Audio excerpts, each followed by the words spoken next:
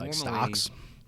Like stocks and stuff? No, just anything economics. They had a whole one all about government cheese and that whole thing. You know, they made a whole I think it was probably a 40-minute long story just about government cheese and they tell it all like a story. They don't just sit down with people and just hash it out. So they tell it all like a story. They even got the guy who was in charge of testing all the government cheese. So it was like one man's sole job to fly around the United States and just test cheese. Are we talking about taste testing? Taste testing, yeah. Just that was it. He would just run around and taste test, and I think he had maybe some other little... and that's like his entire job. What do you do for a living? I eat cheese. I eat cheese, yeah. So that... Radiolab, they do kind of the similar thing where they pick out stories and stuff like that. Yeah. I'll keep up with stuff like that. It has to be a story though. Yeah. It has to keep me... Needs to have a narrative. Yeah, it has to have a narrative, exactly, yeah. Did they do anything about the housing market? Yeah. Is there any hope? No. Not until we change. We got to change a lot of stuff. Oh, everything. Yeah, mostly zoning. Literally everything. We were trying to get my friend Bobby Carter on, which we're in the process trying to get him on, but he's a realtor, and so I was interested in talking to him because like what the hell is going on, on the front lines of selling houses and what those markets look like, and then also just kind of giving advice for people who are homeowners, because there's a scary thing where Adrian's trying to buy a house and it's not that hard, but he's very interested in buying a house if the opportunity is presented, but it's a scary thing to be what do I need to know, what do I actually need to have, because you hear 20% and they're like, that's unattainable for most people. So what do you want to have, 50 grand in your pocket to put it down on a $200,000 or $400,000 house? No, dude, nobody can do that. Dude, 20 grand wouldn't even cover a $300,000 house. That would be a $200,000 house. And even that, they don't kind exist. of pushing it. That's what I'm saying. They don't exist anymore. Yeah, we just got quoted when we were looking back back last year, I think including closing costs and all that other shit, it was I think $40-something thousand for just a $300,000 house. It's absurd. Yeah, it's wild, dude. Yeah, it's crazy. Yeah. And then the interest rates right now are... Yeah, it's just stupid. Yeah. See, I fucked up. See, I bought a house out in Colorado when we lived out there, and bought it when all the prices were really high, sold it when all the prices were coming back. Yep. I totally You're a genius. Up. Oh, yeah. No, that did not. Yeah, if I had any bit of advice for anyone looking for a house, it was to buy one 5 years ago. No shit. Yeah. Fucking 20 years ago. Yeah. Fuck. Yeah, Adrian's favorite one is when he was in the 8th grade, he should have not been going to school. He should have been buying a house. Mm-hmm. Yeah, should have been. Shouldn't have been going to high school. No. Yeah. Fucking education. Buying a house. Yeah, it's just getting tougher and tougher and tougher. Every single year, it just gets harder. Adrian, do me a favor. You look up the... so RFK's got a really good policy for the housing thing. You would have just try to put us on that.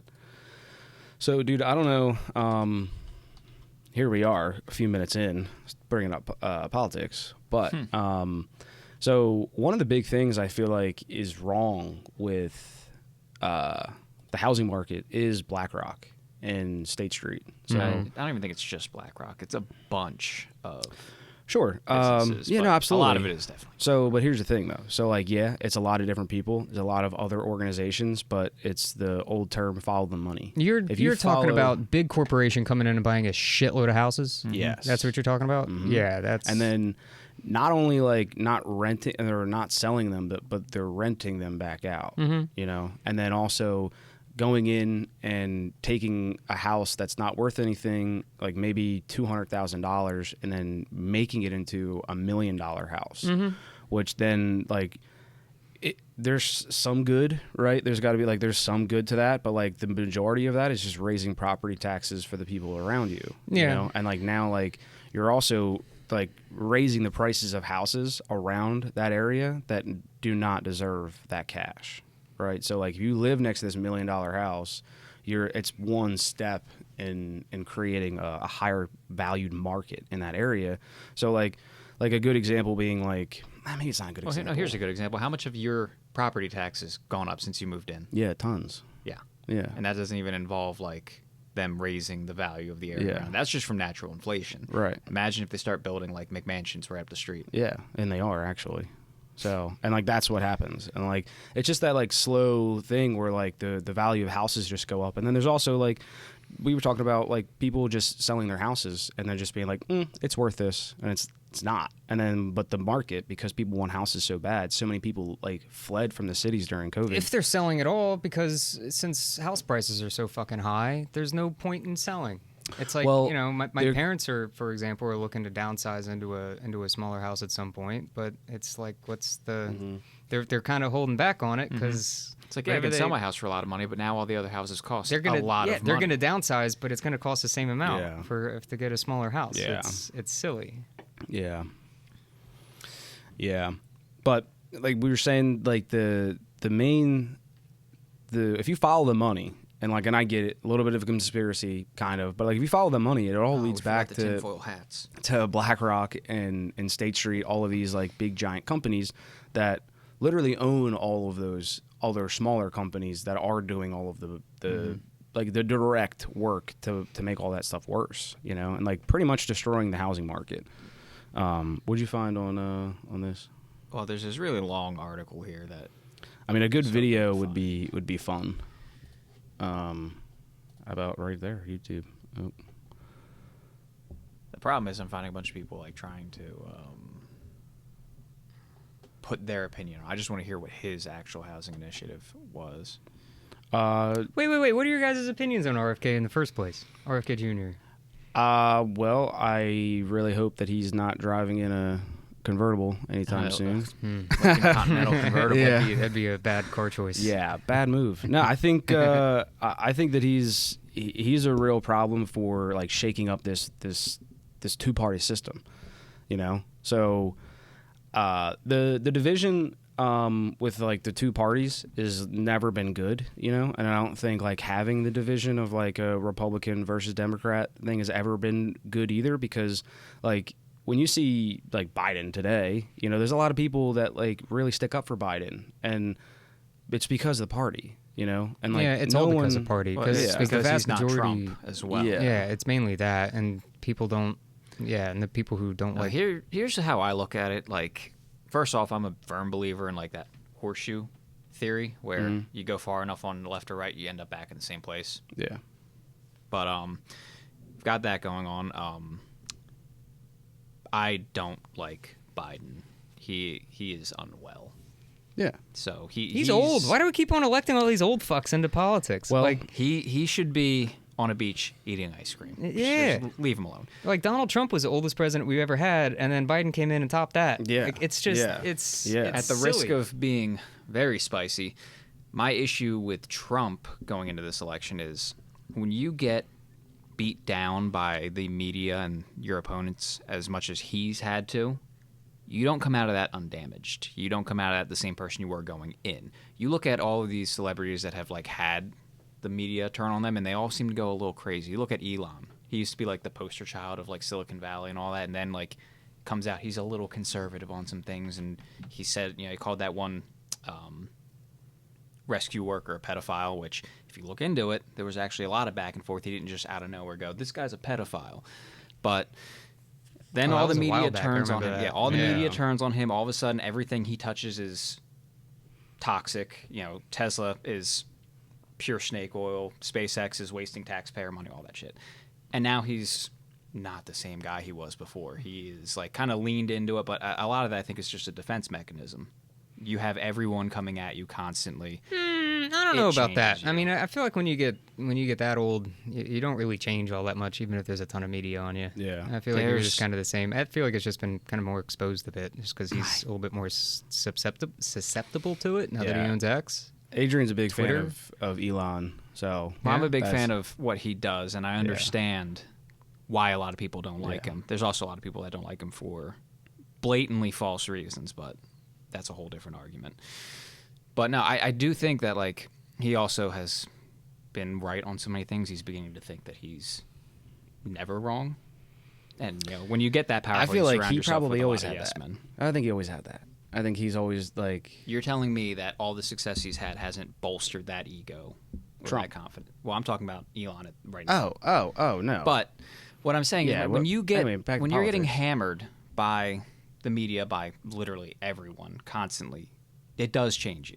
Sure. So if Trump wins this time, I think he's going to be even more extreme than he was. Yeah, absolutely. Yeah, I'm kind of worried about that too. And I liked him better than Biden. I liked him better than Hillary, but he's not perfect. No. And I think his less favorable qualities are only getting amplified by his treatment lately. Yeah. And if he wins, he's just going to push on that. Yeah. Because that's more or less just in spite of everything. Yeah. And in spite to everyone that's like been coming after him this entire time. So if he does win, like people thought he was unstable in 2016, it's going to be messy.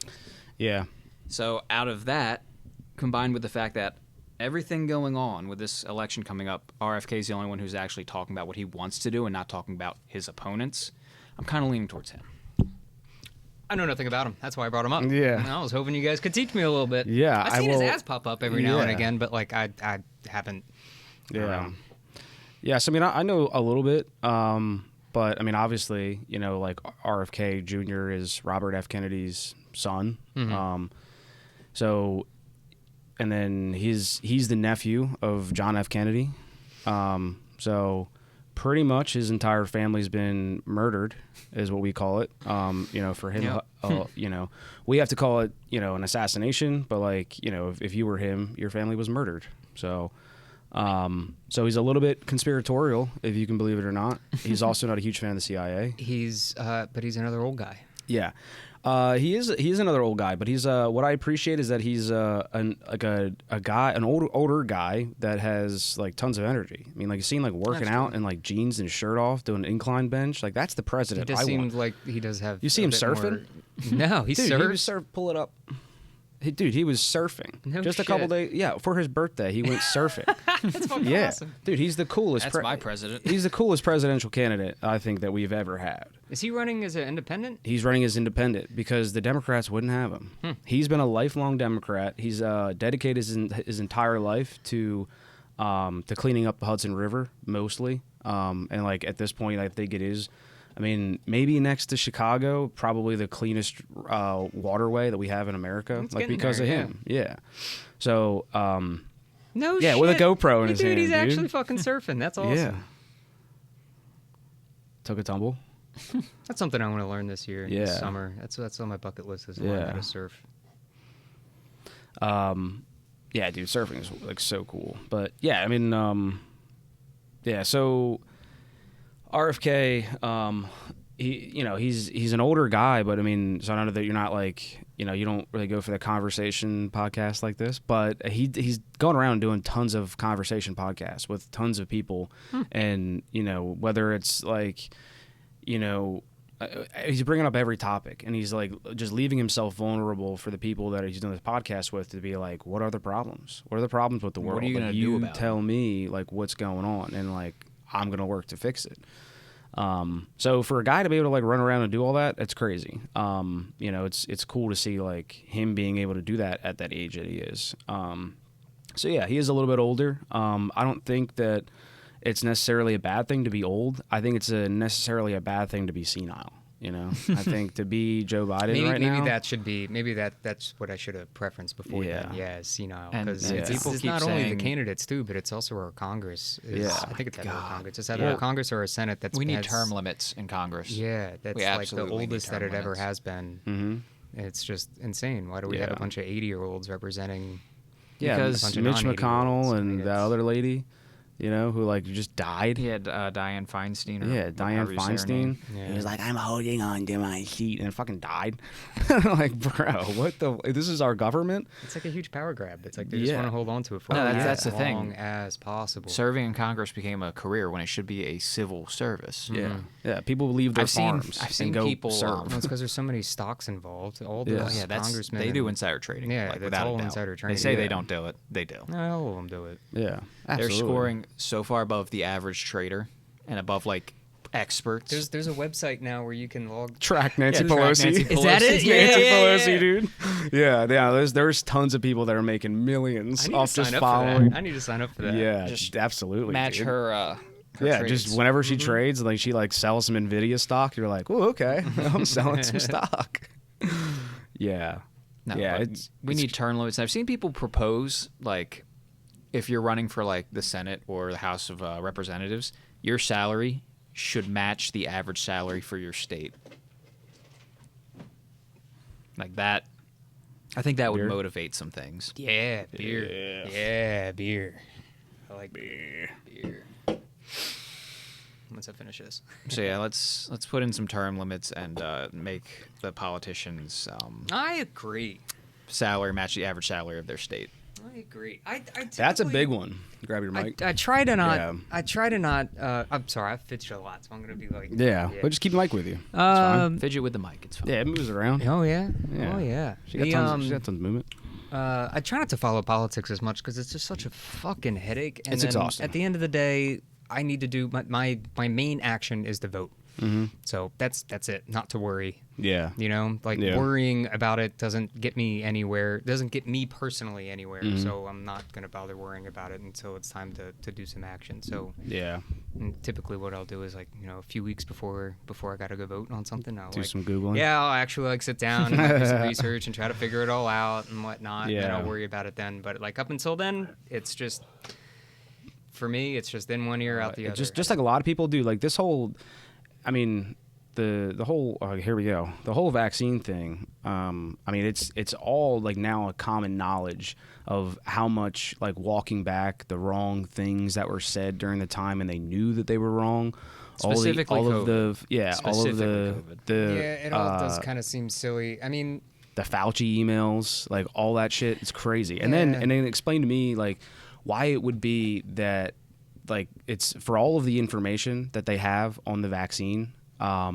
They said that it's going to take 75 years for them to release all of the information about the vaccine. oh fuck. So that means 75 years from now, all of the mistakes that are inside that paperwork, no one will be able to be prosecuted for it because they're going to be dead. So their excuse for that was that it would take like 5 minutes for each page, and for every page, that calculated out to being 75 years. Why is a document that big? Well, not only that, but like 5 minutes for each page. So what, you got one person doing it? Yeah, something like that. Do more than one page at a time. Yeah, Yeah, that doesn't sound. Yeah, dude, it's pretty bogus. Right. And like it's like so somebody drew all that up, didn't they? It didn't They didn't take 75 years to write it. fucking make it. Like, what is this? What's happening? So you see like things like that, and like that's all it takes for me to know that like someone's covering something up. Like something wasn't right. Something's not like the way it's being presented, and like that's sketchy, you know. And I feel like to be honest, like if the more like truth there or the more the lack of truth that there is, the more people are gonna make shit up, right? They're gonna fill in the blanks themselves. The big thing about the whole vaccine thing and COVID in general that got really annoying to me was how politicized it got. Right. Like, Well, here's- straight off the fucking here's bat, the funny it got thing, super right? politicized. So at first, when COVID first struck, Trump was still president. He was the one who was rushing the vaccine. You know, I forget what the And the nobody initiative would was take called. it.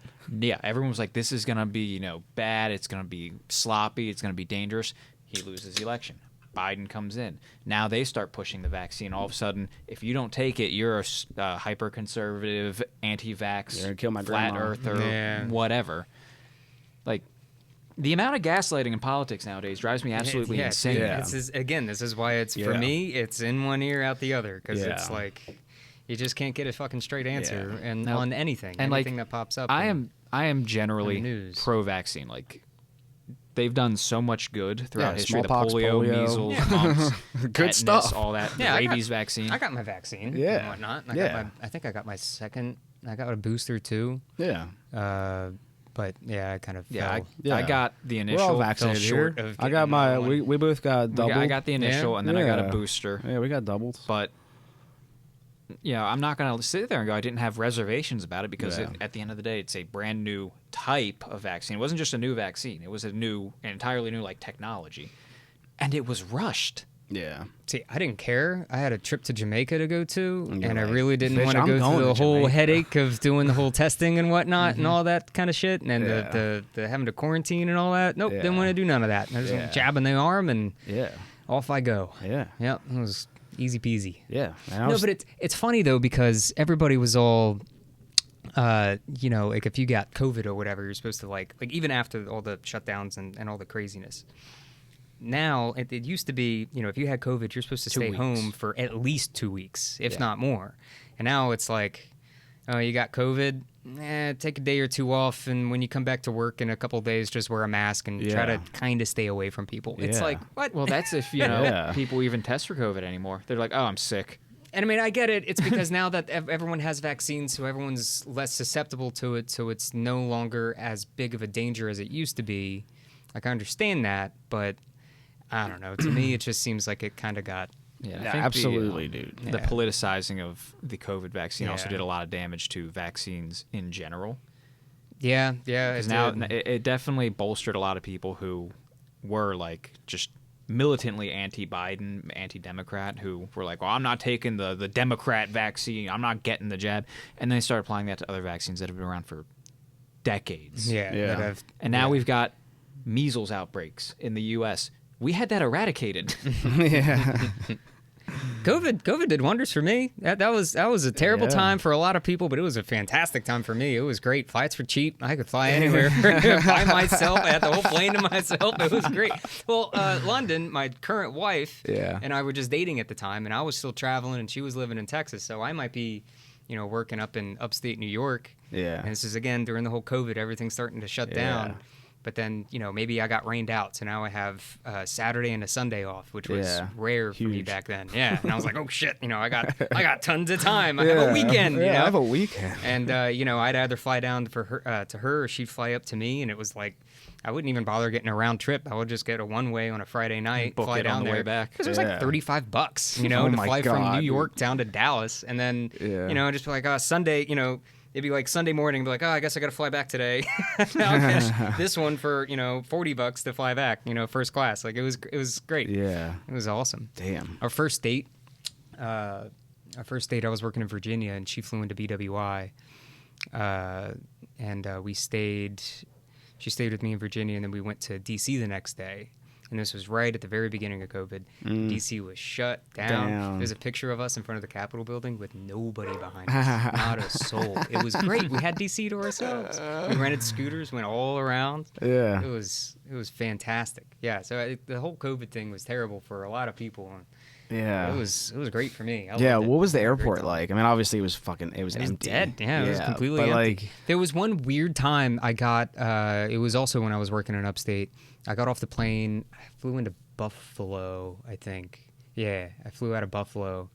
Or I flew back into Buffalo, I should say. It was around Halloween. Yeah. So we're back from the pee break. Yeah. All right. So I'm flying from Dallas back into Buffalo, and it was kind of a late flight. It was like 11 or something. I worked the next day, so I'm just trying to rush through the airport, get back to my little Airstream so I can catch some Z's before I got to go back to work the next day. Yeah. And his Instagram is pulled up on... my Instagram is? Yeah. You pulled up my Instagram and everything too? Yeah. Oh, shit. Other one. Yeah, so I'm exiting the airport, and it kind of funnels down into a narrow for airport standards, hallway. And there's a bunch of Army National Guard, I think they were. There were some kind of National Guard. I think they were Army National Guard, who were standing there with clipboards, and every single person that walked by, they would stop them and make them fill out this clipboard. And the clipboard said, like, where are you coming from? Were you in contact with anybody with COVID? How long are you going to be here in New York for? So on and so forth. And me, just tired, exhausted, wanting to get back to my camper like as soon as possible, just filled it out with like the sloppiest handwriting I possibly could, and like and they're looking at it while you're filling it out too. So I like kind of jotted down my phone number like as sloppy as I could. So maybe they couldn't tell that 9 was like maybe a 4 instead or something like what I mean? Mm-hmm. But I guess I didn't do a good enough job because 2 days later, I get a call from somebody from from New York State, some kind of department. I don't remember off the top of my head what department it was, but yeah, they called me up and said, "Hi, I'm so and so, and I'm with the whatchamacallit, and just have a couple questions to ask." And I'm like, "Okay, shoot." He's like, "Are you in contact with anybody?" I was like, "No." "Do you feel anything?" No. "Okay, I'm going to call you again tomorrow and ask you the same questions." I'm like, "Can you, like, fucking not call me tomorrow? Like, I'm literally at work right now while you're calling me. Like, I can't just have you know what I mean?" Yeah, how about I call you? Yeah, what the fuck? He's like, "Well, if you don't answer the phone, then I'm going to have to fuck, what was it? He had to do something. I think he had to send like a wellness check or something. No, not a wellness check. I think they were blowing up my email or something like that. And so, but this was because you left the country.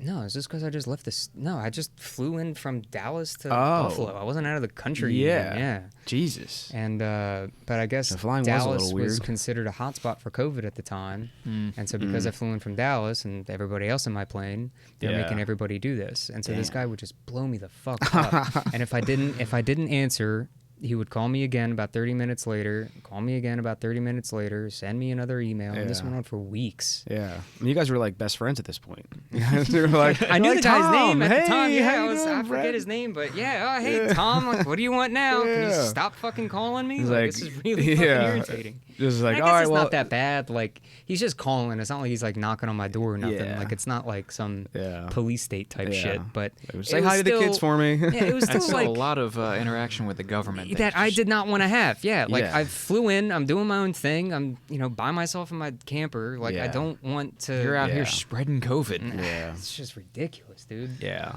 it was silly. Yeah, it feels good to be on the outside of this, on the other side. You know, like finally, like I feel like the whole COVID thing's done. It was also just weird. I'm like, what is this going to accomplish? Because what if I do? Like, what if I do? Like, I'm going to be sick. What are you going to do about it? Like, what are you going to tell me to stay home? You're going to ground me? Like, what the fuck? They're going to pull a China and weld your door shut. Yeah, what the hell? Yeah. Just China went nuts with that. They were like, they had helicopters flying around, like telling people to stay inside. Bolting people into their apartments. Yeah, grabbing people in vans, dude. They're like pull up in a van and just like snatch somebody up. Just get in the van. China, you are crazy. Yeah. Maybe they had COVID, maybe there were political dissenters. It's hard to tell. It was a crazy time. Let's move this empty can so I don't Yeah. We don't need to keep everybody up on how many beers we're having. Yeah. Dude, that's crazy. I definitely don't do much flying, but I can't imagine like going through like an airport and just not seeing anybody. It's the weirdest thing, I flew bro. a lot, dude. I mean, when it was that cheap, it was like, I don't care if I'm flying there for the afternoon. I mean, fuck, it's only cost me $30 to fly halfway across the states. Is this what it's like to be rich? It's real. It was so like nice. A private jet. It was great, and there's nobody at the airport, so you just walk right through security. That's what I'm saying. You know what I mean? Nobody wants to touch your bag, so it's not like they're have to worry about them like searching you or nothing. It's fucking great. I sit in the airplane and like huge fucking airplane and nobody there. It might be like 5 other people, you know what I mean? So I get to just, I'll put my bag in the row in front of me. I'll just, lay across the 3 seats. Just chit chat with the pilot. Yeah, hang out and chill. It was great. Like, hey man, mind if I fly this thing? Give me a shot. What was funny, what I heard, I don't know if this is true or not, but what I heard is that the way the airlines price their tickets is all through algorithm, and because the quantity of people purchasing tickets went down, their algorithm automatically kicked in and dropped the price way down, and that's why it was so cheap to fly during that time, and it took them a while to catch up. Yeah. So that's why like there was a period of about, I don't know, probably 6 months or so where flights were really, really cheap. Yeah. And then after they finally caught on, and like fixed it and whatnot, prices went right back. It was like overnight. Yeah. It was like one night I was looking at it and it was like $40 to fly halfway across the country, and the next day it was back up to $200 and something. Yeah. It was like literally overnight. Yeah. Yeah, definitely a cool opportunity. Like that was like you said, one of the good things that did come out of a crazy scenario is like that. So, that was cool. Because like even for us, dude, like traffic on the road, I was pumped. It was great. I was pumped to be like going to work and like having to drive an hour and like not seeing a fucking car. I got a vacation out of it too. Pennsylvania, I was contracting for a company out of PA and working on a job site in PA, and PA shut down. It started out with essential businesses only, and construction was considered an essential business, but then they even shut that down. So, like the guy who contracted for the boss man says, "Hey, by Friday you're going to be out of a job for a period of time. I don't know for how long. I'll let you know when I know." And so, same thing. I just bought a one-way ticket down to Dallas to go see my girlfriend at the time, now wife, and just hung out, and then sure enough, like 3 weeks later, he just kind of shot me a text and was like, "Hey, I think we're going back to work on Monday." I was like, "Cool, I'll catch another $30 flight to fly back up there." I was working on cars at the time, as a mechanic, and the business I worked for didn't shut down. but the volume dropped off so much that they're like, okay, we're gonna drop a couple of you guys for now. Like, Yeah. When it picks back up, we'll call you, bring you back in, just fill out the paperwork to get the government, paycheck, and we'll see you then. I was kind of jealous about that. Being self-employed, I wasn't able to cash in on that. I've only, there's a bunch of other people I knew who were able to cash in on that. I made more money during that time period than I was taking home kept working. hearing that, yeah. Between the federal money that was being sent out and the state money that was being sent out, I made $300 a week more than I would have been working, and I just sat on my couch. Hell yeah. Yeah. That's the life. Yeah. I'd love to get paid to sit on my couch. It kind of sucked after a while. Yeah. I was going stir crazy. At one point, I hopped in that Buick at 4 a.m. just to go drive because my sleep schedule had gone beyond fucked. Yeah, my sleep schedule gets fucked. I get fucked. Yeah, I don't do well with that. you're more like Solid me. sleep With schedule. that little bit of time, you went stir crazy because you're you, right?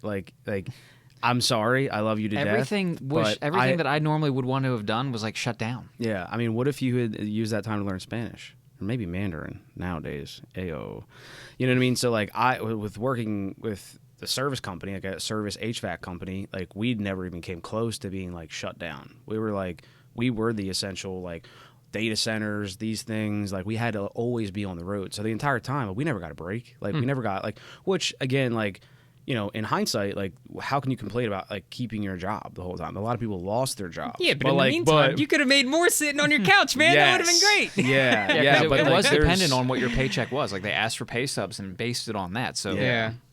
But exactly, I could have made a lot more money, definitely. If they were just yeah, you're shut down and I'm getting this government check, it'd be fucking sweet. And so with Holly working for early education, so they were also shut down. And her, just like him, she was making way more money than she ever did. And then at that time, we had just bought the house. So we were we're emptying out 2 houses, trying to empty out a house you've been in for 13, 15 years. You got a lot of stuff. So literally every day, she just woke up, did sort of stretches and yoga and just started packing stuff up, throwing stuff out. Julian gave us 3 dumpsters, but yeah, so I mean it worked out for us, I was happy that I still had my job, for sure. But when you're hearing all these checks flying around, and I think I did get $2,000 when it first came out, which was stimulus sick. thing. Yeah, that was kind of sick. Yeah. But yeah, and then I heard that people who were in college got $10,000. And I don't even understand how that works. You have a person that's paid already to be in college and is living in college in dorms. They just have to pay for food and they get $10,000. Why did they get $10,000? If I had to guess, it was to help with student loan payments because they probably lost their jobs. Maybe. If I had to guess. I feel like your tinfoil hat's not on.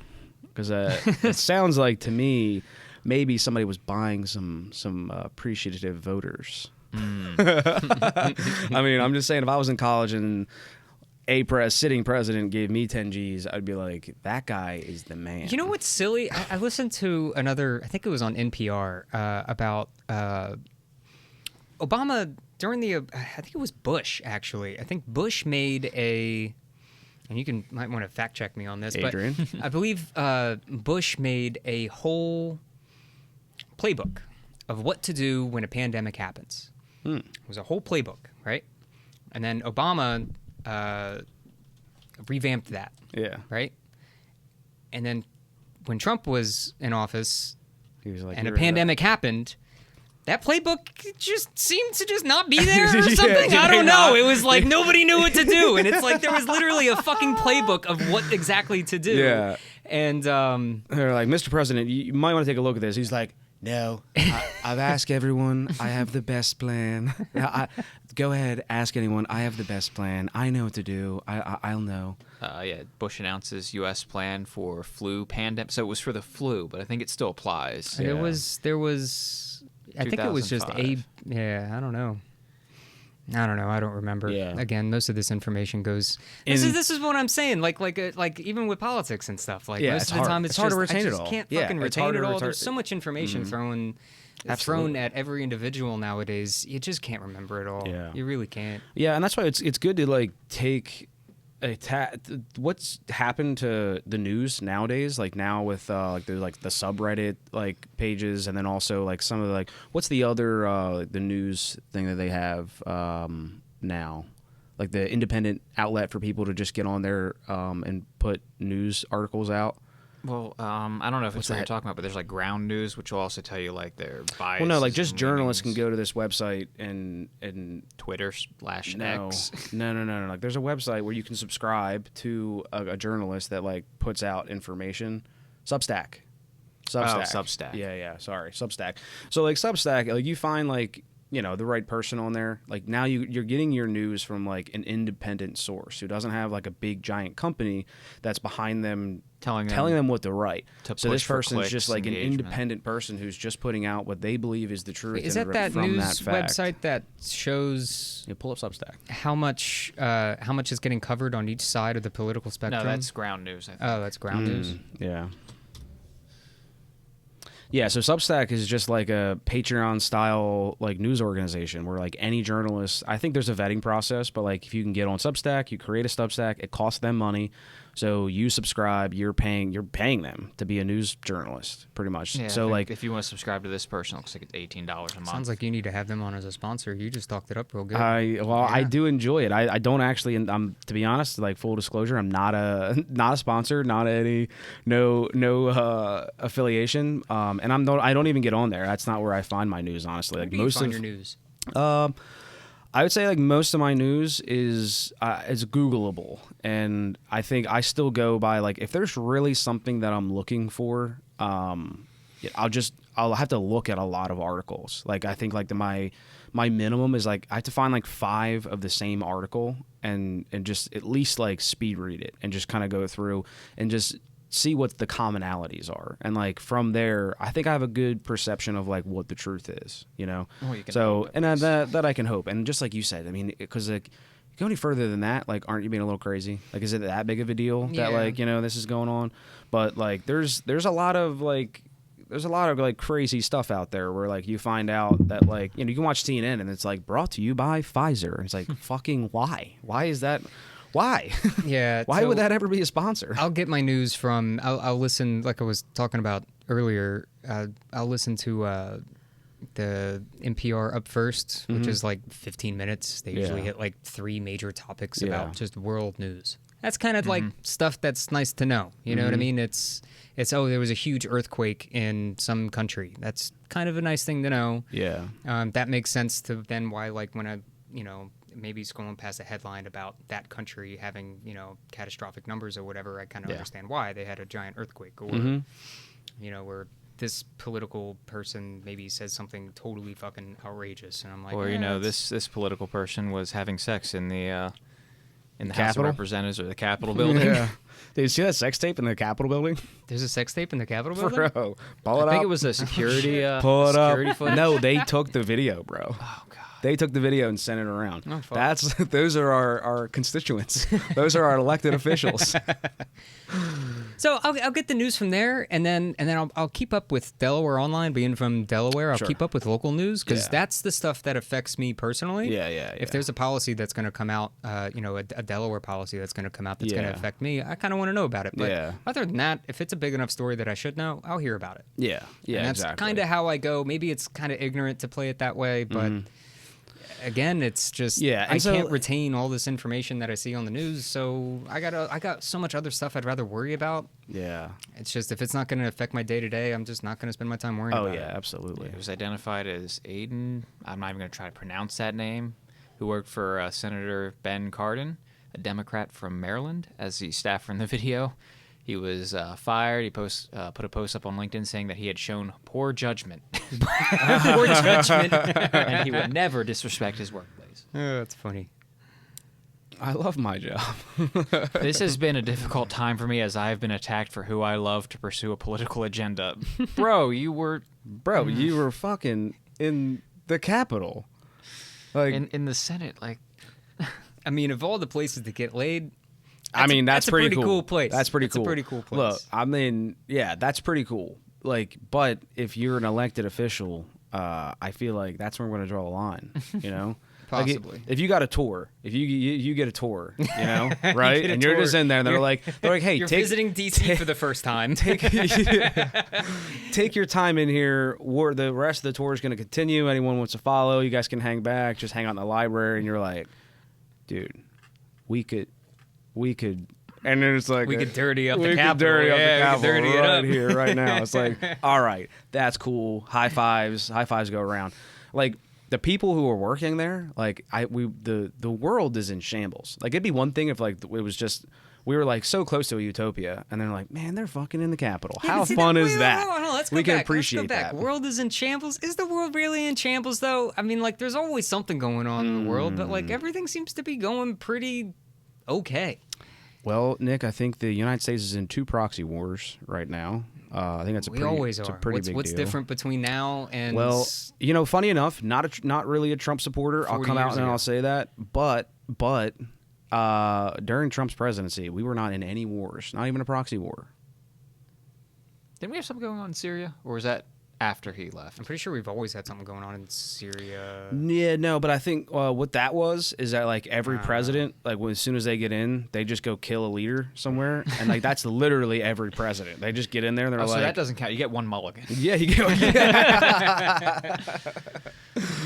Yeah, no, but every president has dropped like some kind of guided missile into somebody, and then they're like, "Yep, that's my chair," and then like they just walk out, and it's yeah. But no, there was like no wars, you know, and so like we could totally like not be involved in them, and it would be totally fine. But instead, we have somehow found our way into every nook and cranny of every. And the biggest thing that's different now is that one of the people we're in a proxy war with has nukes.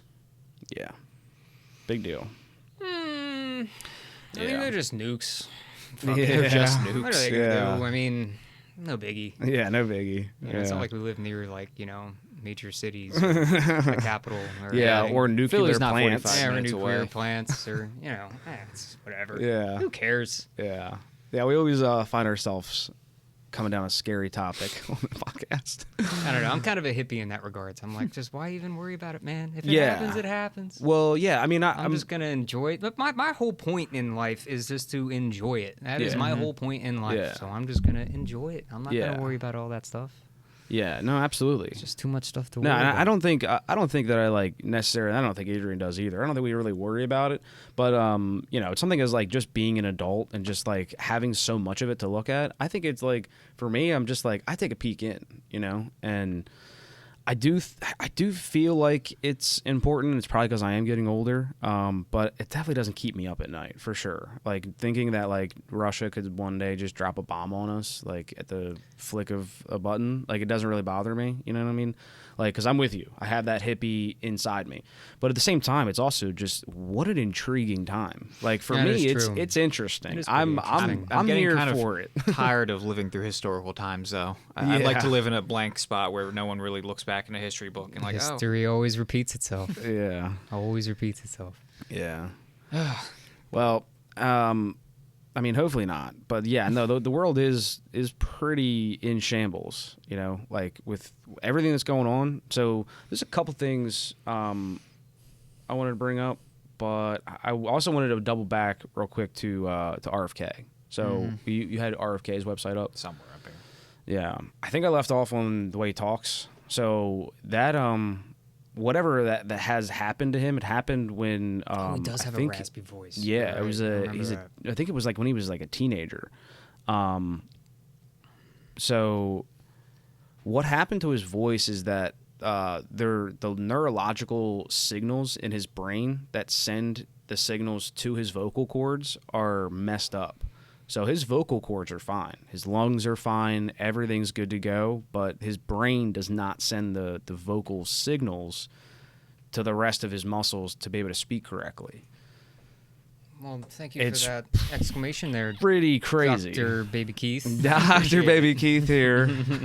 How many high fives would you say that you're getting on a regular basis? Have you seen that Devin Palmer thing? No. Dude, that shit's so funny. I'll have to show you that, dude. Cause you know who that is, though? Devin Palmer. He does those He's just videos. a guy on like Instagram. He might even be on TikTok. He just makes funny skits. Yeah, but he makes like skits like of himself as like 4 different characters. So it'll be like him in a different T-shirt, and so like he's in the doctor, and the doctor comes in. They're like asking all like the random questions. And then they get to the end, and he's like, so how many high fives would you say that you're getting on a daily basis? And he's like, None? don't think I'm getting, am I supposed to be getting high fives? And he goes, wow. He's like, I'm not supposed to say this, but I mean, the last guy that was in here had at least 25 high fives this week. And he's like, well, how would he get that many? And then the doctor comes in, he's like, how many high fives is he getting? He's like, no high fives. He hasn't done anything for at least a year. And he's like, what? They're just dumb little skits, but it's, dude, I love that dude, and it's like almost cringy too, like the way that he talks. Well, he portrays awkward characters. He does it really awkward. well. It is awkward. But Hey, Seymour, I made you a sandwich. Yeah, remember that? That's an old video. Oh fuck. Yeah, Right, I've been tangent. actively trying to stay away from social media. Yeah. I'm terminally purpose. online. Yeah. I'm purposely trying to keep myself from it because I keep finding myself scrolling through Instagram or YouTube Shorts or something like that, and then realizing, oh shit, 3 hours have just gone by, and like I have nothing to gain from that. Yeah. There was nothing valuable. I didn't even relax. You know what I mean? Yeah. If anything, you're more anxious. Yeah, than you exactly. started. And I'm like, this was so. I keep finding myself doing that. So I keep every now and again I'll just delete the app. Instagram and YouTube and Facebook off my phone completely. I try not to do Facebook because I hop on Marketplace a lot. Yeah. But typically, Adrian knows. yeah, that's kind of my weakness too. But I try to just delete it all off because then when it's on the in between times. You know what I mean? Yeah. It's like when you're, I don't know, when you're waiting to go see somebody or something like that. You know what I mean? You're just sitting in a chair even if and you're you at know the you're going to be house. sitting there for like only 10 minutes. But you immediately pull out your phone and hop on it. And for some reason, that just doesn't seem healthy to me, that every single second of every single day has to be taken up by something. Oh, no, Yeah. it's definitely not like... It's not. Like, you should just be able to just sit there and just be you. Present. And just be present in that moment in time. Like, I definitely am addicted to my screens. Like, 100% have no problem admitting that. But when I go out to, like I like to go hiking. Like, nothing serious, but, like, just go out to, like, a state park or something and spend, like, 4 or 5 hours just out in nature. I don't need to pull out my phone then. Yeah. And, if I, like, when I went to the Philippines, my mom's sitting there, like, taking pictures every opportunity. I took some just out of, like, obligation. Like, I would like some memories, but I don't really, like, take pictures. Right. I'd rather just take it in. Yeah, I'm in the same boat. Oftentimes when London and I go travel someplace, I just look down at my phone like she was right there. Oftentimes when London and I will go travel places, we always come back and we're like, fuck, we should have taken more pictures because we're just always just so in the moment. Yeah, I think the opposite. I think that you guys are doing it right. Like, not taking pictures, not worried about the picture, not posting the picture, and just like Adrian's saying, like being present. Yeah, you know? I mean, it's like a kid to like taking a video of fireworks. Like, And what are you gonna do with that? No one's going to watch that. Nobody You're not cares. even going to watch Right. it. Nobody cares. Well, and it's scary too because Instagram, Facebook, all these other, TikTok, all these other social media platforms are designed and engineered specifically to catch every single second of your time as it possibly can. Mm-hmm. And it does that by giving you a little bit of a dopamine. Oh yeah. Dude, it's messing with our brain chemistry. And it's fucking with your brain chemistry, exactly. And so kids nowadays who are in, middle school, high school, they have like worse depression and everything, mainly due to social media. Oh, yeah. It just seems like you just shouldn't Let me have. ask you this. Like, when you were a kid, you didn't have, like, smartphones. You didn't have access to internet 24/7. Not till right? I was in high school, I think. Like, for us, I remember being a kid and... my parents also were like, didn't want me watching too much TV all the time. So there'd be times where I just wasn't allowed to watch the TV. Like, if I had already watched like an hour or two, they're like, okay, that's enough. Right. And like during summer vacation, especially if like you weren't home or if Tommy wasn't home or anything and I'm just home alone, I remember laying on the couch and just being like painfully bored. That boredom doesn't exist anymore. Yeah. Like, you can be bored, but it's not that complete, overwhelming, empty boredom. Because even if you're just bored scrolling online, you have stimulation, you have an input. Yeah, stimulation, but you're not gaining anything. You're not gaining anything. I mean, I'm not trying to say that. But I know, like when you're sitting at a beach, laying in the sand, not doing a fucking thing, you're not gaining anything then, except you're gaining relaxation. Mm-hmm. You know, when you're sitting at home and you're reading a book, you're gaining, kind of like a meditative. Your brain's kind of like moving. losing yourself into something. Your brain's, you're kind of like zoning out. Yeah. Same thing when you're watching a movie. When I'm playing, when you're immersed anyway. in something. Yeah, when you're immersed in something, you're like kind of like. It's a way to like relax. Personally, I don't get any relaxation from scrolling through social media. What I'm trying to get it's at, though, entertaining, is like, sure, but it's not relaxing. When we were younger, there were periods of time where your brain was turned off from that constant source of stimulation. I'm not saying it's gainful stimulation, but like the fact of the matter is like you're scrolling, you're consuming media, blah blah blah. People don't have that off time anymore.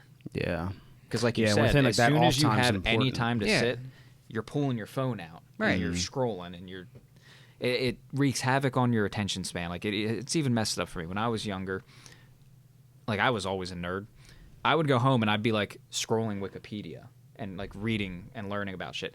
Now, if like I'm watching a video on YouTube and within the first 30 seconds they don't get to the point, I'm like looking for the next video. Yeah. Like it has ruined my attention span, but at least I'm cognizant of it. Yeah. These kids that have like grown up with nothing but TikTok and like Instagram Reels and YouTube Shorts and all that, I don't even know how they're paying attention in school, how they're learning anything. Yeah, I don't understand. I don't think that they are, right? I mean, we talked about that. Thing. Like I've seen plenty of like teachers, like especially people our age who are now teachers, are like, yo, these kids, I don't know what to do about them.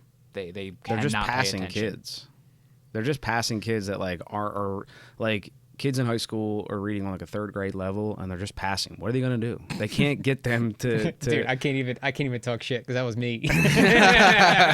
Yeah, right. And so like a lot of that stuff like always existed, but like when you see like the number of like that stuff going on, you know, and like where, you know, like I think there's a lot of the scenarios where like that's true and it's good for that kid, right? It's good for that kid that like look, all these books aren't for you. Like I promise, like you're gonna find something, you know, and like in just for you as an example, like welding, you know, and like all the other like mechanical and fabrication stuff that like you've accomplished, which like you know in high school they'd have been like, this kid can't read, where's he going, what's he gonna do, and like now you're a business owner. I'm going to stick you own pieces your own of metal together. That's what I'm gonna do. But you own your own business and like that's and been wildly successful in a crazy journey, and it's like, and you did it on your own, like you on your own path with your own brain, you know, you didn't need dumb books. All right, you know? here, baby. All right here.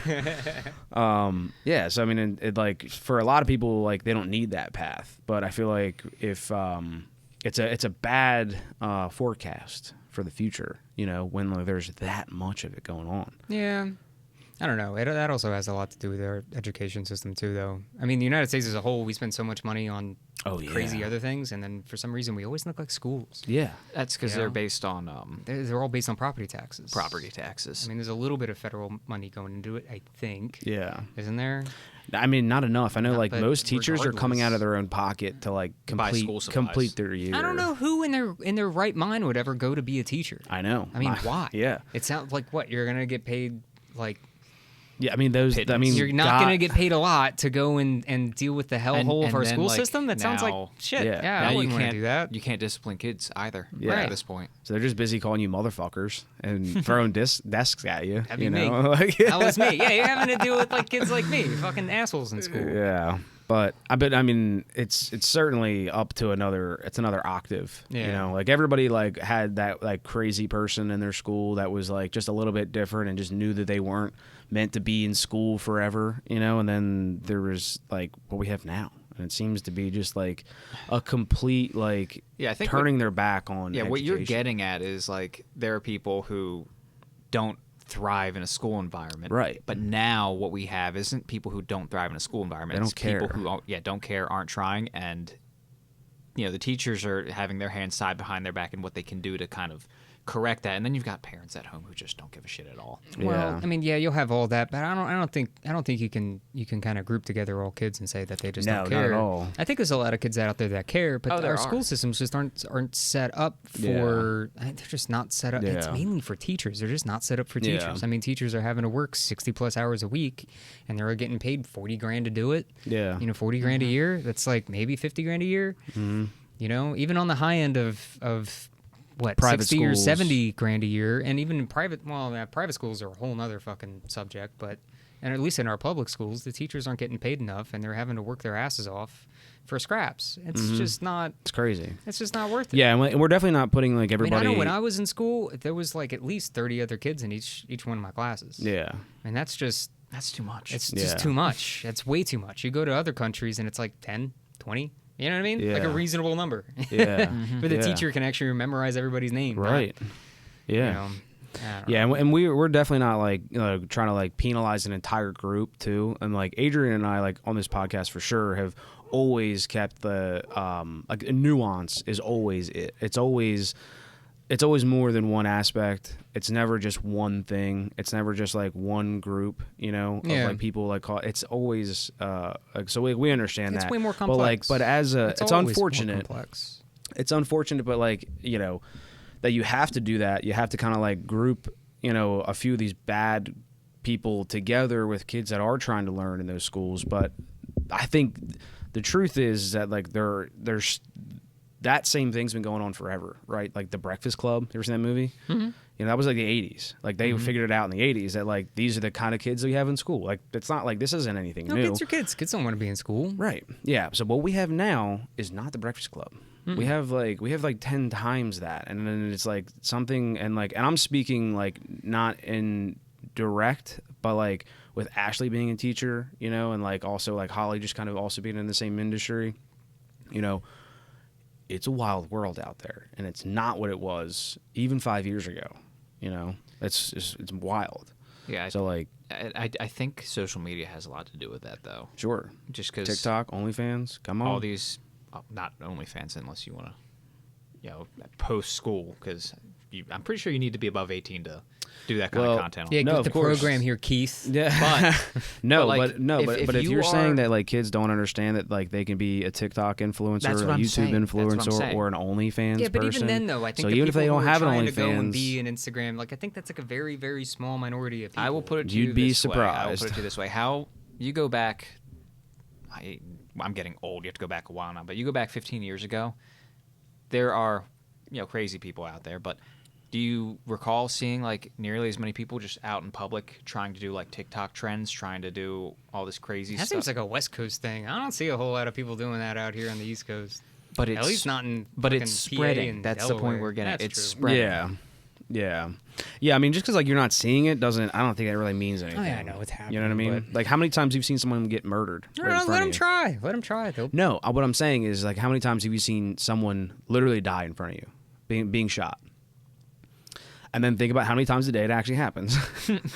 It's like, true. It's happening. Yeah. It still happens. Yeah. Like So- because you don't live near it, it's not like But close yeah, enough in front TikTok of is your even face. like it's been scientifically proven that because like you were saying, these social media platforms are designed to like grab your attention and give you little bits of dopamine, so it destroys your attention span. Yeah, definitely. It destroys your attention span and your self-esteem. Yeah. Oh, yeah. So The main thing is self-esteem. you've got like all these kids growing up with it. Like people just plop their kids in front of iPads nowadays.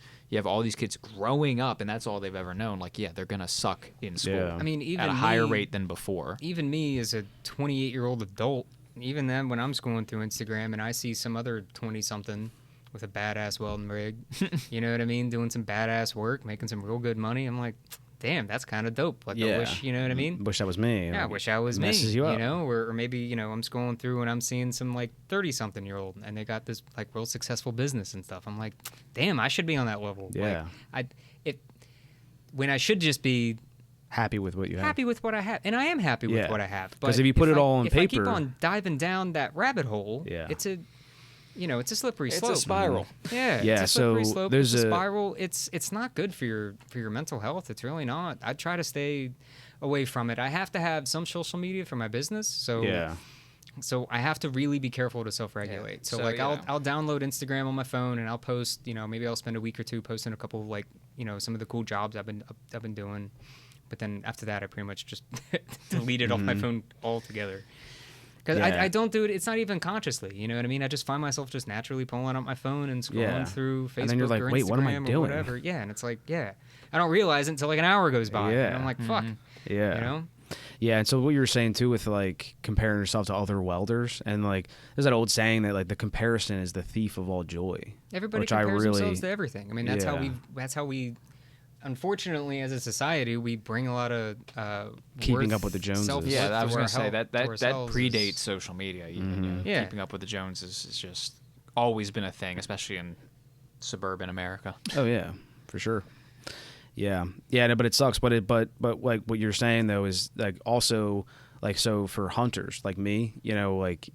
You go on social media and you see all of these people getting just big 8-point bucks or, taking down these giant, elk and all that. And you're like, how are these guys, so many people are putting down big bucks, big elk, and how come I'm not? When you see it over and over and over again, you're thinking, fuck, why am I not? Yeah, I scroll through Instagram. When you take a step back, it takes the reality. Having a step back to realize that, that's that person's like highlight in life. Yeah. Like that's that person's like peak. Yeah. You know what I mean? Out of a million, there, 300 million people. People only My post. peak just hasn't come yet. Right. People Or only post their you know what I mean? Yeah. They only post like the good things. Yeah, exactly. You're getting like the best of their life. No one's gonna fucking post a picture of them sitting in traffic. Like, what the fuck? That shit sucks.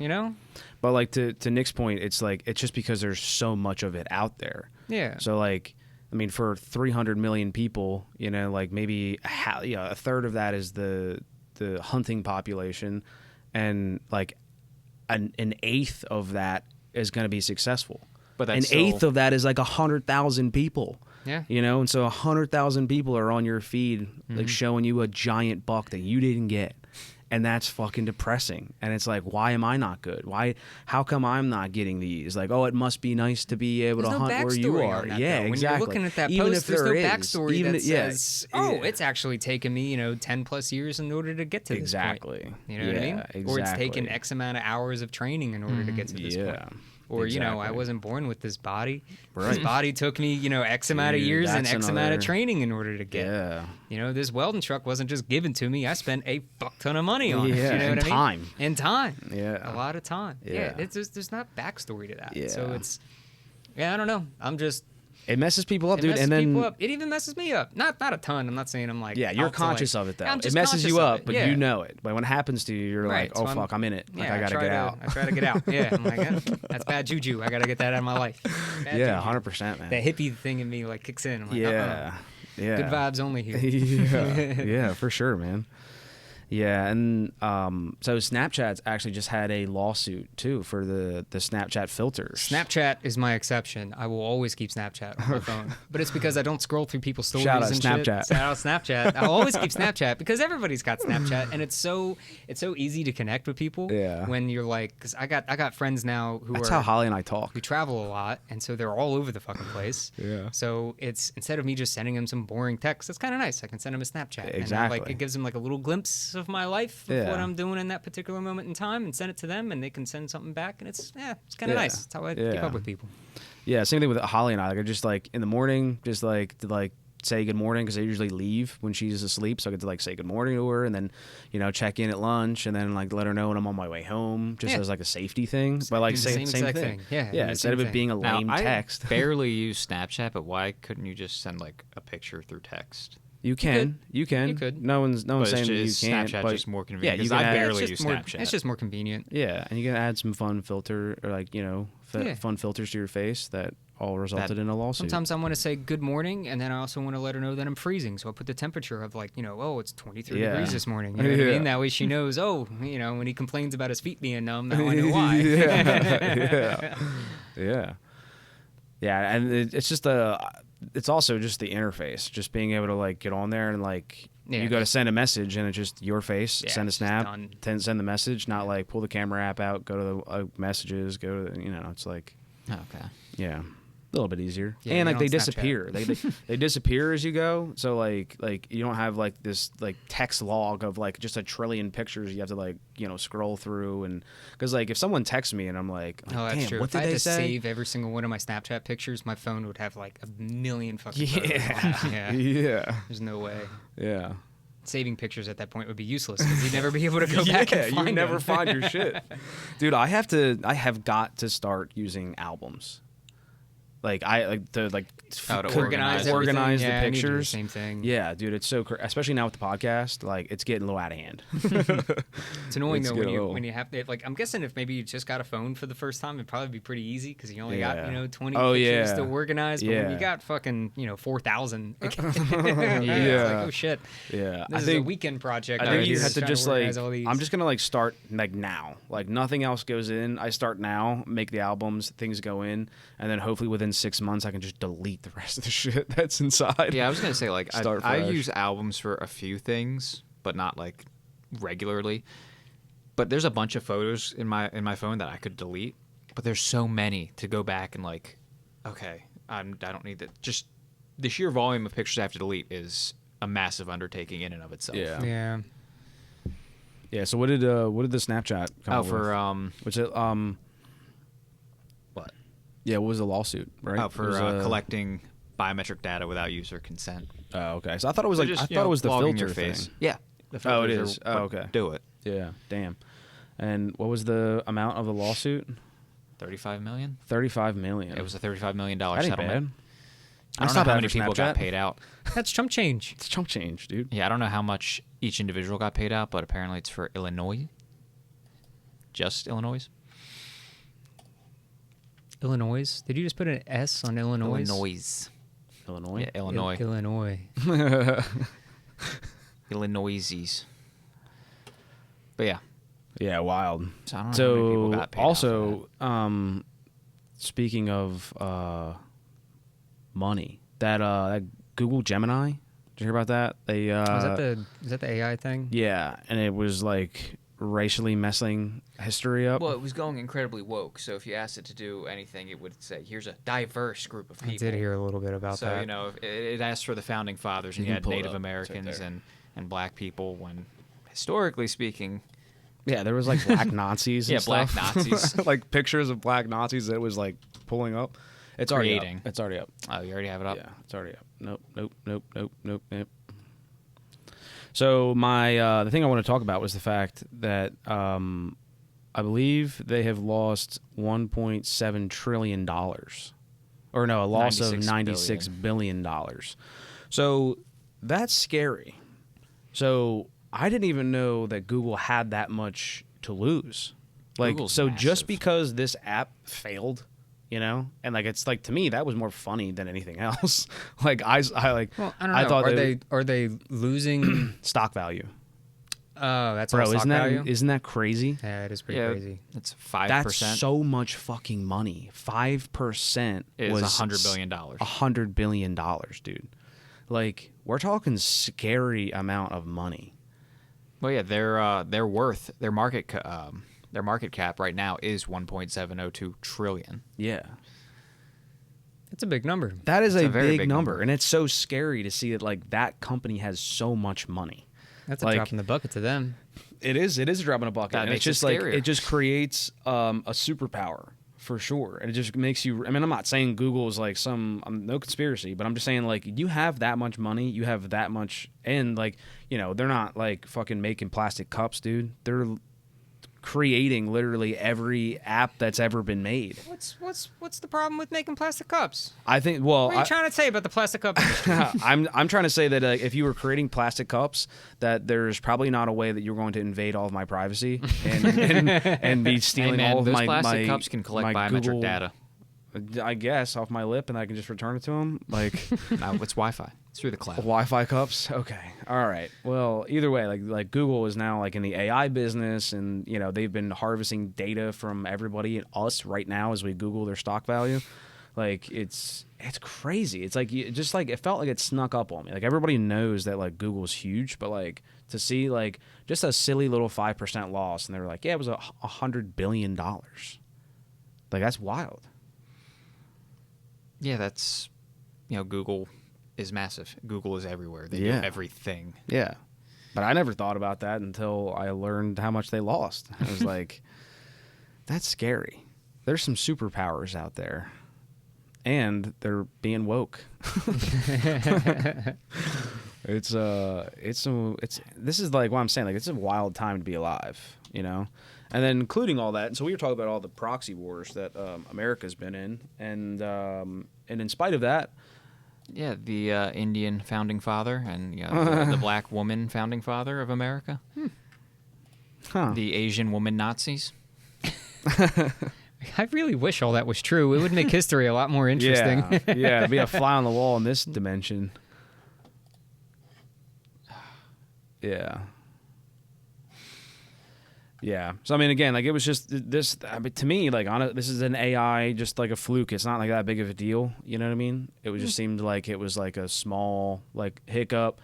Could have been like some like woke worker trying to like kind of voice an opinion. But AI is a little bit scary. It's funny because it is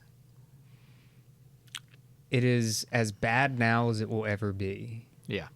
It's only going to get better from here. Yeah. And how good it gets, wild. It's exponential. Who knows? You know what I mean? Who knows how good it's going to get? Mm-hmm. You know what I mean? This is going to get.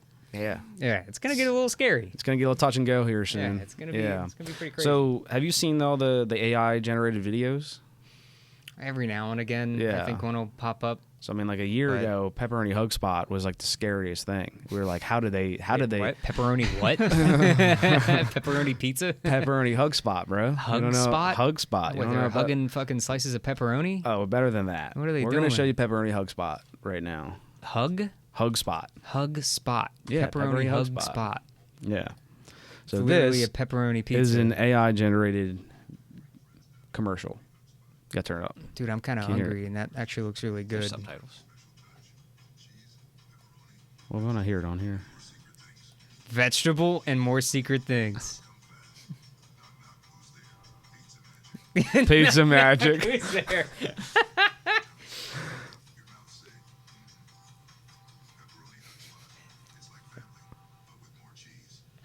Oh, that's great. So when Adrian showed me that, I was like, holy shit, it's here.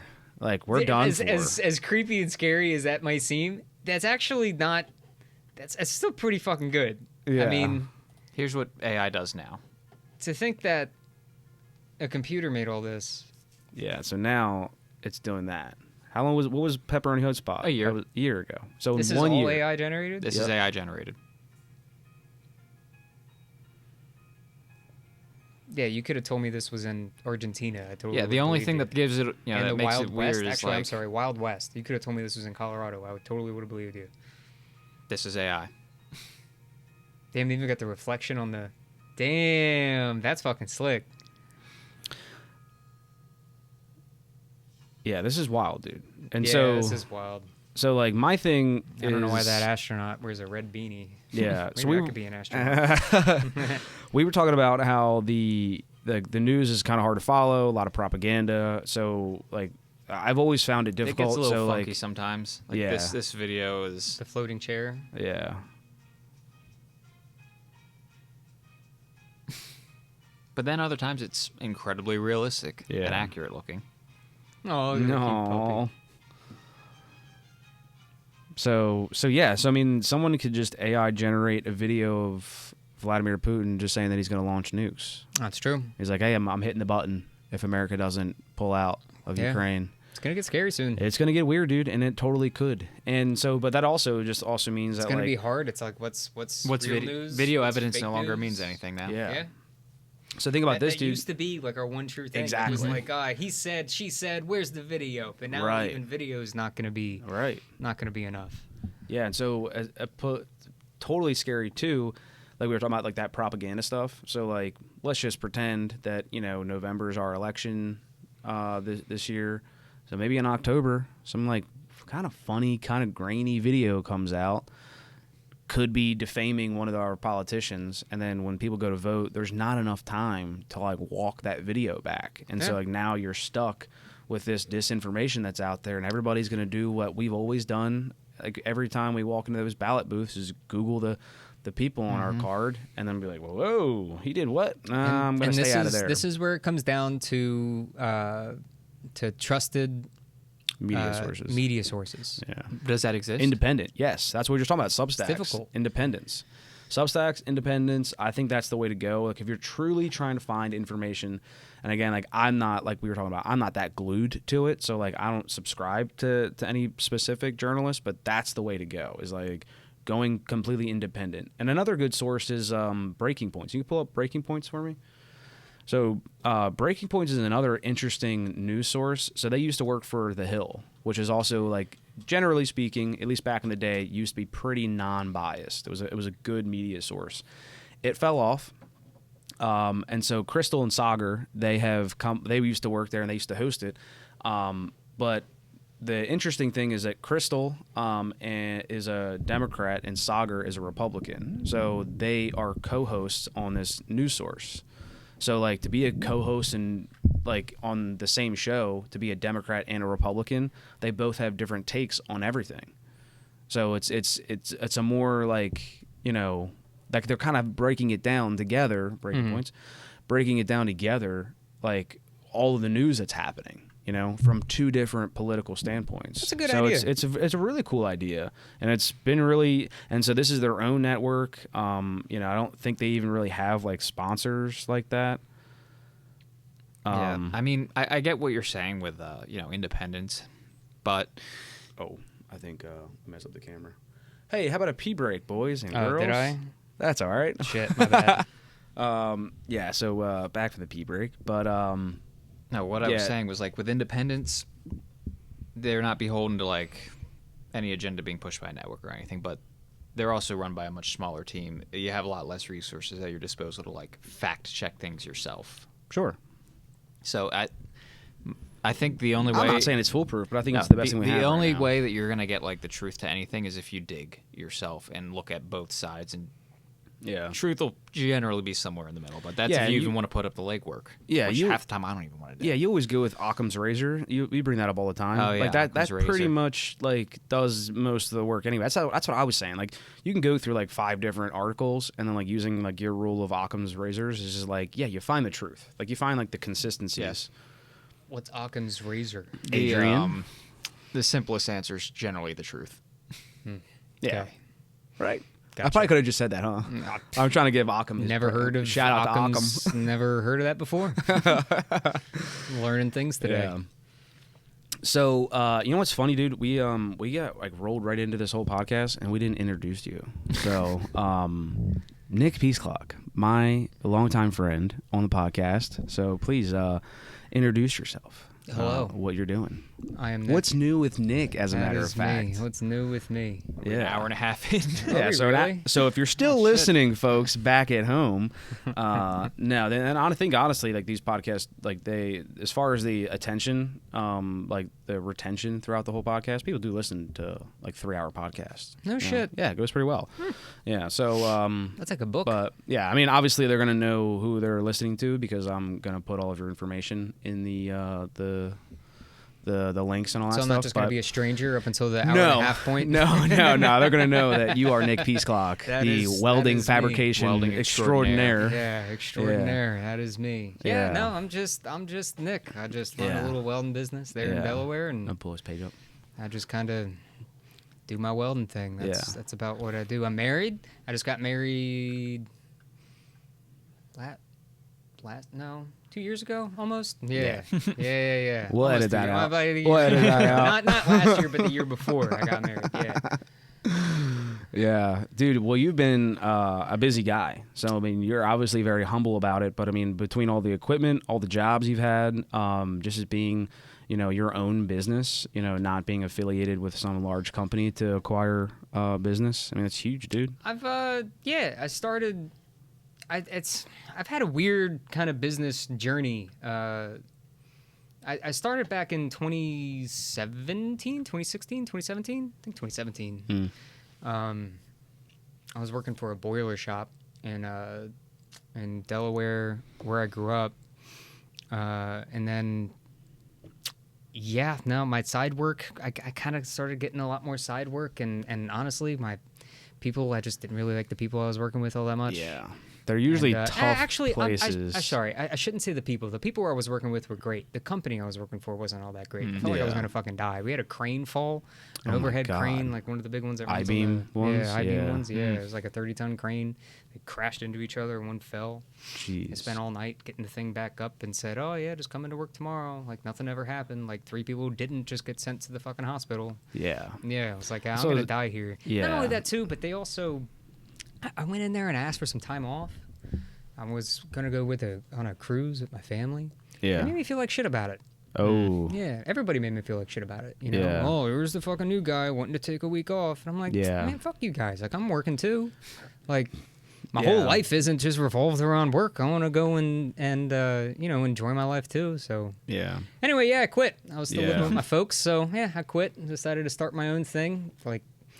And just kind of went off from there. So I did my own thing in Delaware, running my own little welding shop for about 2 years. And about 1 year into that, I decided that I really wanted to go and travel. Yeah. I kept on seeing, you know, people running, doing pipeline stuff. Mm-hmm. I was like, that Sick. looks fucking dope. I really want to try that. Sick. That looks really cool. Yeah. And I'm still young, and if I don't do it now, I'm probably never going to do it later. Yeah. And so out of that 2 years, I spent the last year trying to get myself prepped up to go travel, right? I bought an Airstream. That was going to be where I was going to live while I went out and traveled. I set up my welding rig differently. I practiced and practiced and practiced and practiced and practiced. A lot of that was all self-taught because there's not a lot of oil and gas industry out here on this part of the East Coast. Mm-hmm. The Delaware, this part of, I mean, in Pennsylvania there's oil and gas, but...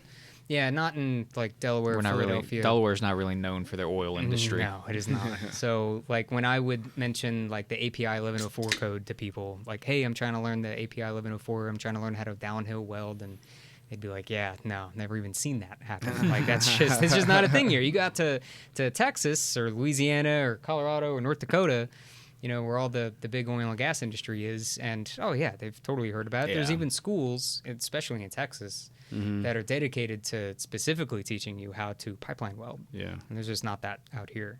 I did go to a Votech school. I went to a Votech high school. Did not take it seriously back then. They put all the bad kids in the welding shop. Yeah. That wasn't what I picked. I never wanted to be a welder. I just kind of fell into it. Yeah. And so anyway, after the 2 years of running my business here, I finally got a lead on a job. It was out in Sterling, Colorado, out in the plains. And so also, I don't want to interrupt you, but like, the Airstream. Oh, the Airstream. Yeah. So like, I mean, that was a lot of work. So like, talk about that. Oh, what, my little Airstream? Well, yeah. So like the amount of work that it took you to like just get on the road. You know, you said get yourself prepped and all that, but dude, that was a lot. That was a lot. Getting in the truck, getting the skills. I had a single rear wheel F350 with it was an old PennDOT truck, so it had the utility bed on the back and a crane on it and whatnot. And it was super helpful it was really useful for what I was doing at the time, but it was not a pipeline truck. And for a pipeline truck, it needs to be a pipeline bed, needs to be a dually, needs to be all that kind of stuff. Yeah, it's a single cab right there.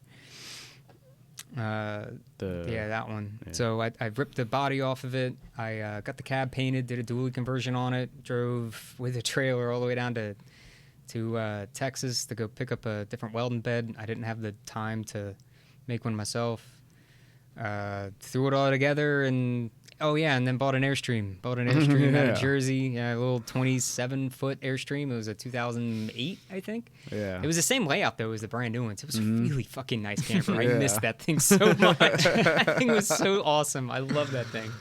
And, I ended up posting a post on one of the pipeline pages on Facebook and of a picture of my truck towing the camper.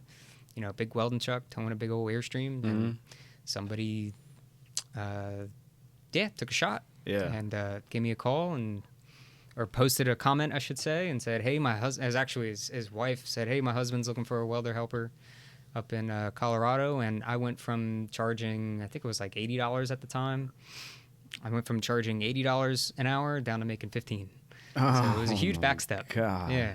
So, and I bounced out there. I didn't care. Yeah. You know, I wasn't worried about the money. I was worried about the experience. I really wanted to go and travel. I wanted to go do all this stuff. I'm like, the money will come later. Mm-hmm. You know, and so I bounced out there and yeah, I was a helper for about a month and a half out there in the fucking middle of nowhere. Yeah.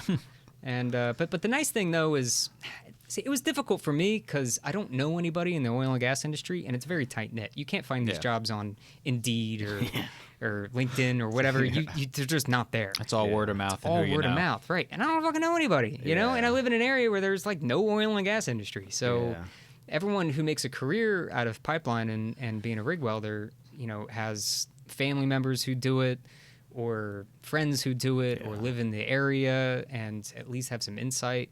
I didn't have any of that. So I just kind of had to fucking wing it. Wing it I did. Yeah. Oh, yeah. So, anyway, went from Colorado. I got a weld test up in North Dakota, hopped on a job up there, worked on that job for a little bit, contracted for another guy up there. Made some really good money up in North Dakota. I was there for me and my buddy John. Shout out John Cordova. John came out to be my welder helper, and him and I were out in North Dakota for like 6 or 7 months. Yeah. Which doesn't sound like that long time, but for us, that felt like forever. It felt like 2 years. I don't know why. Yeah. But when we were out there, we were also working our asses off. We were working like 90-something hours a week. Yeah. So, yeah, made a bunch of money. Ended up getting hooked up with some more work out here on the East Coast, and I was traveling all up and down the East Coast doing the same type of deal. That was asphalt plant work, but the company that was doing that work was an ex-pipeline company, so he ran his business like a pipeline company, so he hired only rig welders. It was all downhill welding. It was all pipe fab, a roll-out wheel, fast. Yeah, it was a lot of fun. Oh, I did a little bit of pipeline, too, in Delaware. Yeah, and then I met my girl, and then I didn't want to travel anymore. Yeah, I always knew it was a short-term thing. I never wanted to make a career out of it. You just wanted to experience it. Right, yeah, and I got enough experience, and I was like, okay, now I'm done, you know? Because everyone who makes a career out of that shit, they have, you know, 3 ex-wives and a kid in every state. Yeah. And they're miserable. Yeah. And they're making a buttload of money, but they're broke. I'm like, I don't want to end up like this. Yeah. So I knew it was never going to be a long-term thing. Yeah. So, yeah, So now you have an actual dedicated shop? Yeah, well, first I moved to Colorado, and I lived in Colorado for about 1.5 years, almost 2 years, and tried to make it out there. I was like, well, fuck it. If I can start a welding business here in Delaware, I can totally start one in Colorado Springs. Yeah. It's going to be no problem.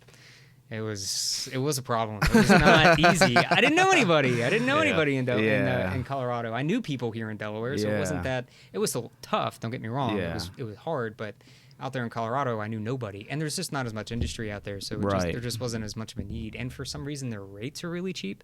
Yeah. Like, even though cost of living is through the roof, the welding contractors out there were charging half of what the welding contractors out here are charging. Really? Yeah, it just didn't make any sense to me. So. Bought a house and everything. We were planning on staying for a while, and then actually the welding thing wasn't really turning out the way I thought it was going to out in Colorado. London and I started a fencing company there for about a year, and we did that, and then we were like, dude, this fucking sucks. I just don't like living here. This just isn't our place. This is not it.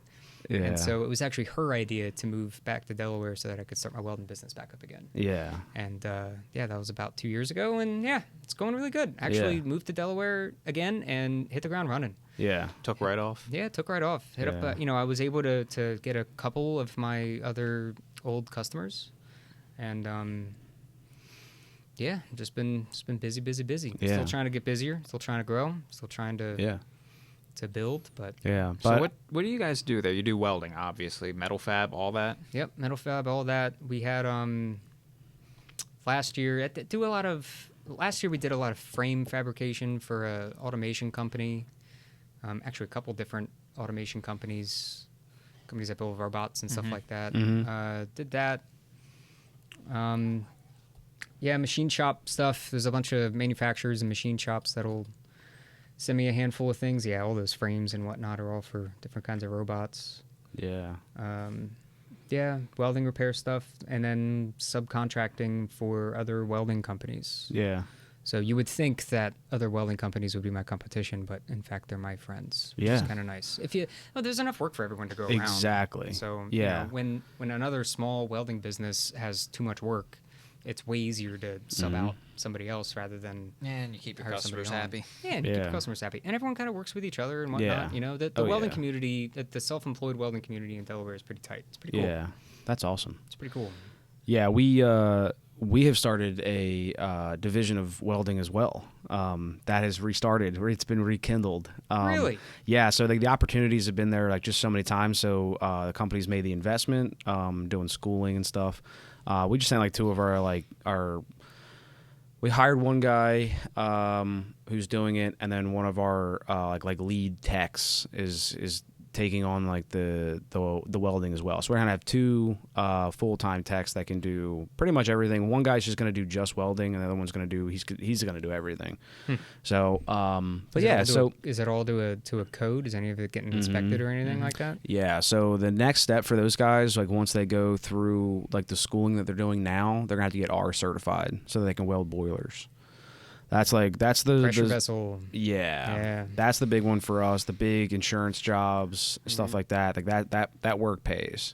Yep. And it's just good for us. It's good to have like in our back pocket. We've had so many opportunities where like we needed to weld, where we're like, damn, like we could just be doing this. So damn, kind of mad you guys didn't hit me up, man. Well, what the fuck? Well, just like you said, I mean, like there's just so many friends that we already have, like that are doing it, and so like it's actually kind of been like a beautiful relationship where like they're doing welding for us, we're doing HVAC for them, you know, that kind of thing, and so we just had this 10-inch threaded pipe steam line bust in a basement.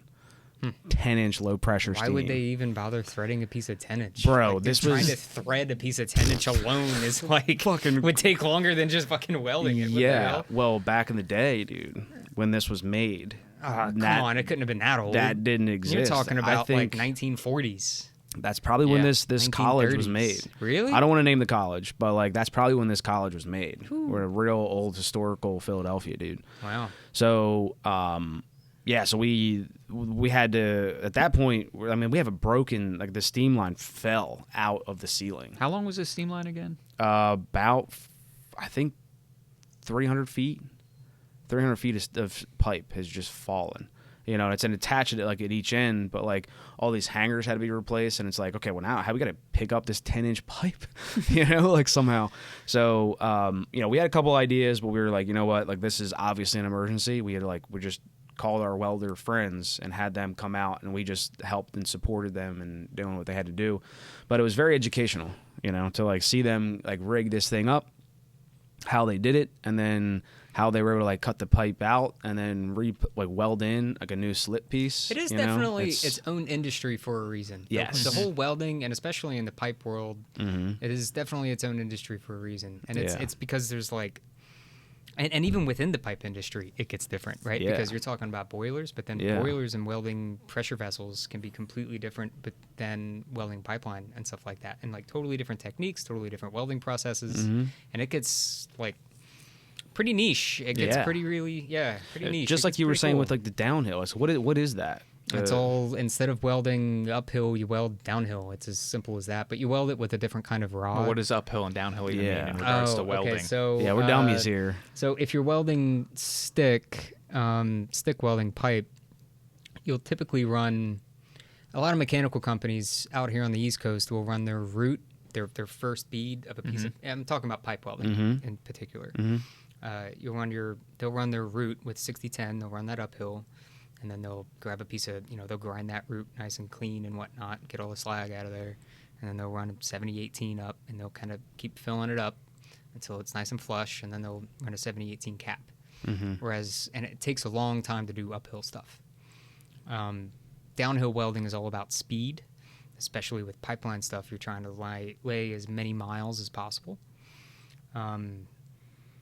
So you weld it with a different kind of welding rod. You weld it with 60-10, and instead of welding it uphill like a lot of the mechanical contractors out here will do, you weld it downhill. which means your fit up has to be different. You have to run way, way hotter. You have to be way more precise about how you put it in there. You just have to really slick it in. The grinding after that is different. You have to, I don't know. It's just all, without getting all into all the different.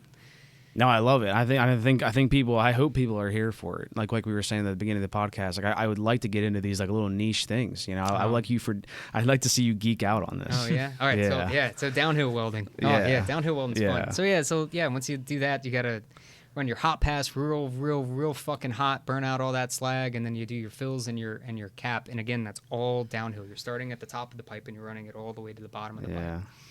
And it's just all about speed. At the same time, though, you're also worried about passing if it's getting shot, if it's getting X-rayed. So you're also having to worry about the code. So, and there's a ton of different codes. But for downhill welding, it typically comes down to the API 1104 code, which is the American Petroleum Institute 1104, which is the main pipeline code that most pipelines and pipe within a lot of gas plants, compressor stations, all that kind of thing is also welded to, but it also could be welded to other codes like the B313 or what have you. Yeah. But so the 6010, those rods, they're a little finicky, right? They temperature regulation with 6010. They said that's what they say. I mean it's not super finicky. You just have to have a good welding machine. Well, I think that like once you open up one of those packs, is what I've heard, is that like you have to put them in an oven. At 7018. 7018 is a low hydrogen rod. Yeah. And they as soon as you open up the pack of 7018, it'll draw absorb all the moisture from the air. So you're supposed to, at least when it comes to, I mean, it welds just fine. Like, honestly, if I pull out a rod of 7018 out of my truck, which is not in a rod oven, it'll run pretty much the same. Yeah. I'm not going to really be able to tell the difference between that and one that's in a 7018 that's been kept in an oven. Yeah. But as per code, if you're welding with 7018 on pipe that's going to be inspected and x-rayed and all that kind of stuff, it has to be put in an oven. Yeah. So or just start with like a new pack. Yeah. Or you just start with a brand new pack, right? When you start getting into all that kind of stuff, every single thing gets documented. Yeah. So the pipe itself that's getting welded has a heat number, and that heat number, and there's like a bunch of paperwork and everything. So like essentially the main contractor can track that piece of pipe from the manufacturer and exactly how just that one section of pipe got built. The welding rod, same kind of thing. The welding rod will have a little heat number, not a heat number, but like special numbers on it or whatever that they'll keep track of. You yourself as a welder, if you're on a big job, you'll have your own welder number and your welding stamp, and you have to not stamp physically with like a punch because that indents the piece of pipe, and that's a no-go. Yeah. Interesting. But you'll have to write on a piece of pipe your weld number and whatnot. Yeah. That way they can track to see. Or pipelines, for example, they'll do, one welder will run the root, another welder will run the hot pass, another welder will run the fill, another welder will run the cap.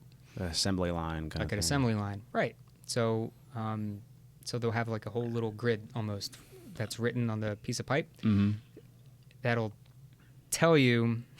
Yeah. Each welder puts their initials on there. That way you're keeping track. It's going to get confusing. Exactly. Quick. Yeah. This welder welded did the root. This one did the hot pass. This one did. And if you have only doing half of the pipe, so like even on a pipeline, one welder will do this half of the pipe, the other welder will do that half of the pipe. That way you kind of keep everything going as quickly as possible. Same thing. You'll have it all gridded out so that that way the X-ray techs know that this X-ray, this weld joint failed X-ray because of lack of penetration, and it's at this position of the weld. They know exactly what welder put that root in. Yeah. They know exactly what welder is the fault. And when you're talking about oil and gas industry, it's extremely strict. You're only allowed 3 failed X-rays before you're just kicked off the job altogether, and you lose your cert. Yeah. Damn. You don't just lose your job, you lose your cert. Yeah, you lose your cert. Golly. So like if you're up in, so I actually worked with a guy up in North Dakota who had failed welding tests. If you fail welding tests, you're not eligible to get a cert for X amount of months. So he failed welding tests and got failed too many X-rays that there was just no more work up there in North Dakota. All the companies he was no longer eligible for, so he just had to go back home. He was screwed. Oh my god. Yeah. I guess it's not for everyone. Tail between the legs. Yeah, it's not. It's a tough industry. It's really hard. You have to be on your fucking game. Dude. At least in the oil and gas industry, you have to be on your fucking game every single day. Oh yeah, because if you fuck up, if it slips through the cracks, like and an oil pipeline cracks. Well, that'll never happen. That'll never happen. They inspect it too much. Every single thing gets not only visual inspected. Well, but I mean, but that's why they're that also, strict. Because exactly. if something went wrong, it'd be an environmental catastrophe. They right? Really don't want that. No, they want that. Well, they want that pipe done in the ground. They don't want to have to worry about it for another. Unfortunately, for a really fucking long time. What the problem is they're having all these pipeline problems.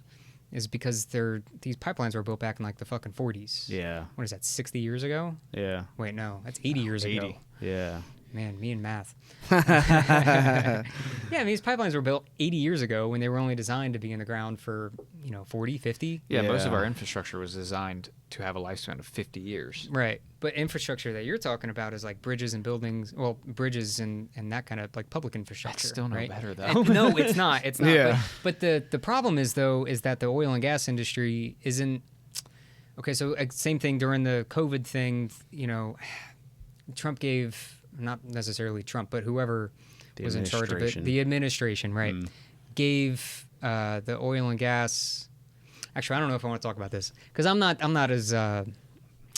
No, that's fine. You can be not an expert. I'm not an expert. We can just say all the wrong things. Yeah, that's great. I love misinformation. I don't want to talk about all the wrong things. I don't want to. Yeah, no, I'm with it. I'm here for it. My understanding is that they gave the oil and gas industry a shitload of money to kind of stay above water while the whole COVID thing was happening, and mainly though to put into their infrastructure, and they didn't. They put it all under their portfolio.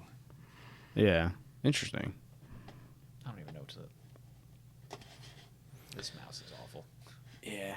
I think it's more the table. I think we need a little trackpad. But yeah, dude, what a wild ride too. I mean, just being able to like kind of experience that whole thing. Like you were saying, like, I mean, with it being so cutthroat, Dude, it was like the Wild West out there. Dude, literally. It really is. Yeah. There's people fighting and shit. Yeah. Like, cussing each other out. I bet, dude. Everyone, I was working with a guy who was trying to undermine the owner of the company that we were all contracting for. He's trying to steal all of his work and go out on his own. Yeah.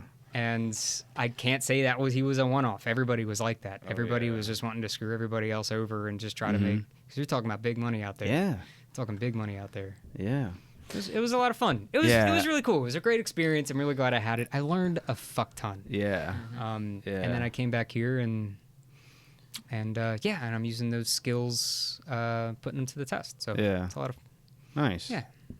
It's a lot of fun. Yeah, and then... with how crazy I feel like that industry is, it's gonna be like the next like Yellowstone for like a TV show. Like they could totally make a reality. I don't know why it hasn't been already, dude. It has been. It's actually more regulated and like under control now. But like, dude, I'm on the right of way. Back in the day, I'm on the right of way on this pipeline. The one out in Colorado. And the guys are like, oh, man, all these pheasants, dude. I wish this was like back when I first started. Yeah. Back when we could actually bring our shotguns onto the fucking right-of-way so that we could kill these things. So we could, take these things home with us. Yeah. Man, I used to love going ferret hunting with my dad. We used to sit there on the right-of-way and just, on our break time, we all go out there because they also used to have, they also used to have rig dogs. Yeah. They don't have them as much anymore because same thing. It's getting a little bit more regulated, but... Yeah, everyone would have their rig dogs. They just let their rig dog just run out into the field. They're all just... I'm like, dude, you guys are fucking nuts. What were they actually supposed to use the rig dogs for? Nothing. Oh, they just had it's like a shop pet dog. Yeah, it's just a pet. That's sick. Yeah, it's just that's so sick, bro. Oh, now that's what I want to do. That's so sick. Now the only way you can have a dog on the pipeline or on the right-of-way or whatever is if it's like one of those not emotional, but like support animals or whatever. Service animal. Service animal. Yeah, imagine like the salt of the earth men out on the pipelines and be like, I need a support puppy. And we're like, I think I need you off my job site. Oh, your support puppy. The guy I was working for, the welder I was helping, dude, he himself was a fucking character. He would pick me up in his old 90s Ford that was just thrown together. Like, total piece of shit. 2-wheel drive, so we got stuck a lot on the fucking right-of-way. He was the only truck on the whole right-of-way that was 2-wheel drive, so we got stuck a lot. It was really embarrassing for him. I didn't care. I was a fucking helper. I'm like, you fucking... Anyway. This guy he wasn't just old, but he was also, he couldn't see very well. Yeah. So, and he clearly hasn't been in the game for a long time. So, but I guess he knew the owner of this company somehow. I don't know. He pulled some fucking strings in order to get this job. Yeah. And, dude, he was failing x-rays left and right. And again, like I said earlier, normally it's 3 and you're out. Yeah. You hit the gate. He failed like 3 or 4 or 5 when he was hot passing. Yeah. Which is just behind the guys throwing in the first weld. So then they moved him back to Phil. But then he wasn't doing a good enough job there. And he wasn't keeping it above. So then they put him back again to cap the final weld on the piece of pipe, and he kept on missing the whole joint. Oh my god! So he would just, which again, pipeline is like super strict, right? You're not supposed to arc outside the bevel. You're not supposed to grind outside the bevel. And he would just completely miss the bevel altogether, or just weld right next to it. God. Yeah, which is a cutout. They have to cut that entire section of pipe out and replace that entire section. Holy shit! Yeah, that's like a big deal. That's a big deal. So he would do that over and over and over and over again. God. It was to the point where he would get done and whatnot. He's like, "All right, there, Nick, go ahead and go and buff that." And so I go and buff it. And he's like, "Can you look it over for me?" Like, Get up underneath that pipe. I'm like, you got a low spot there. You missed the bevel there. Another low spot there. Got an arc mark over here. I'm like, yeah, this thing's all. yeah, we're fucked. Yeah, we're fucked, dude. We're fucked. He's like, shit. Fuck. Fuck it. We'll just go on to the next one. Jeez. And then we go on to the next one. In the middle of the next one, the fucking welding inspectors come, or the weld boss. I'm sorry, the weld boss is coming up and being like, yo, dude, you cannot do that kind of shit.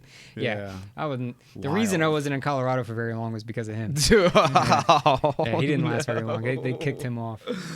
Oh no.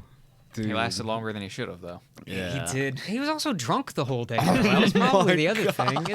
He would pick me up at 6:30 in the morning, and there'd already be 3 or 4 Miller Lite cans on the floor the floorboard of his truck, and he kept the full 30 pack in the truck, and he would kill the 30 pack by the end of the day. Dude, that's he never drank any water. He just drank beer the whole time. Oh my god! And so we're all driving in a whole fucking line. Right, like a whole convoy, and badass welding rig, and then here's this piece of shit just fucking swerving all over the road. Oh man, it was terrible. It's kind of frightening. I'm not gonna lie. I was like, fuck yeah, fuck. Dude, just in the middle of nowhere with this just drunk idiot with you, this drunk old man. It was scary. What the hell, dude? Good times, dude. That's so funny. And like you said, what an experience, man. Everyone knew he was pissed drunk too. Like he wasn't trying to hide it. He would literally get back in his truck and then start drinking beer, be like, oh, hey, what's up? You know what I mean? To whoever. He wasn't trying to hide it or nothing either. Everyone knew. That's just guaranteed more work for the other welders. Yeah. Because those guys don't care. They're like, it's not my pipeline. I'm doing my welds. They don't give a fuck if he was high drunk. He could be on PCP for all they fucking care. As long as he's making weld joints, they don't give a fuck. But he wasn't. He wasn't making his weld. He wasn't making his joints. So he was making good welds. So he kicked his ass off. Damn, dude, that's wild. Yeah, fun stuff. What a wild. Yeah, and then you were all over the place too. You said, right? So where was that pipeline? That was in Colorado. Colorado. Yeah. Okay. And then right after that, I bounced up to North Dakota. The cool, it's very much high stress, high reward. Yeah. Type of job. Yeah. So when you're what do you find on that? So I don't even know what to search to find anything remotely related to that. I mean, how about that? That right there, it says Trump and $17 billion. oil. I mean, that's just subsidies. Well, I'm sorry, Nick. You can keep going. So, even going from Colorado up to North Dakota is a fucking story in and out of itself. Because, I got a, so-and-so told me about so-and-so told me to contact this number because he's looking for a welder up in North Dakota. And so I contact him and he's like, oh, yeah, well, I don't know. But then he calls me an hour later and says, yes, I need a welder. Yeah. When can you get, I need you here in 2 days. Yeah. And I'm like, oh, fuck. Okay. Yeah. And so I have to pack up my whole camper, my little Airstream, pack everything all up, bounce out there. By the time I got the call about the time I left, it's only a span of 2 hours. You know what I mean? So I'm leaving at 9 o'clock at night. I don't get to North Dakota till early the next morning. Watford City, North Dakota, and park in a campground, get everything all set up and whatnot. Yeah, and those campgrounds were like inside like a big shed, right? Yeah, Wasn't that one place? That was the one place. Yeah, there's one campground up there. I think it's the only indoor campground in the United States. I think maybe in the world. Yeah, I'm not Indoor 100% about campground. that. Yeah, because it's pretty so wild. cold, Look that one up. right? Look that one up. That one's pretty cool. So Adrian, Yeah, because it gets so cold during the wintertime that makes it really tough to stay in your camper out there. That's in North Dakota. Mm-hmm. Yeah, so Adrian did find that Trump did give 17 million in subsidies. So billion. Holy fuck. Yeah, so 17 billion to the oil and fossil fuel gas workers subsidies just like you said, just kind of help keep the doors open, So that's what you were talking about before you were like, I don't really know. Yeah, I don't know. Yeah, but I guess you did. Yep, that'd be it. Yeah. North Dakota. Well, that's cool, dude. Like, I mean, because literally, it's so cold there that everything would you'd be. It's not a very pretty place to be. Scenic. Yeah, no, not really. Yeah, but I mean, so how cold was it out there? Because there was I wasn't no there way. During the wintertime. I wasn't there during the okay. winter. Thank fucking God. Yeah. I got there right as it started to warm up again. Yeah, but it exists. And I left right as it because- started to snow. Yeah. Yep. Oh shit. Yeah. Yep. So I was there for about 8 months, 6, 7, 8 months, something like that. Yeah. But I mean, we're talking sub-zero, dude. It's cold, all right. So cold. yeah. So this is what the stressful part about the oil and gas, the welding and oil and gas industry is, at least being a pipeliner. It's I just went from Colorado to North Dakota. I probably just spent $400 in gas. I left behind. I already paid a whole month in advance for my campground, so I'm leaving that behind. The campground I ended up staying at up there in North Dakota was you couldn't do it by day or by week. You had to do it by month. So I had to drop a whole month worth of rent, which is not cheap up there. Yeah. It's cheap everywhere else in the fucking country, but not in the oil and gas industry areas. It was Because of this, probably. Yeah. yeah. I forget exactly how much it was, but you could probably look it up on there. Try to find their rates. I mean, I don't know. Yeah, just click that one. $25. No It doesn't way. tell me if that's per night or per what. Go to Nah, website. that'll be outdoor. I think it's more than that if you're indoor. You can get a website. So anyway, I Yeah, had it's to drop gotta a be whole expensive. month. Yeah, I mean, it's, a few $100 Yeah, bucks. shit's gonna add up. Their website's broken. Of course. Nice. And then I actually, proceed. and although I was There you expected to take the welding That's test the definitely very not it. next day, it ended up not But happening. I enjoy it. That's what the website turned into. It ended up not happening, so Yeah. I ended up waiting a whole extra week. It actually gave time for my buddy John, to drive all the Yeah. way out so he could be my helper, so he could help me out with this welding test. Yeah. And then that's the thing, right? You don't have the job until you pass the welding test. If you Yeah. pass the welding test, then it means you get your cert for that Yeah. particular gas company for that particular code. Yeah. So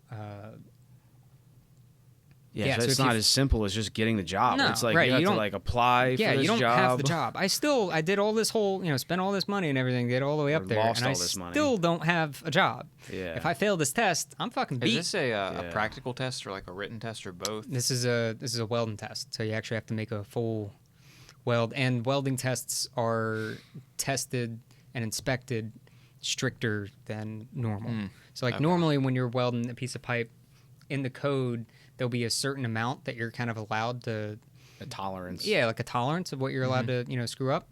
But with welding tests, it's got to be absolutely perfect.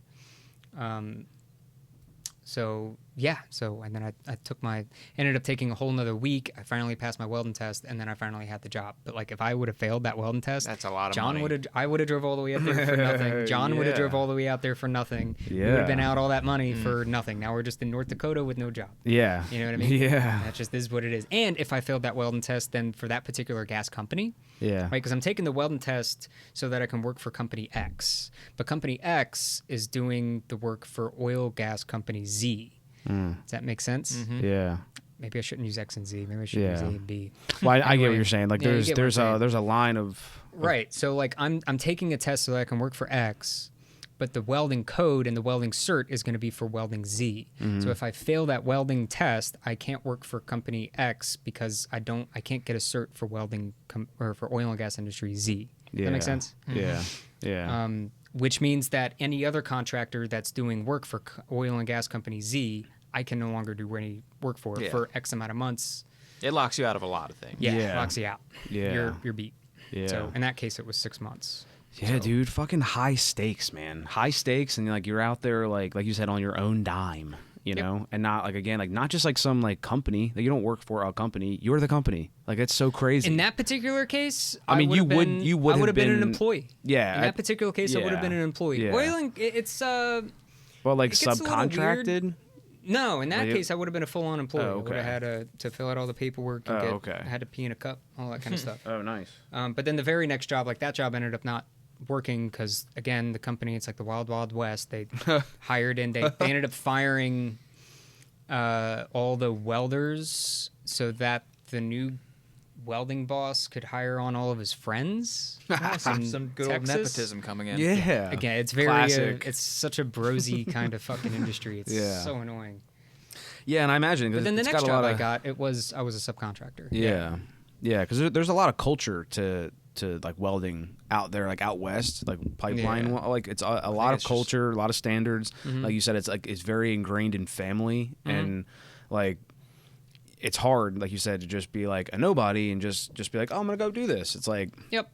Yeah, Yeah, that's I what I mean- found. I found it was extremely difficult because I Yeah. didn't know anybody. yeah, probably like akin to like how hard it would be to get into like Silicon Valley right now to get Yeah. into tech. It'd be like, yeah, right, Bubba. Yeah, exactly.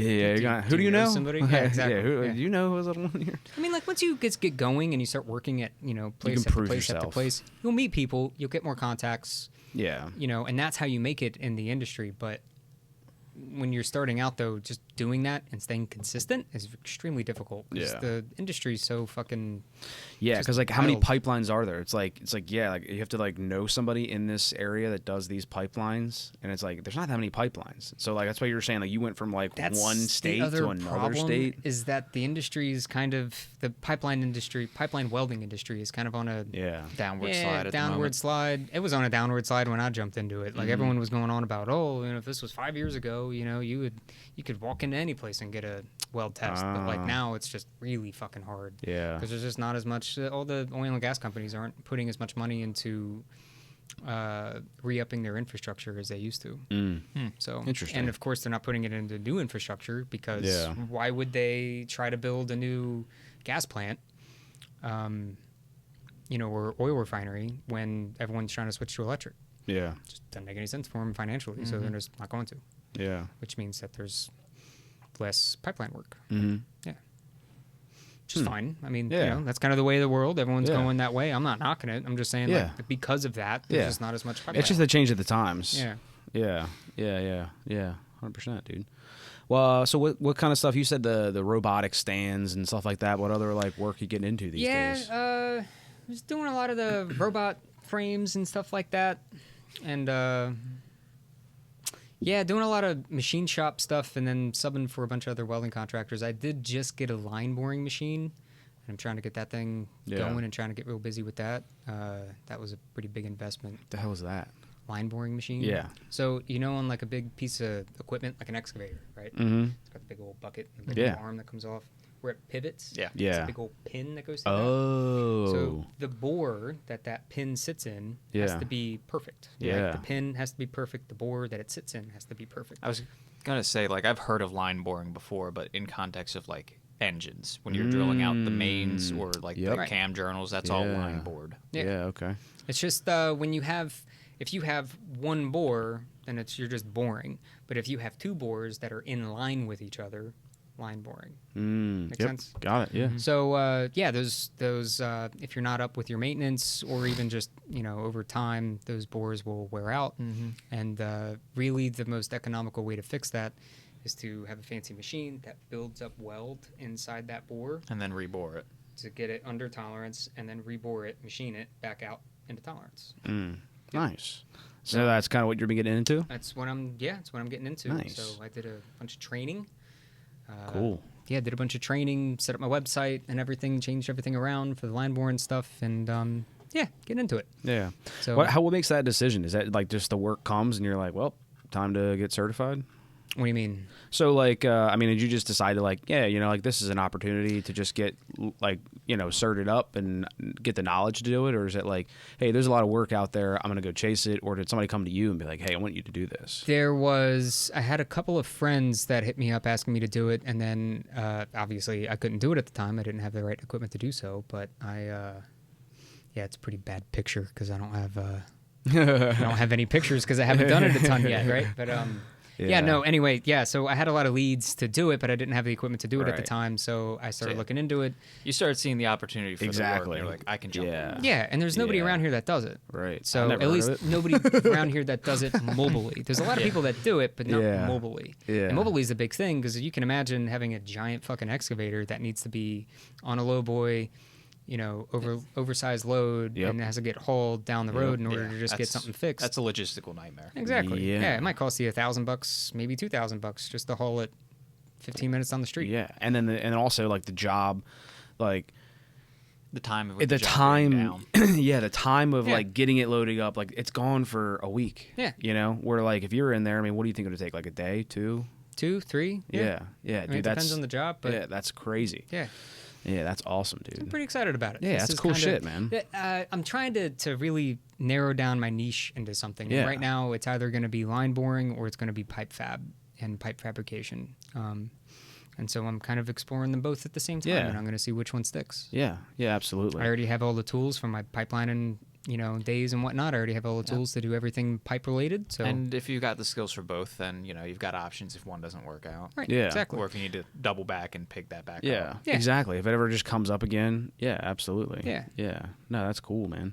Yeah, I always feel like not boxing yourself in and just being open to change and opportunity and growth is like open to change, but at the same time, you still need to focus on something specific. Yeah. Because if you keep yourself open to everything, the welding industry in particular is so grows so fast. Yeah. Fast. It's hard to just be open to everything because if you there's shops that only do sheet metal because there's a fuck ton of tools that are required to just do sheet metal. There's companies that only do pipe because there's a fuck ton of tools that require you to do pipe. When you specialize in something, you can get very good at it and get all the equipment to be very good at it. Exactly. When you kind of generally do everything, you can do everything, but you can't do everything great. And I don't want to be that guy who does everything but not all that great. I want to do one particular thing really, really good. Yeah. And really narrow down my market there. So. Yeah, that's a good idea. That's a good point. Yeah, kind of like it reminds me of that that old drive shaft shop you used to work for. Yeah, that guy was the best. And it was the best. And you said it, man. Like you're like people who would come in there, they knew that guy, and they trusted that guy because that guy makes drive shafts. Yeah, that was it. That's all he did. Yeah. And he was the best around. And people came from all over. People came from 4 or 5 hours away just to drop off their car to get a new drive shaft made, or drop off their race car. Make me an exhaust, right? But he's gonna put a drive shaft in my car. Yeah, exactly. Yeah. You take your exhaust. You take your car to an exhaust shop to get your exhaust done. Yeah. You take your car to a transmission shop to get your transmission done. Right. Like people niche in these things for a reason. Yeah. So. Yeah, and on your personal dime, you decided to dabble into tube bending and for all that for the 240, the drifting, tubing the front end. Yeah, I'd do that for myself again. I'd never do that for anybody else. I know. Man, I hate. Yeah, God, it was such a pain. Actually, I probably wouldn't even do it for myself anymore. I'd probably just pay somebody else to do it. Pay somebody else. I know. I remember being next to you when you're trying to do all the math, and that was so brutal, dude. I mean, mirroring math. You would think like on paper it would just be like, oh, okay, just put the subtraction. It's like, dude, no, there's so much to it. Man, it was props to whoever can do that. Like serious props roll to whoever can do roll cages and all that that kind of tube bending and stuff like that, and all the detailed work and all that kind of stuff. I'm not. Yeah. Not my thing. Yeah. Do you keep up with RK Tunes? RK Tunes, no, who's that? They do like they're in New York City. They do like all of the BMW stuff. Oh yeah. Yeah. So if you have a BMW today and you want to just some go fast stuff, you take it to RK Tunes. I mean, you have to have deep pockets. There's a lot of smart, also intelligent people that are doing the same thing. But RK Tunes is absolutely flying the flag. Like they're the flagship right now for everything, and like not even just like making it go fast, but they're fabricating their own parts. Like they're like just pop RK Tunes up on Insta. might need to go to Safari. I'm logged in. But yeah, dude, Arcade Tunes is like fabricating what was it, like a fuel line or something? So like they're like fabricating like really like small aluminum parts, like aluminum intake manifolds and wastegates and stuff. Like if they're not happy with what's on the market, they're like, yeah, we're buying new stuff. And what are they? Are they just doing just custom fab, or are they selling? So that second picture in the middle, and then it should be a couple pictures. You have to just go and click through. You'll see, so like all that stuff is all fabbed up by them. Like that fuel rail, that intake manifold, all that stuff is like they're fabbing up everything. Quick, how's that weld? It's okay.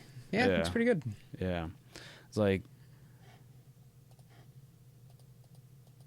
and like just as a shop, like you can see their shop and like just see how clean it is. And if you know anything about shops, it's like this is the place. I do love a really clean shop. I try my best to keep my shop like as clean as possible. I hate a dirty shop. Yeah. What the hell is this? It's just a really big shift knob. Yeah, dude. What that M5 blue?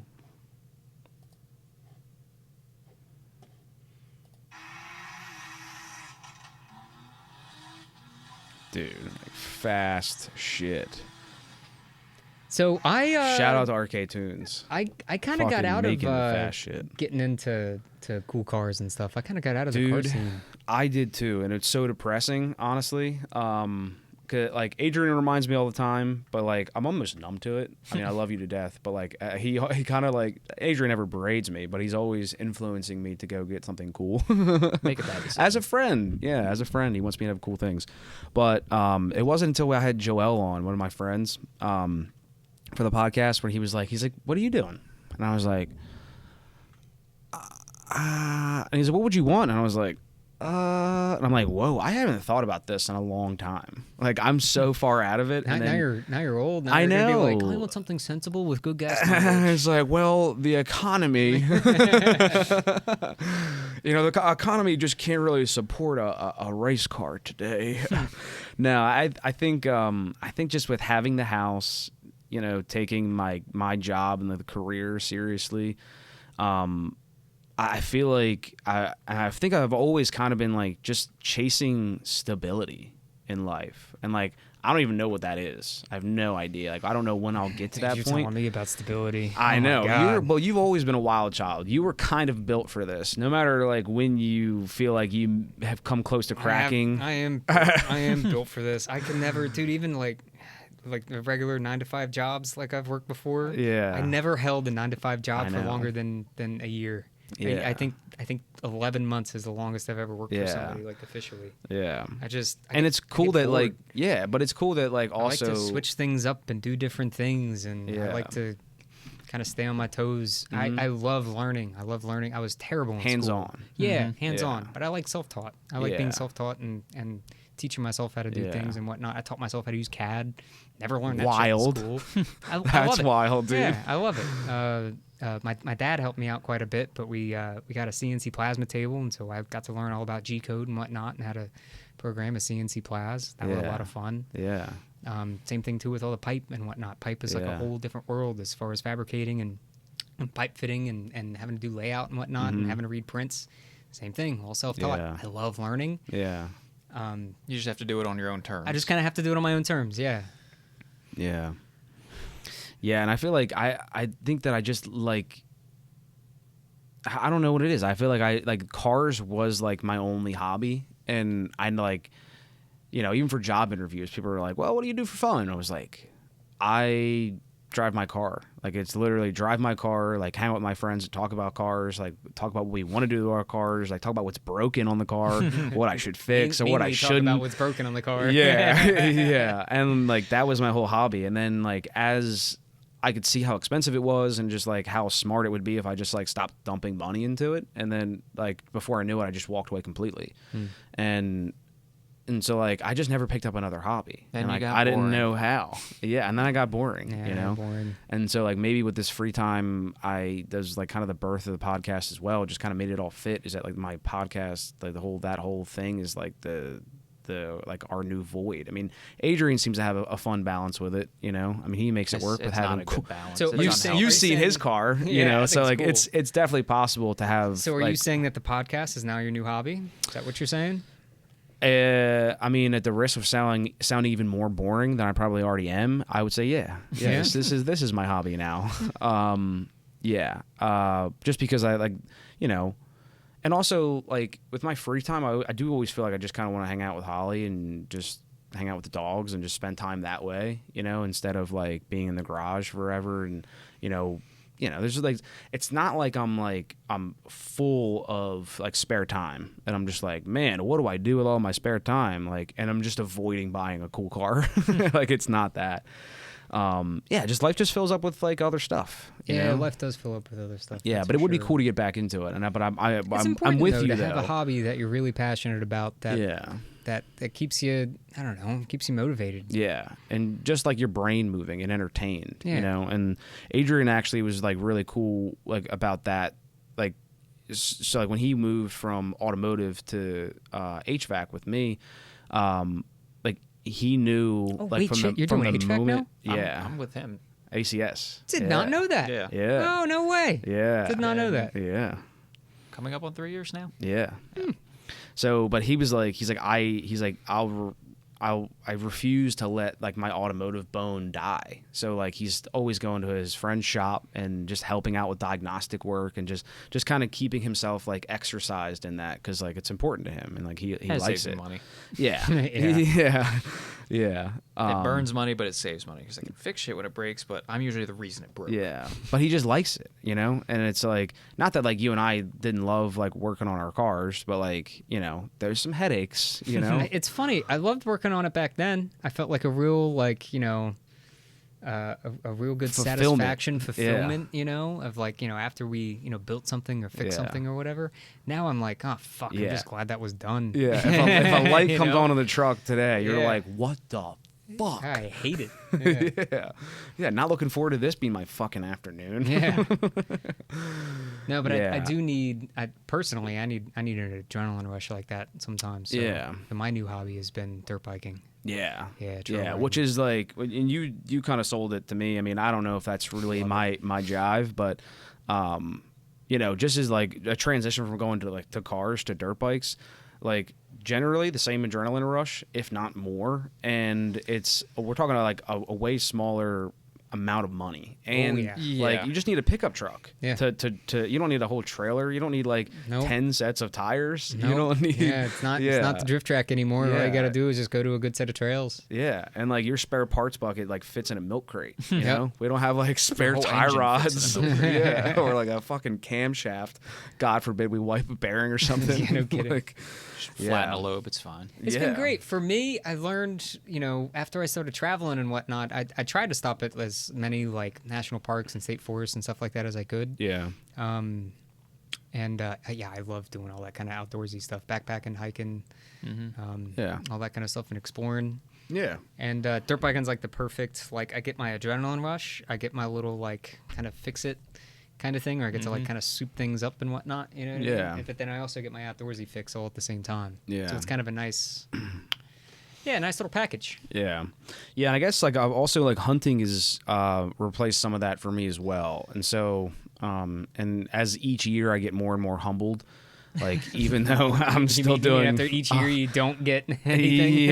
It's showing me like the more and more work that has to be done. So I just have to do like a lot of like research and like on the like boots on the ground, just going walking the sites that I'm gonna hunt. I have to go out there and just figure out where I'm gonna be, and I have to like, you have to like kind of become like an ecologist, right? Like you're looking for like what's on the ground, where's the food sources, you know, where the water is, and like where the shade is the most of the time, like what's the topograph of like the terrain that you're working with, and where those deer are going to want to move. Topograph, that was a big word. Thank you. That was a good one. Yeah. I'm glad I got it out. That would have been embarrassing. So yeah, and it's that's another thing where I'm realizing like that's going to take up some time too, you know. But it's something I do enjoy. You know, I do enjoy hunting. I would enjoy more being successful. So yeah, right now you're just hiking and hanging out in the woods, hanging out in a tree for a few hours, sun up to sundown. I'm also driving really far to go do this, and I think that's a mistake. Where are you going to? So I was just outside. I was about like an hour past Gettysburg. So I was driving about like just over 2 hours one way to get out there, and because I figured I'm like, who the fuck lives out here? Everyone. A lot of people, and all the people that do live out there really enjoy hunting in the spots that I was hunting. So I was like, yeah, dummy, there's a whole nother town here. Like, people live everywhere. I'm like, I would have been just as humbled and unsuccessful like in my backyard, you know? Like, it's just, so I'm going to try to be more local and just do a lot of research and just walk around, you know? And it's an opportunity to get outside and just take the dogs too. Yeah, fun. That's a difficult thing about dirt biking out here on the East Coast. Yeah, specifically in Delaware. Yeah, where? Exactly, nowhere. There is Yeah. nowhere in Delaware or any of the surrounding areas to go dirt biking. Really, when we were in Colorado, it was nice. I got my dirt bike street legal. It was super easy. Yeah, and it was a quick 10-minute ride, 15-minute ride through downtown to hop on, basically a fire service road. Fire roads. Yeah, and then that takes you right into the mountains, and then from there you have like hundreds of miles of trails to your disposal. Yep, you can go fucking ride that doesn't wherever. exist out here. That does not exist out here. Yeah. So now it's a whole day thing. I can't but like back then, I could just go out for a morning ride. I could be back before 10 or 11 a.m. But like now, it's a whole day. You got to plan. You got to go out somewhere. I just went yesterday. We went up to FRO, Famous Reading Outdoors. And that's the closest legal place to go ride. That's not motocross. There are some motocross places that I think are maybe a little bit closer, but I'm not really. now we're talking into money. Yeah, motocross is all jumps and stuff. I'm just gonna break my neck. I ain't really Oh a fan. yeah. Yeah, we have a business. You want to ride a trail, not go flying through the air. Right. Yeah. I really want to do some hard enduro stuff, some hare scramble stuff. But anyway, yeah, so all the good trails are up in PA, and it's like a 2-hour drive. So it's a full day thing. You know, you load up the bikes the night before. That's 4 hours of commuting. Yeah. You wake up at 6. You leave by 6. You're up at 5:30. You leave by 6. You ride all day, and you're home by 7, 8. Yeah. And you still have to unload and whatnot. So you're typically not home by like 9. Yeah. Yeah, and if you really want to go hard, it's kind of like guns, where like you got to get home and you got to clean them. Yeah. You know? That's another I'm putting thing. away wet. Yeah, my dirt bike's sitting in the garage, fucking dirty as shit. Mud all over it. I got to clean it at some point. Yeah. I gotta go clean all my riding gear and everything else. Yeah, Yeah. but I mean, it's for me though. It's worth it. You know, even though it's a full day thing, I'm passionate enough about that hobby. It almost makes it more special. Yeah, exactly. It's like my day. You know what I mean? That is my day to go do what I want, Yeah. and that's like my thing. And when Yeah. I'm riding, nothing else is going on in the world. When I come home, I'm exhausted, and I feel like nothing else is still going on in the world, and it's great. I don't have to worry about anything. Yeah. And the next day, I'm sore. I feel like I really got a good workout in. Oh and, yeah. I bet. And I'm feeling it today. My Yeah. shoulder, especially, is feeling real sore. But Yeah. it's good. I really love it. Yeah. It's a lot of fun. Yeah, that's cool, man. Yeah, I'm with you. I'm on the side of not getting hurt. So. Yeah, I try not to. I wear as much protective gear as I can. Yeah. Without looking goofy. But Yeah. Yeah, I got to get into something else too, and like just. Like you were saying, you have to just like really enjoy it, and if I haven't gotten something right now, like if I haven't like gotten into a hobby, it means I'm like not really like enjoying anything else. And if I like just like forced myself into like getting a car, getting a hobby, and like making that this thing, like I don't want it to be like work, Yeah. I was just talking to Julian the last time that he was at Club Loose, which Opening Moves is coming up. But he was like, he's like, dude, the last 2 weeks have just been so hectic, because he's just trying to get the car back together. Yeah. And it's like, I don't miss that. I don't miss that. Well, see, that's miss why that with my either. cars, I'd get these pieces of shit that you're pushing to 7/10 to keep up with everyday traffic. So I get all my thrills just driving through traffic. Yeah. Just trying to get to the speed limit. Yeah, that Buick, it's floaty, it rolls, it floats, it bounces, and I'm doing 35 on a back road. It's great. I love yeah. it. I've got no seatbelt. It's a bench seat. I'm like trying not to fall out of the driver's seat. Feels sketchy enough. Yep. Yeah. There's my adrenaline rush below the speed limit. Yeah. The adrenaline coming hits when back- you get back to your destination. Yeah, I was driving from St. Pete's yesterday. I went up to St. Pete's with Alex and a couple guys. They were riding their bikes. They stopped by just to like visit, and they were like, "Why don't you come with us?" I'm like, "I don't have a bike." He's Yeah. like, what about that? That's driving now, right? You fix that. I'm like, "Yeah, I got nothing else to do." So Yeah. we came back, and it was nighttime, Yeah. and it was getting cold. So they're all like, "This is gonna suck," and I'm like, "I've got heat." I'm gonna be great.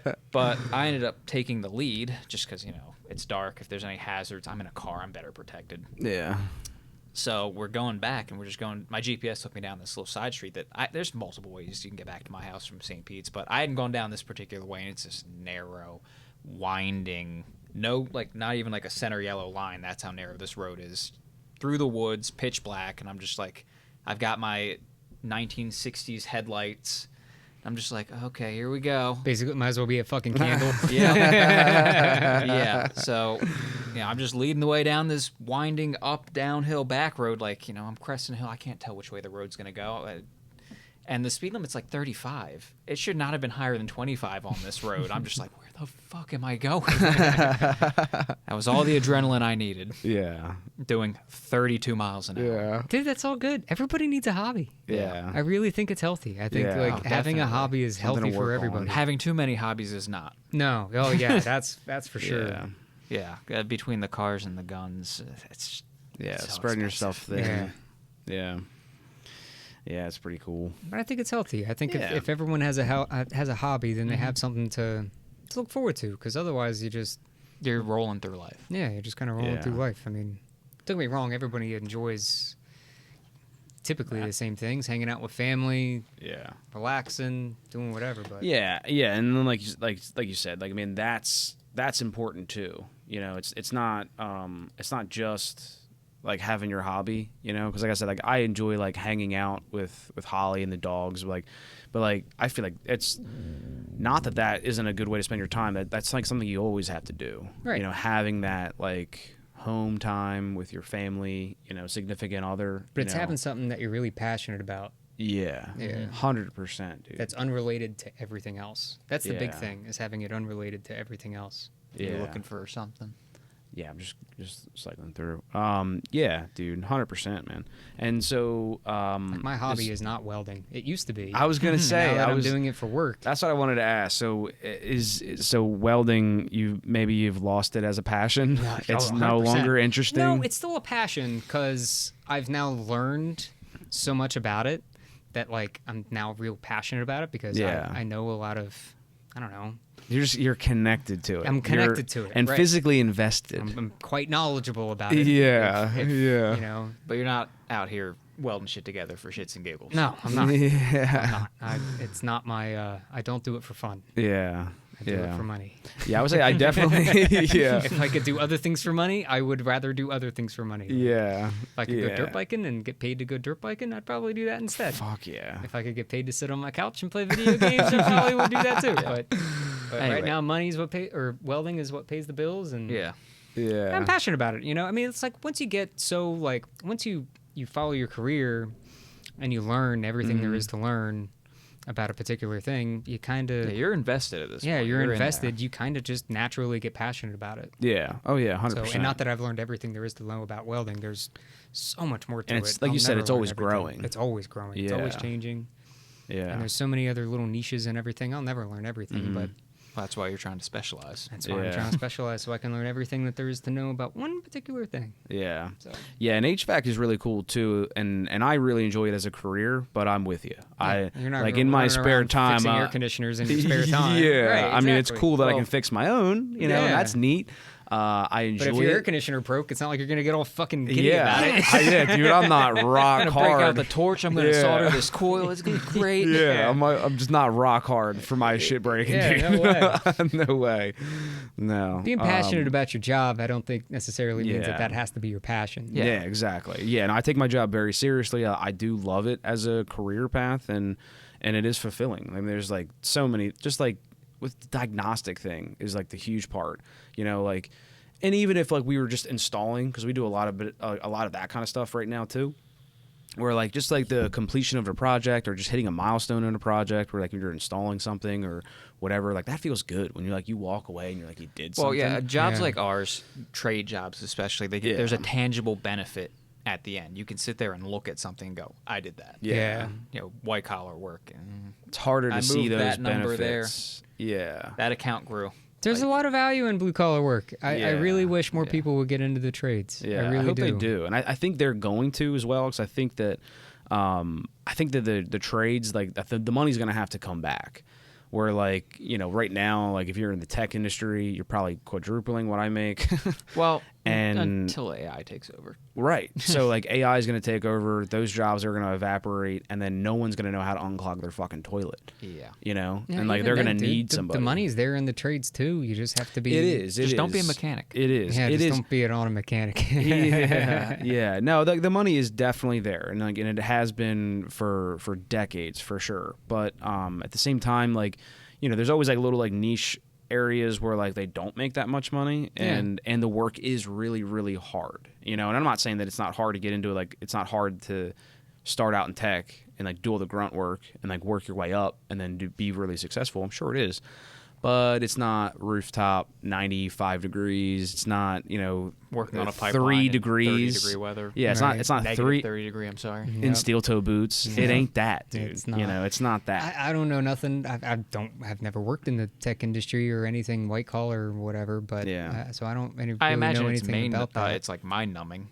Like just I absolutely imagine brain-numbing. it comes with its difficulties too, and trades come with its difficulties too. Absolutely. But it's the thing about trades though that is unique to all the other different college-based careers is that it's accessible to everybody. Transferable. Yeah. So the school districts and the school curriculums are now catered to setting everybody up for college, and they push college down everybody's throat. Everybody needs to go to college.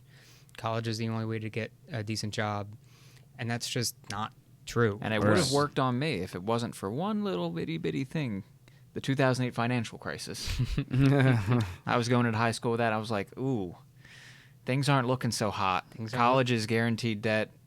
Votech school is like, not guaranteed, but better chance of just getting a job right out of the gate. Yeah, exactly. Yeah, you can get a job right out of the gate, making decent money, and it's just like any other job. I mean, even most white-collar work, if you stay at one particular job for a really long time, you're not going to make as much as if you were to jump around. And it's the same thing, too, with the trades. It didn't used to be that way, but that's how it is now. That's how it is, yeah. So, and on average, look up the statistics if you can. Most people who jump around jobs every, I think, 2 to 5 years end up making more on average than if you stay with one particular company for an extended period of time. Interesting. And that's true across the trades too. I mean, I have no idea what I'm searching. Yeah, and that's really unfortunate because, you know, you'd think that like as a company that you would want to like you know, you would want to invest in your employees, and you would like that reciprocation as far as like also in payment. You know, like how you're financially. Yeah, so 60% of workers who jump jobs typically report having an increase in pay versus staying. Yeah. And that's how I got most of my raises when I was a exactly. mechanic. Yeah, it's because that's what I'm saying. It's unfortunate because that means that your boss is not paying you enough, and that there's someone else somewhere who's without, and they're willing to pay more to get you in. The grass is always greener on the other side. Yeah. I know that's like a you know, a bad saying or whatever, you know, oh, grass is, but like it honestly is. There's always somebody out there who's either going to pay you more or give you better hours or give you less hours if you want it or have better benefits. There's always somebody out there who's going to pay you just a little bit more. I'm not saying go fucking job hop and go have a different job every couple of months. But no, and if you find a good company that's treating you well and pays you what you're worth, like, right, it's worth sticking around. Yeah, it's worth sticking around. But if you're truly not happy in a job, then like, all right, bounce. Yeah, bounce. Go find another job. If you're worried about like job loyalty, just remember that a lot of these places will fire you without a second thought. Yeah. You're supposed to put in your 2 weeks. They don't put in a 2 weeks before they fire you. They fire you. Yeah. Yeah. I wish more people would get into, not even just more people would get into jobs. I just wish I wish college wasn't just shoved down everybody's throat. There was more emphasis on alternatives like trades, exactly, blue collar, you know, things that kind of keep society moving. Yeah. Yeah. You can Honestly. make a real good living working in the trades. Oh yeah. I mean, $100,000 a year is not unheard of as an electrician or an HVAC tech or a welder. It is or- almost unheard of as a mechanic, though. Yeah. Going to keep harping but on I mean, that. even then, though, I mean, like, even being a mechanic, I mean, you can't deny that there's particular niches or whatever. Well, being a mechanic, though, you have to be an electrician, an HVAC technician, and a Right. mechanic. But what about a heavy equipment mechanic? Oh, well, I mean, they do, sure, but See what I mean? Yeah. There's always a niche. There somewhere is a that's niche always that will gonna- make the money. Yeah, that will make the Yeah. money. I don't think. but it also I really don't sucks think. working on heavy equipment. I'm gonna be honest, dude. Like, I really don't think that there's like, because again, what we're talking about a niche. You know, we're like a niche market. So that's to say, like, you know, like somebody who's working in like a specialized market can make $100,000. I do not think that the profit margins are there for even someone in a dealership to pay a technician, even at the highest rank, $100,000. And if they can, not more than once. There's one guy. There's one guy there that makes 1K, and that's it. You know, so like it's difficult. Like we don't like. We're close to automotive, so we don't like to like say anything bad about it, but we do always say like that's not the one you should start with if you think you're jumping in. That's right. Yeah, that industry seems to be. that I'll industry. put it this way: was one of crazy. the dealership that I worked at for the longest time, and I'm gonna keep it vague, but the highest paid person in there was making $35 an hour, and it wasn't me. Yeah. So And that math is not 100K. they might have made 100K because of some other perks that came with their position, Sure. but the base pay, Yeah. what that told me was What are unless they I paying? get- What are they like paying for their house? the base pay was like 35 an hour. And what that told me was unless I took that person's job, I could never make more than 35 an hour there. Yeah. But I mean, that's the same thing though. With okay, so again, I'm only really extremely. I'm only really well versed in the welding industry, Yeah. right? I mean, I get the opportunity to work alongside all the other trades, and so I get to hear what other people are making, what Yeah. they're doing. I see what they're doing. I see what they're building. I work alongside them, so I know what their hours are and that kind of thing. But I'm really only well versed in the welding industry. But if I were to compare it to the welding industry, that's like saying, welding sheet metal at this sheet metal shop doesn't really pay all that well. So like being a welder sucks. Okay, But being a welder for this, boiler repair shop might make a lot more. that or makes this. I get what you're saying, You know but what I mean? here's the thing: general mechanic, regular automotive technician, that is 95% of the industry. Right. There are That's niches true. that pay more. Yeah, I guess you're right. But like the welding industry, you got to know people to get into it, or you got to specialize in it. If you want to just hop into that specific trade, odds are, statistically speaking, you're just going to be a technician. Yeah. And you're not going to make money. Yeah. Unless you start your own shop. Yeah. Exactly. Yeah. And so like we say or that get into all a the really time. small niche shop, Yeah. that like only works Well, again, on like high end. By the very nature of them being niche, that means the availability is just not very high. Yeah. Not everyone can do that. Yeah. That's true. So if you want to push people to go for trades and market it to them as like, this is a way to make money, don't be a mechanic. Yeah. That's Okay. always our With thing. an asterisk. Yeah. right? Unless Yeah. you want to specialize in something very niche that you know pays money and you know you have an in into that industry, don't do it. Yeah, because like we're all for the blue collar, but like especially coming from working in automotive, the work itself has shrunk almost to like evaporating, right? Like the repeatable maintenance on cars is just going away, and like now everything's going to electric, everything's computers, everything's getting more expensive, And the pay So structure is fucked. the pay structure is fucked. And so, and then even like where like these diagnosable things or repairable things are now just being like replaceable things. And because these computers and these cars are so expensive, once they kind of start to dwindle out, they're like, look, you'd be better off just leasing another car. Go get something else. I wonder if the automotive industry is going to fade out to not I being considered a trades industry anymore. I think it You know will. what I mean? I wonder it's Still- going to be like, It's okay, gonna be you pull in just- your all-electric car, and some guy who gets paid like just a, $20 an hour or something like that, plugs in a computer.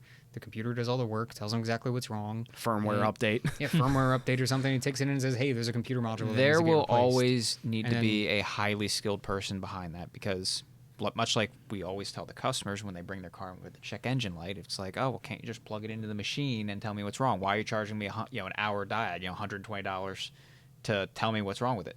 Well, because when you plug it into the machine, the computer goes, oh, there's a problem with this system. It's a clue. That's true. It's like, okay, is it the component? Is it a wire? Is it hypothetically that? here, though, right? If the industry has been trending in this way, cars have been getting harder to diagnose. That's the problem. Not easier, harder. Yeah. Now, when you have electric cars, there's less shit to fail, but it's more computerized. And computers are why it's getting harder to diagnose. Yeah. So, what are your guys' thoughts then on the HVAC industry? Since you guys are both now in the HVAC industry. So I would say that the HVAC industry, it's growing, obviously always growing, but there's a lot of things that are like staying the same. So now there's one thing in particular that's not staying the same, and that's the VRF. So mini split style systems with the multi-directional refrigeration systems, where like on one single compressor refrigeration system, you can have one unit being in cooling, another unit in heating at the same time with the same refrigerant on the same compressor. I didn't even know that was a thing. Yeah, that's dude, cool. It's a wild thing, and it's a nightmare. You know, like it works when it works, and it doesn't when it doesn't, and then at all. And then so if you don't install it correctly, we're talking like making sure that the exact length of the line set is the exact size, and like some of these line sets, dude, are like a 1/4 inch, and it's 120 feet. It's crazy. Like the way that they're running these pressures is insane, and a lot of these VRF systems also, of course, are always going to have a variable compressor. So the VFD is going to be installed on the compressor, allowing it to kind of ramp up and speed up and slow down. So there goes superheat subcool. It's gone now because you don't have a constant. You don't have a constant of that compressor running at one speed. So you don't know what the refrigeration system's doing, because what the hell speed is it at, and what's the superheat supposed to be at that speed? Okay, but you're talking about one particular system in the HVAC industry. Yeah, I'm just saying what's your views on the HVAC industry as a whole? As far as people getting into the industry trying to make a good career out you can make money. It's a good opportunity to make money. There's always new companies starting. There's always new work that's being developed. There's always work that for units that are broken and dying. There's always opportunity to install new things and new projects. I mean, America just keeps building stuff, except for houses, apparently, and houses. Houses are going up. Barely. We just can't afford Barely. them. The houses are there. No, we just houses can't aren't afford going them. up. McMansions are going up. Yeah, there's a difference.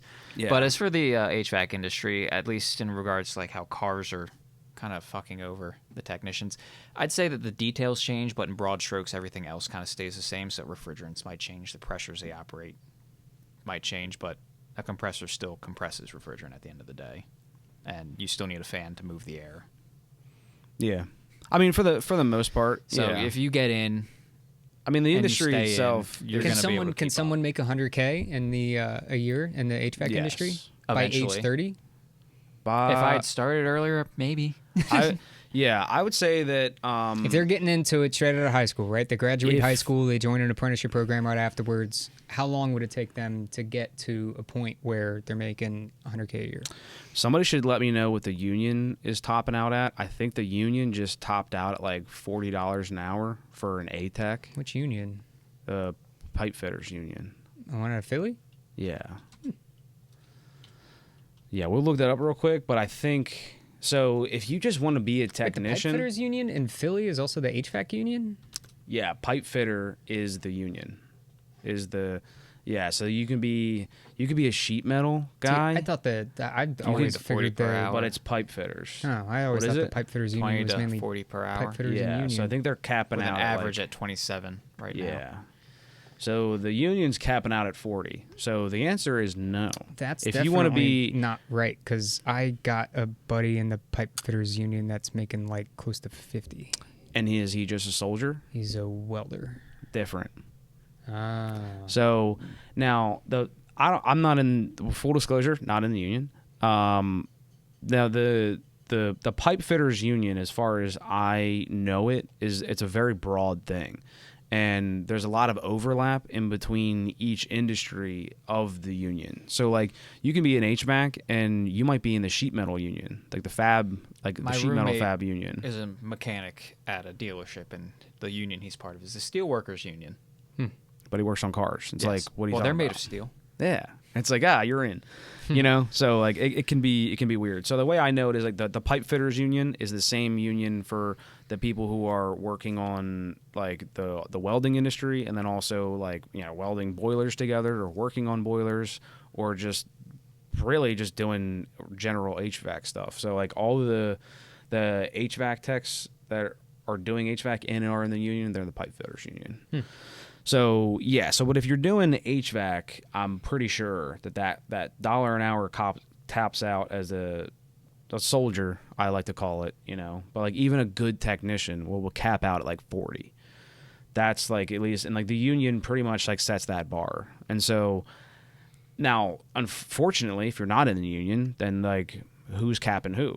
You know, like your boss is capping you, you know. So that's what's the fortunate thing is that like if you're in the union, you know, and you want to make $40 an hour, like you have that avenue. Now, if you're in the HVAC field and you'd like to make $100,000, well, then you have to prove that you're gonna be worth $100,000, you know, just from like an employer standpoint. So your question was like, can you make $100,000 in the HVAC industry? And I say, fuck yeah, but You're working for it. are you worth $100,000? Well, I mean, obviously not everybody's going to work. I'm not saying, not everyone's going to be worth that. I mean, you got to fucking work for it, and you got to be good at what you do. Yeah, I mean, that goes across every industry. Yeah. Yeah, there was that misconception that you go to college, you get a degree, and you go out and you're making $100,000. Yeah, but that doesn't happen though. You go to college and you can get a first job making $20 an hour. Yeah. And it's like, what's, you know what I mean? Why'd I go to college? Yeah, why'd I go to and they're college? like, hey, well, you missed that first payment on your student loans? Yeah, I know too many people who have gone to college and their first job straight out of I want to be clear, like the schools. trades are not an immediate like route to 100K a year plus. Yeah. You got to put the time in just like any other. Oh yeah, it's and- just like any other industry. Yeah. But at this rate though, I mean, unless you go into like an engineering degree, even then though with an engineering degree, I mean, yeah, you're going to start out pretty high, but you're still not going to be at the 100K mark. Nope. And so even then you're going to have to fucking work for it. Yeah. So, you know, you could have just 4 years prior started at HVAC and you could probably hit the 100K mark at the same point in time as somebody who went and to you college. wouldn't have the debt. So And you wouldn't I have don't the know. debt. I don't even know if I would draw it up like that. You don't though. think so? I don't think so. I mean, I like to think that In my industry, I think so. I think that If you it's fucking work hard for it and you know what Yeah. you're doing and you're good at what you do, I think so. If you're lazy or you're not good at what you do, Right. different story, but then that's going to be the same thing in any industry. in a lot of I would industries. think. yeah, for sure. Job market in general. Yeah. Yeah, I don't think that there's a clear path to make 100K. No, there's not. And I think that's what you're saying too. Is that like I think in a lot of industries, electrician, like you said, carpentry, even Yeah. there's you can make 100K and you could say like I'm a carpenter, I'm a pipe fitter, I'm an HVAC guy. Like you can do that, you know. But there's not like some clear path where they're like, just join the union and you'll make $100,000. It's not in guaranteed 20 anywhere. years. That's true. Yeah, so like, and in all of those things, like you said, like you're gonna have to like find your way there, you know, and because like no one's gonna give it to you, you know, and they're probably right not to, you know. I mean, like, what are you supposed to do as like an employer, you know, to like just start somebody out at 100K, you know? Well, yeah, you can't do that. It's fucking crazy. At the same time, What's crazy though is you go I don't back know. far enough in time and it was kind of almost that. Yeah. You know, inflation and purchasing power and all that's gotten so screwed up. Yeah, like you didn't make 100K, but it felt like you made 100K. You had the today, purchasing power of 100K. of 100K. yeah, because houses were cheap, cars were cheap, Yeah. Everything houses was were cheap. Yeah. You had stay-at-home moms because you could support that. Mm-hmm. Yeah. Yeah. Now it's weird. It's a weird place, man. Everything's so expensive. Yep. Yeah. I hate it here. I know. Well, man, that's why it's fortunate that you have your own business, you know. So you're like a little so we should talk about that to whatever extent like you're willing to give it good advice, you know, because that's a hard thing to do. Like not only to like obviously obtain all the welding skills you had, but then to have your own business. And like maybe like do's and don'ts. Like anybody who wants to like start out and wants to just be like, you know what, I like welding. Like maybe I'll start my own company. Like do's and don'ts. Do's and don'ts. Help somebody out. Do's and don'ts. Do's.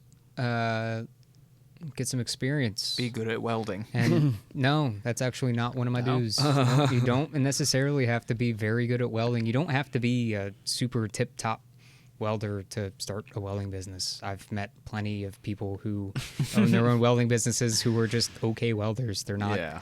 I mean, most of the things that you weld, unless again you niche into something, don't have to be perfect. It's not critical to be. And it has to be good enough to stay together. That's about it. Yeah. Yeah, and you have to be good enough to do it and to get it done right and to make it look good. Yeah. That's about it. I mean, there's people that weld up handrails and railings, and that's like their entire thing is just welding up handrails and, and railings. All right, so let me revise that. Know how to weld at least a little bit. Yeah, those welds aren't critical. You know what I mean? There's not an inspector coming out and x-raying your fucking handrail. Yeah. You know what I mean? Yeah. So like, well, maybe there should be. You don't have to be a tip top. You know, you don't have to master every single thing as far as welding goes. You have to be good, and you have to be good at what you do. You have to be kind and respectful, and yeah, I don't know. Just got a good head on his shoulders. Yeah. Just don't be a dick. It's Yeah. really the big thing. Yeah. If you're a dick and you try to start your own business, everyone's going to know you're a dick, and they're not going to Yeah. want to do business with you. Yeah. Just do good business. Fuck Just be yeah. honest. Honesty is another big one. You got somebody that pays you extra that shouldn't have paid you extra.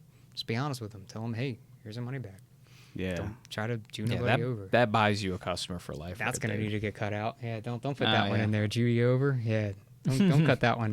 Dude, it might work today. Yeah? Anti-Semitism is on a high. Oh, I It's- didn't like that. Being an trendy new anti-Semitism, thing. anti-Semite is actually trending these Oh, days. fuck. Yeah, you might be honored into a new club. Look, as long as you follow it up with Free Palestine, you're fine. Free Palestine, Yeah. Israel, all that stuff. Yeah, Peace, love. Yeah, world peace everywhere. yeah. No, I mean Freedom, it's, religion. It's what I wish I would have learned early on is to talk to other welding companies, because just like now how I sub out with a lot of other different welding companies, it's I now know that they're not my competition, they are my friends. Yeah. They're your network. Yeah, they're my yeah. network. Yeah, and Yeah. so I literally just got referred out from another welding company just over the weekend. They were like, "Oh yeah, we don't do that particular thing, but Nick does. Here's his number." That's so cool, man. You know what I mean? It's Yeah. everyone's working together. There's plenty of work out there for everybody. Yeah, and then they know that reciprocates. Like, they're like, we know Nick does good work. He's not a dick. Exactly. He's a good guy. Does everything Exactly. right. Yep. Like, yeah, this will come back for us. I've met a few people who show up, and it's always a tight community. It doesn't matter where you live. You can live in a metropolis somewhere. Doesn't matter if you're a dick. The word's gonna get around that you're a dick. There was a guy I was working with who kept on, or I was subbing for a company. They hired a new guy. The new guy was trying to start his own company, right? Told me all about it, and I was giving him some pointers. I was like, hey, you should try this. You should try that. A, B, C, X, Y, and Z, all that good stuff. And he's like, yeah, but I don't have my insurance yet. Where do you get your insurance? I'm like, that's, if you're talking to me like you're an actual contractor, you should probably have insurance already. Oh, well, yeah, I also need my business license. I'm like, okay, so you're not self-employed. You don't even have a business license. You don't have insurance. You're just an employee. Wow. You know what I mean? And Yeah. you're talking like you're already You got starting some your own big thing. talk. You don't have a company. You have side work. There's a difference. Yeah. And that's fine. That's totally cool. That's how I started. I started Yeah. out with side work, but then he But- kept showing up late, and he kept lying to everybody, and he kept doing real bad work. So then, I don't know, probably a year goes by, and I had another buddy who owns his own his own welding business, actual welding business. And he's like, oh, hey, I just met this guy so and so. He says he knows you. He says he worked with you on this whatever no. job. And I'm like, yeah, fucking delete his number. Don't ever hit him up like he's fucking worthless. Don't, you know what I mean? Yeah. Word gets around. Yeah. We live over an hour away from each other, from where I Yeah. live to where this guy this other guy lived, and That quickly. that quickly. Yeah, Yeah. it's just Wow. be a good person, and Yeah. the work will come to you. Yeah. And stay with it, and keep your finances cheap, and all that other stuff. Yeah. Yeah, if you have a lot of expenses, it gets harder. The more expenses you have, the harder it is. Overhead, huh? Mm-hmm. Yeah. Overhead. Yeah, you got- and then there is a lot too. So you have to buy all that material, right? I mean, I don't want to get into your pocket here, but are you up front with a lot of these projects before they pay you out? Mm-hmm. Fuck, Yeah. that's rough, dude. Yeah, I got a project that comes in and it's 10 grand of material. I got to come out of pocket 10 grand for material. I might not No, get paid dude. till 3-4 months later. Fuck. Especially if they're late on payment. I got a customer who's late on Dude, payment. that had right me now. It's tight. really, I would really be. hard. I would not God. sleep, bro. Yeah. Oh my god! But it happens. like I said at the beginning, It's fine. you were Gotta made spend money for to make this. money. Yeah, absolutely. No, you're right. You're so right. and like whatever. But like, I mean, I've always known like you were the perfect guy. You gotta get used to being rich and broke at the same time. You're like, I got a lot of money on paper, but none of it's in my bank account. But I got it all on paper. Yeah, I've got potentially 10 grand coming in. Yeah, I did a big project. Actually, I had an opportunity to do a big project last year. I would have been out of pocket about 80 grand. Ooh. Yeah, and I was like, I don't got 80 grand to front, so like I don't know how I'm gonna do this, but I bid it anyway, and I was like, oh my figure it God, out. dude. Now, unfortunately, I probably would have won the bid too, but unfortunately, the project got canceled. Oh fuck, so I wasn't able to complete that job. But yeah, dude, that's the definition of let your nuts hang. That's it. Do what you do, dude. 80 High grand's risk. a drop in the bucket, man. That sounds like a lot to guys like us who are like real small on everything, but to big companies, that's nothing. I know. But I mean, like, nothing. you know, like losing out on 80 grand could certainly devastate you as a company. Oh, you yeah. know? Oh, 100%. Yeah. So like I'm doing, so like a lot of the big frames and stuff that I've been doing, you know, if I get a real big order, I might be out of pocket. I think last year my biggest one was like I think I came out of pocket like 20,000 in material, something around there. Yeah. Wow. And yeah, that was a big chunk. That was That's not a easy chunk, for me to. That was not easy for me to swing. I made it happen. Yeah. We're going to be pinching some pennies until this paycheck comes back in. Pretty much, yeah. Yeah. And you know, by the time the request for quote came in, you know, and then I completed the job. It took me about 2 months to complete the job, and then I delivered the job. So that's about 3 months, and then so it's 3 months from the time I purchased the material to the time I delivered the product, and then it was another 30 days after that I got paid. So that's about 4 months of being out of pocket for that. Yeah. You gotta swing that for a while, and that's Yeah. if they pay on time, and that's if they're a net 30. Because some companies, the bigger the company, typically the longer the net. Yep. So with the big companies, 6 months. yeah, it might be a net 90, net 120, Yeah. net 180. Yeah. Net 160, net whatever. I know. Yeah, It was there you crazy when I figured out like these big, gigantic, multi-million-dollar companies pay out so slowly. I'm Well, like, who the fuck? Like, they have They so pay much for it. money. They pay for it. If they have a Yeah. net 30, people are going to charge them less. If they have a Yeah. net 120, people are going to charge them more because they have to Yeah. be out of pocket for a longer amount of time. Yeah. I don't It's true. get it. Like this. These are the same companies though, where if you miss a payment, they're up Yeah. your ass immediately. Oh yeah. Yep. Yeah. It's different on the vendor side of things. Yeah, but then they get to pay whatever they want. it's a little screwy. It's a little weird. Yeah. And yeah, it gets a little tough, but hey, figure it out. Yeah. It's Yeah, not that well, bad. man, you certainly have. And you also have to, I mean, I'm not just doing this on a whim, right? Yeah. Someone's not just like shooting me an email saying, hey, I'd like to do this. You know, and I'm Yeah. just like, cool, based on your word, I'll swing on that for you. Yeah. That doesn't happen. I get a PO, Yeah. an actual purchase order. Right. So I have like a legal, piece of paper Yes. that says that they actually ordered this from me. So, Yeah. Worst case scenario, I mean, I could take them to court. Yeah. God forbid. I would never want Yeah, to do put a that. lien on their house, no big deal, dude. No, that's I try not to do work for Joe Schmoes. I don't Yeah. mind doing work for Joe Schmoes, but I've figured that doing work for the general public is The longevity's not there. the longevity is just not there. It's a lot harder because I mean, and from the regular homeowner or something, it just doesn't make any sense. Mm-hmm. I mean, I charge a 4-hour minimum. Yeah. They want their kid's big wheel welded back up. Yeah, or Go like a buy swing new set. one. Yeah, just go buy a new one. Like, Yeah. it's not gonna. On top of that, like I've worked retail before. I know what it's like to deal with the general public. Yeah. Fuck them. You don't want to. We suck, yeah, dude. Yeah, general public's a little tough. It's a little tough, but it's also just doesn't. I'm trying to cater towards the commercial and industrial Absolutely. clients. I'm trying not to. It's just where the don't get money me wrong. is. I don't mind, and I actually had some great stories doing some work for just regular Yeah. people. But I don't know. It's just 9 times out of 10, it's just more headache than it's worth. Yeah, You know? absolutely. Yeah. Damn, man, what a crazy ride. Yeah, it's pretty fun. Hey, speaking of crazy rides, dude, I needed to, because I wanted to bring this up when you were talking about the planes.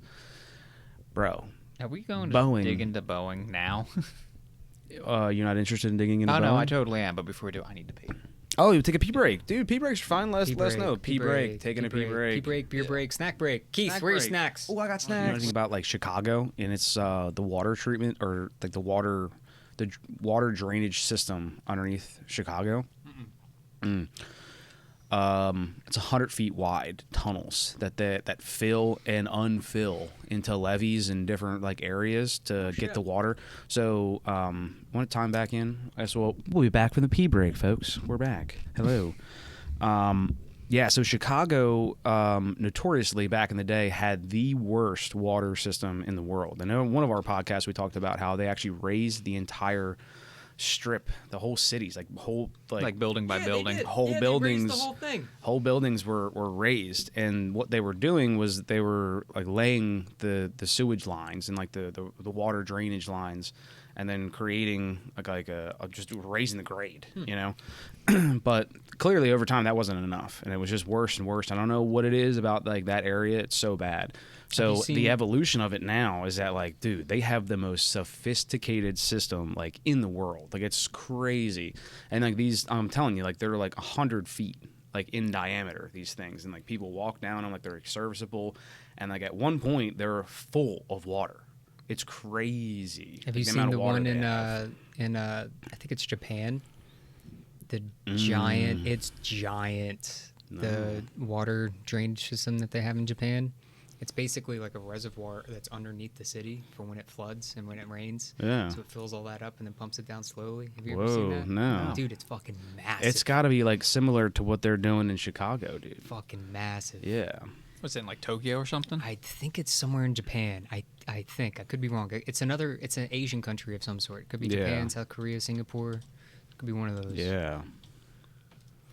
Yeah, it's wild, like the amount of engineering that goes into. Yeah, that's it. It is Japan. Yeah, go to floods. images. Oh shit. That whole thing just fills up with water. Isn't that nuts? Yeah, that is nuts, dude. So that's very similar. Yeah. So look up Chicago, dude. Chicago's is even more wild. And so like, and also right now after this, we should look up Chicago right now. Look at that thing, dude. That's fucking cool. That's wild. That'd be fucking cool. And there's miles of that all underneath of Chicago right now. That'd be fun to weld. Yeah. Oh, and man. so like, what's this old picture? That's pretty neat. Oh, okay, never mind. I think that was a something. lighthouse. Yeah, it's something else. But yeah, so they had to dump like I think like a couple trillion into this to make it all work because like they had such bad flooding. But look up the Chicago River right now. It should be green. The Chicago River, St. Patty's Day. So St. Patty's Day special, y'all. Yeah. Fuck, I forgot today's St. Patty's Day. Yeah, St. Patty's Day. Yeah, that's dude. green. They dyed the entire river green. Is that safe? I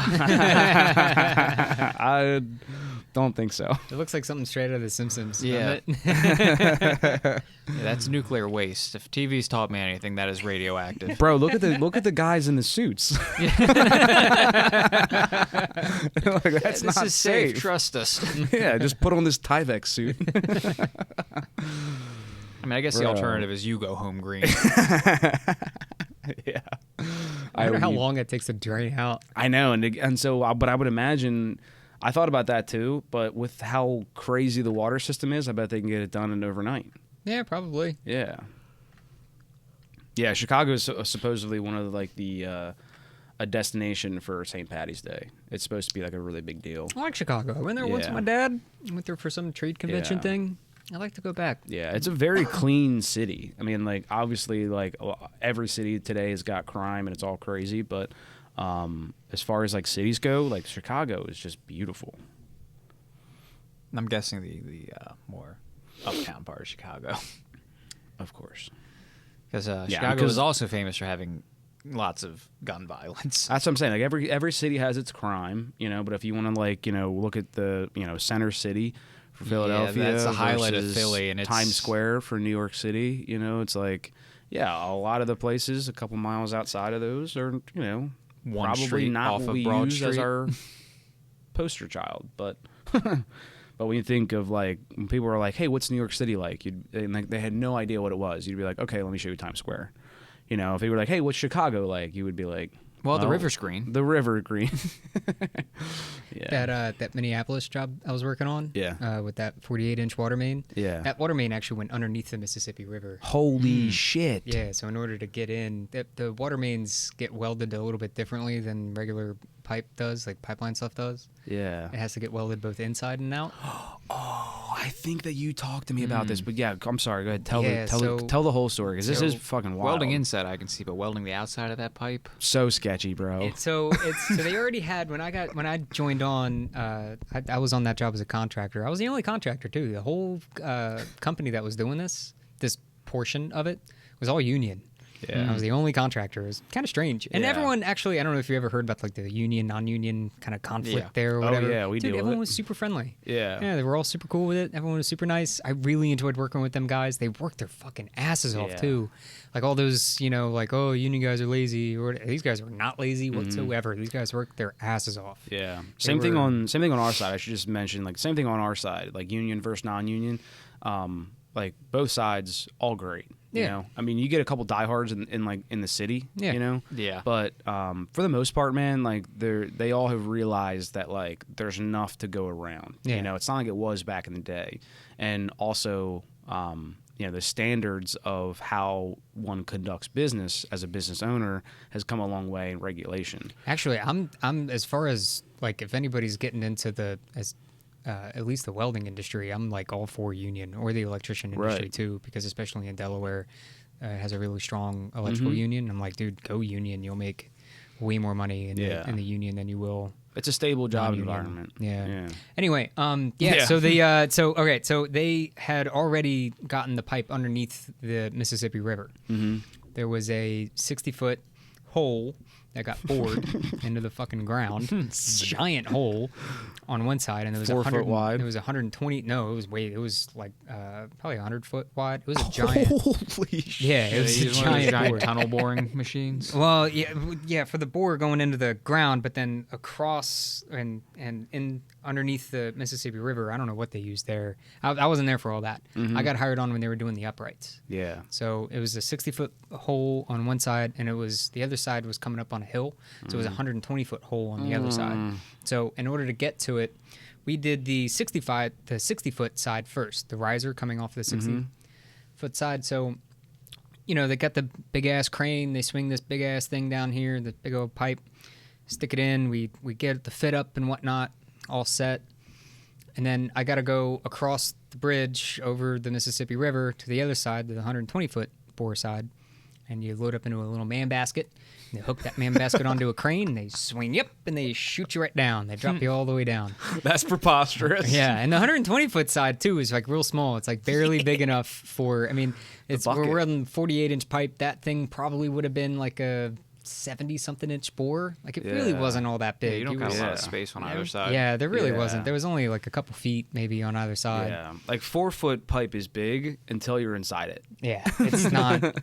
It was still, as far as pipe welding goes, that's big boy pipe. That's right big there. boy pipe. Yeah, it was pretty cool. So anyway, they drop you 120 feet down.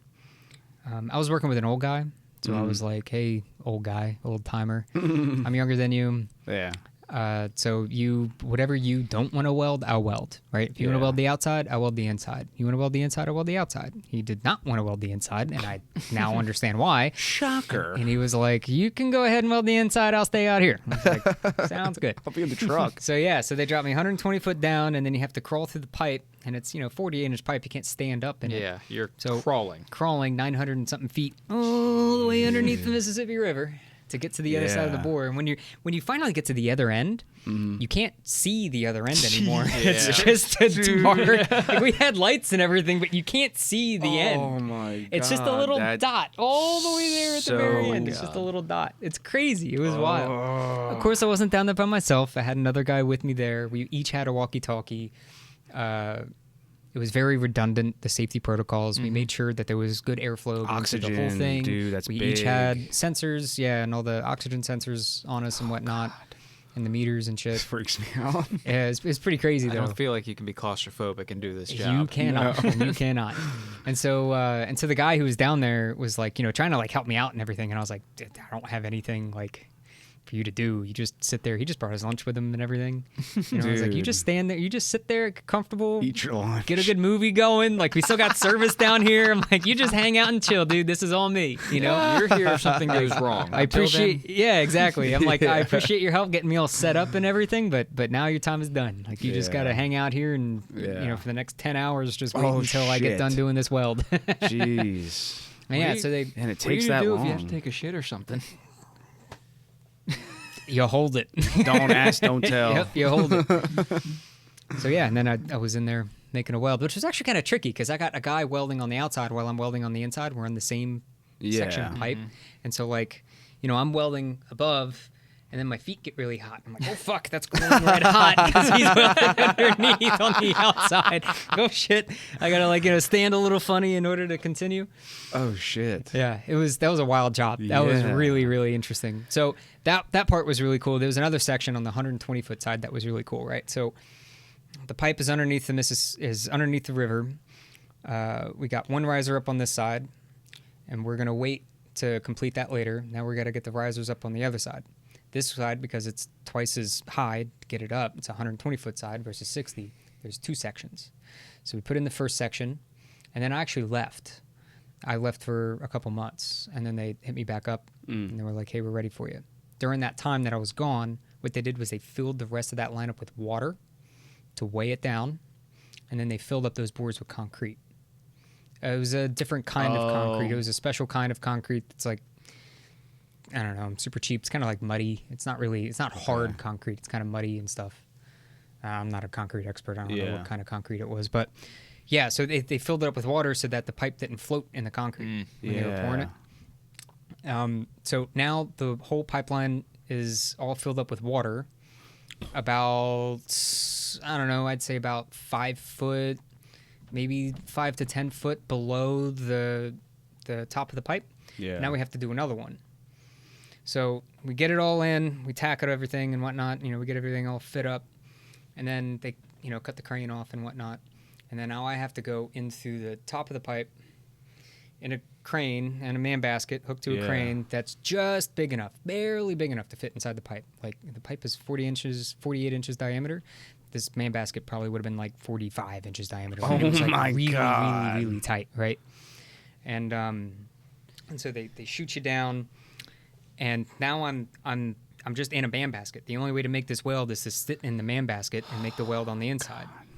I hate this. And there's I hate water this so underneath much. me. This was the scary bit. This was the only bit that I actually got a little bit sketched out. Now again, everyone I was working with was extremely professional. I actually trusted these guys a lot. We had safety meetings and everything all about this stuff. Like, I wasn't going in blind. Yeah. And I knew what I was getting myself into. But so I'm in this man basket in this piece of pipe. And below me, and the man basket's barely big enough to fit in the pipe, right? And I only got a little bit of wiggle room. And I have to make this weld all around me. There's nothing securing the man basket to the thing. So this thing is just spinning as I'm like, you know what I mean? So like, I'm having to kind of like hold it with one hand, like maybe prop my elbow, you know what I mean, on the pipe to like kind of steady the man basket. Because again, I'm just hooked to a fucking you're cable dangling up on to a the cable crane. from a crane. Yeah. While I'm trying to weld and like maybe like spin the thing a little bit to like kind of get me going. But below me is nothing but water. For 60 feet. For 60 feet. Yeah. Yeah. So, like, if something were to happen and that You go crane were to down. let go, I'm in a cage that's barely big enough to fit inside this pipe that's just going to get sunk into water. Yeah.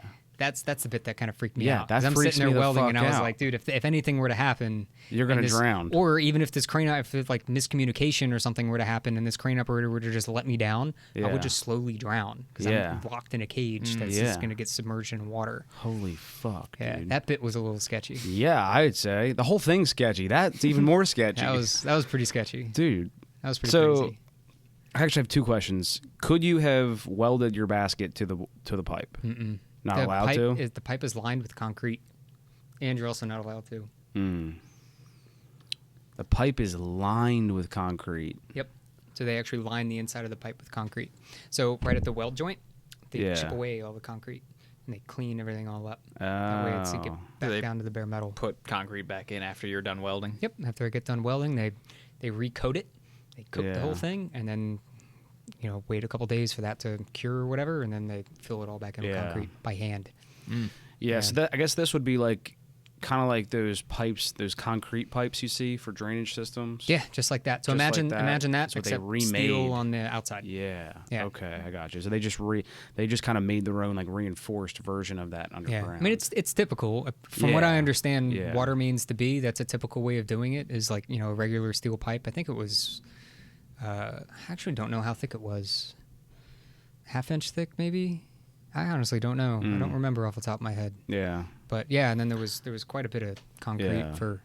And what's the point of the concrete? You know? I Keep have the no water off the idea. steel, I think it's I just to guess? keep the water off the steel. Yeah, I guess just okay, to that just makes like sense. prevent corrosion or something. Yeah. I really don't The know. steel is the structure. It was very concrete's the strange. The barrier. water main, although it's still pipe, everything's different than Yeah. like your typical either oil and gas pipe or boiler pipe or steam pipe or it's all different. Like it didn't even get welded to the same code. It got welded to a structural code.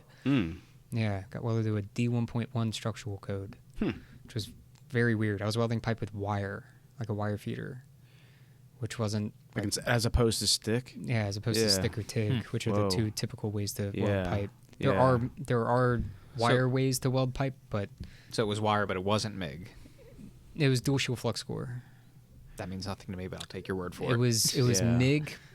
Do you know what flux core is? That's got flux in it. It's a special kind of MIG welding essentially. Yeah. Special And kind of so MIG like welding. normally you'd be doing like a stick root and then a MIG cap, or like a MIG on the outside. Like Typically, a MIG you would finish. never MIG weld pipe. I think there's a couple approved processes for MIG welding pipe. I think like pulse MIG or RMD maybe.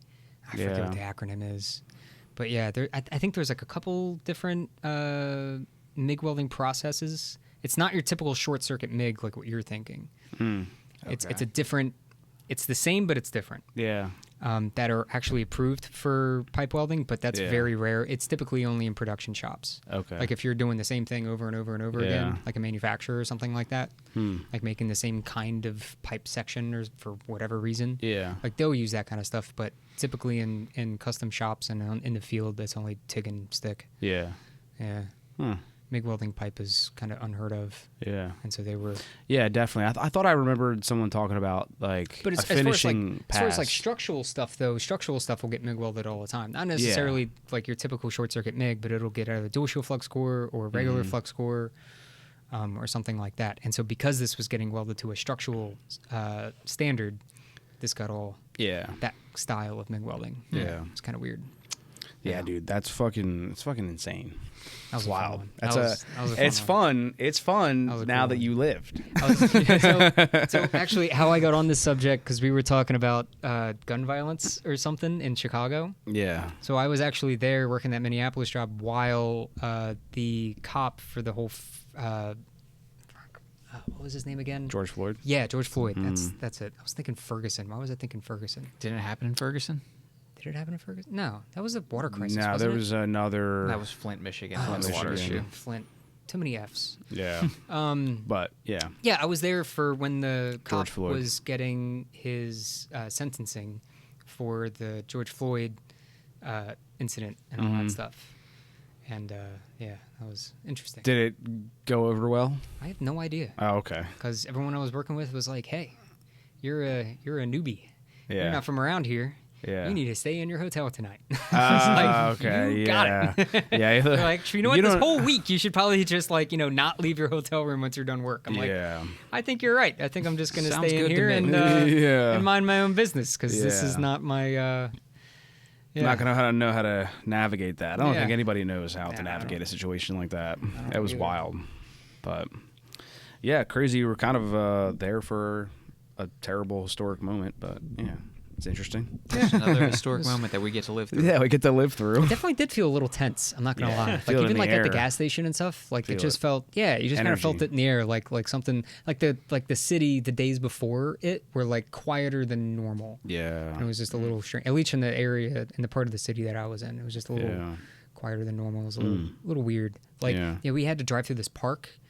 like an actual state park. We had to drive through it in order to get to the job site, which is kind of cool because I'm like driving along and there's like joggers and bikers getting out of my way. I'm just in a big old welding truck doing Excuse me. And like I think the same day that the trials or the sentencing was going on, there was nobody at the park that morning. No way. It's kind of strange. Yeah.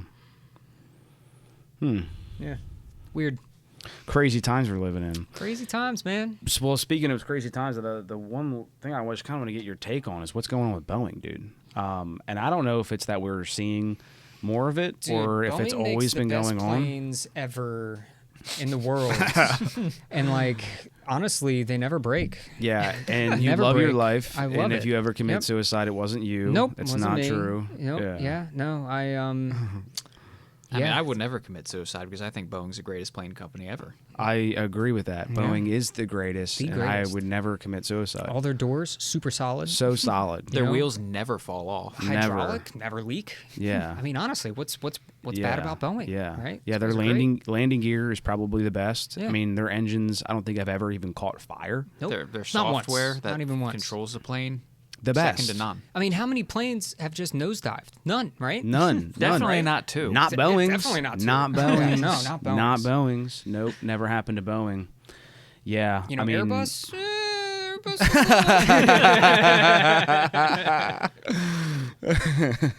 Yeah, so obviously we know about how Boeing's door plugs definitely didn't fall off, and it definitely wasn't Alaska Airlines. Yeah, so this is And just I definitely 2014. didn't fly on an Alaska Airlines 737 when I went to the Philippines twice.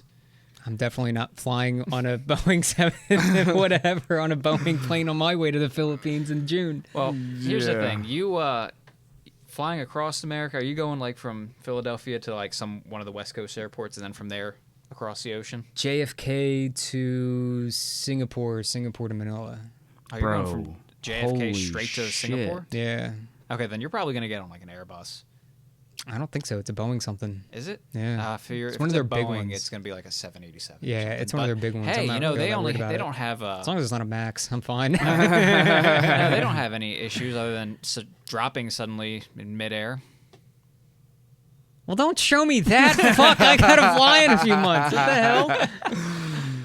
Yeah, well then maybe this is not the topic for you, but Or if it's a I know that 777, then it might just have a fuel leak. Funny enough, we just watched a whole London and I, my wife and I, just watched a whole John Oliver thing on Boeing. Oh. It was like 2 days before she flew out to Alabama to go see some family.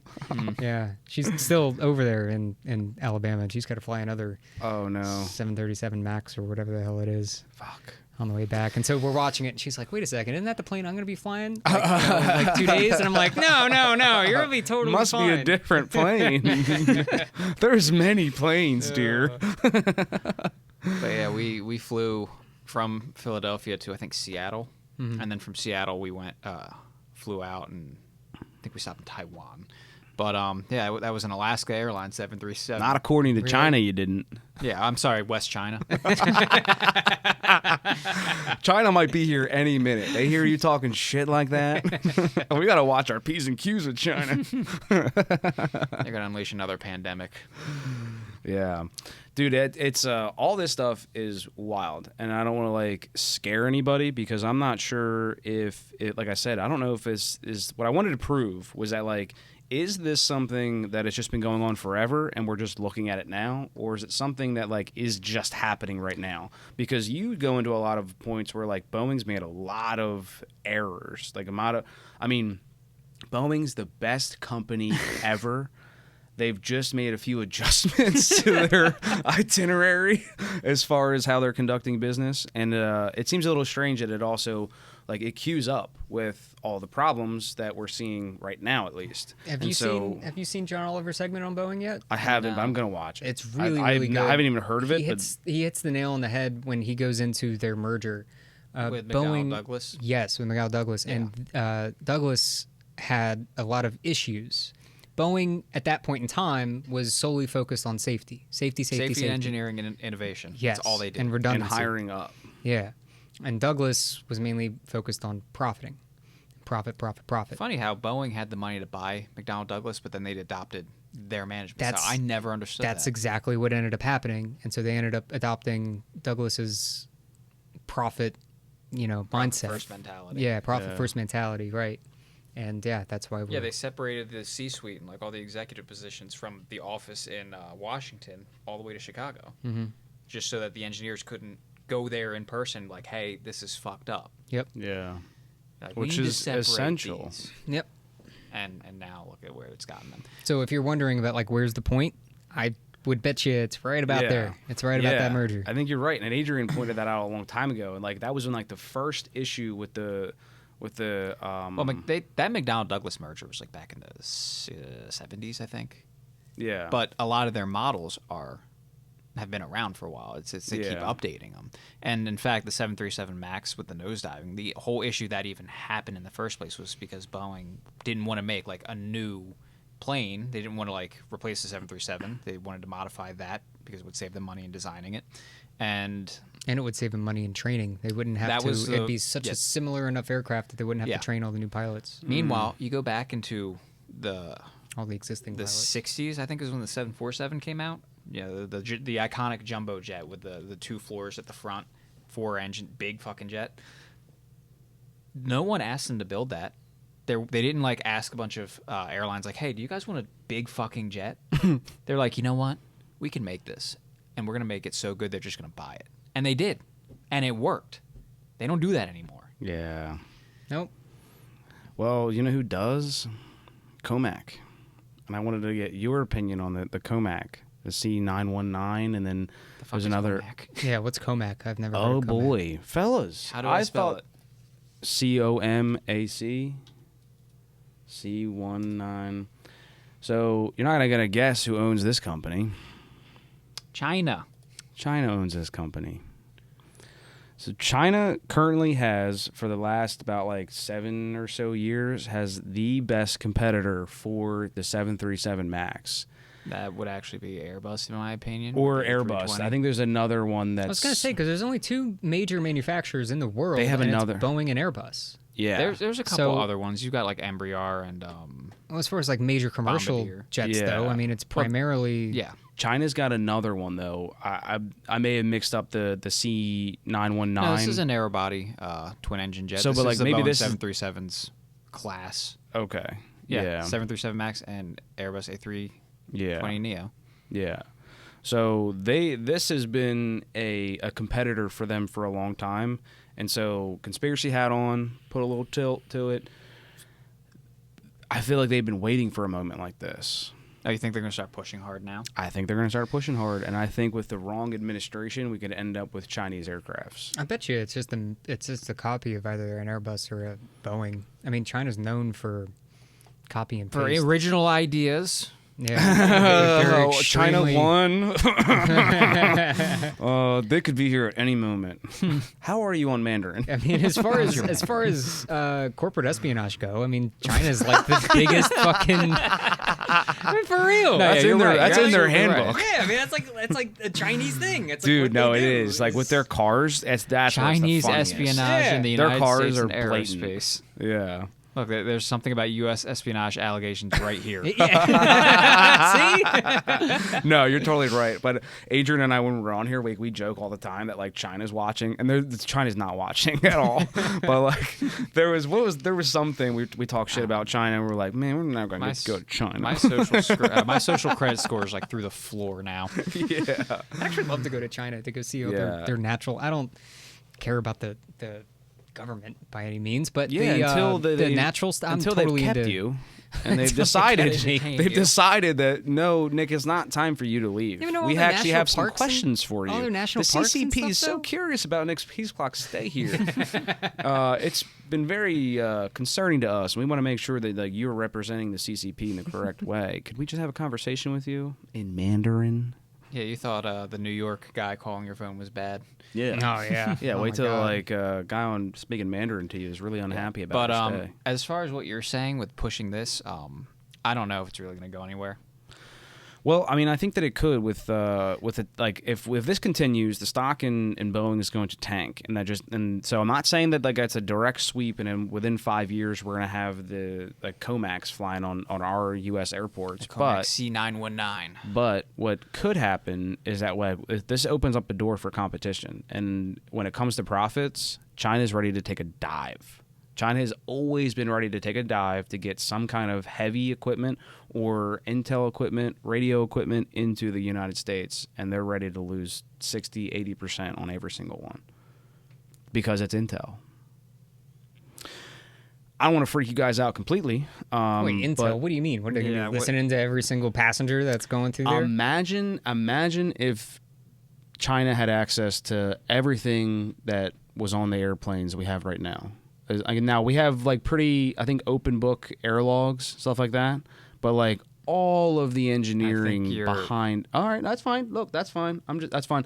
We also thought that like who cared about what we clicked on? Who cared about what our email was? Who cared about? But that's information. Well, and that information was power. And China's interested in. If you're talking about like flight routes and shit, that's all. I said it's public. Yeah, it's 100% public. It's public. What else are they getting other than literally just money? I think the data logs inside the like as far as like the computing power like inside like what of like who's buying what like ticket wise or you're talking about technology in the planes because in order for them to fly internationally, which I'm sure they do, they have to comply to regulations. Yeah, FAA regulations, and not only that, but it's going to be American mechanics that are working on that thing. It's maybe not like that would maybe be. I don't know. Actually, what engines do they use? That's what could be. Because I know that like Airbus and Boeing can buy like a Pratt and Whitney or GE or Rolls Royce engine. Yeah, it just seemed like I know what you're saying. Like all that stuff is public. I know, but like I don't know. That for me just doesn't sit well. Didn't like it. Canada's Bombardier Aerospace started collaborating in March 2012 on supply chain services, so it's got a bit of Canada in it. Interesting. But yeah, the other thing they're just starting up.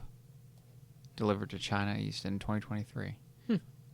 Sits fine with me. Yeah, you're fine. You're fine with a Chinese Chinese as long plane. As it's safe, man. If it doesn't fall apart like a Boeing, honestly. Yeah, I have less trust in Boeing now than anything else. I mean, shit, if it's up there with Airbus, you know what I mean? I mean, I think don't get me wrong. I want Boeing to succeed. That's an American company that has American jobs. Yeah, heritage and and it's like a part of the. That's a big part of. I mean, not a big part, but that's a part of the American economy. And it's a loss of the American economy if it moved over to China. Exactly. So I want Boeing to succeed. Yeah. Maybe if China, they're using American engines. Are they? CFM International and Pratt and Whitney. It looks like. Oh, that's cool. I don't know. Maybe if China was able to put some pressure on Boeing to compete in the safety sector. I think Airbus is doing that plenty. I think Airbus is doing that plenty too. Now, Boeing's got like an actual like systemic isn't the right word, but they have like a fundamental issue because it's not just their airplanes. They're developing a new tanker for the Air Force, and there's issues going on with that. Their space program is in tatters right now. Yeah, they are the prime contractor for our moon rocket, the SLS, and that thing is like years overdue and billions of dollars over budget, and they can't build them fast enough to even keep up with the 1 a year launch cadence that they want to do. They've got a little manned space capsule that they were originally competing with SpaceX to get astronauts to the International Space Station flying overhead. They contracted both SpaceX and Boeing for 6 flights each. SpaceX is on flight 8. Boeing is going to launch their first manned test flight later this year. And so the progress is not nearly as fast as before SpaceX, the last flight, which was their second unmanned test flight, which they had to do because the first one failed. I remember seeing a video of it rolling down towards the launch pad, and the fucking window panel fell off of it while it was rolling down. Doesn't that seem like foreshadowing for something? It's difficult to compare any kind of rocket or I should say, aerospace company though to SpaceX, because SpaceX is just so different. Yeah, I don't. That wasn't like the a point normal of my company. comparison. My point was every single sector that Boeing has its hand in is having issues. There is a fundamental issue at that company. Yeah. Yeah, and then so like maybe this like the Comac is not as scary as we wanted it, or as I was portraying it to be. I don't want it to be scary. I also like I don't want to be on a Chinese aircraft, and I don't want it to take away from our market. You know, I mean, we don't make anything here. You know, and like the Boeing's probably the coolest thing that we make. I mean, aside from SpaceX, is the coolest fucking thing that we make. We got Lockheed Martin. Lockheed Martin. Yeah, we got Lockheed Martin. That's another cool our one. military industrial complex is doing just fine. If you take our military industrial right. complex out of it, though, it's like, what are we making? I guess that is sick. Rockets. I guess we have a cool industrial military complex. All right. Well, anyway. Hey, speaking of that, jets. so you guys heard of what the Huawei? You guys heard of Huawei? The Chinese company. Yeah. So they do even like more than just like cell phones. They just have all kinds of radio equipment. And we banned them. No, we didn't. We banned the cell phones, but we didn't ban them as a company. So Huawei has been doing business with the United States since like the 80s, and they've been installing equipment with no firmware for, I think, like since the 80s. So pretty much like they've been undercutting like the lowest of bids for all of the radio equipment that goes up and down every coast and gets near every single military base in the United States. And it's harmless. Like, it's just radio equipment, but it has no firmware, which means it's like constantly being updated and can be infiltrated by China remotely. So I'm no expert on it. Obviously, I'm not a radio guy, but I know that like they have.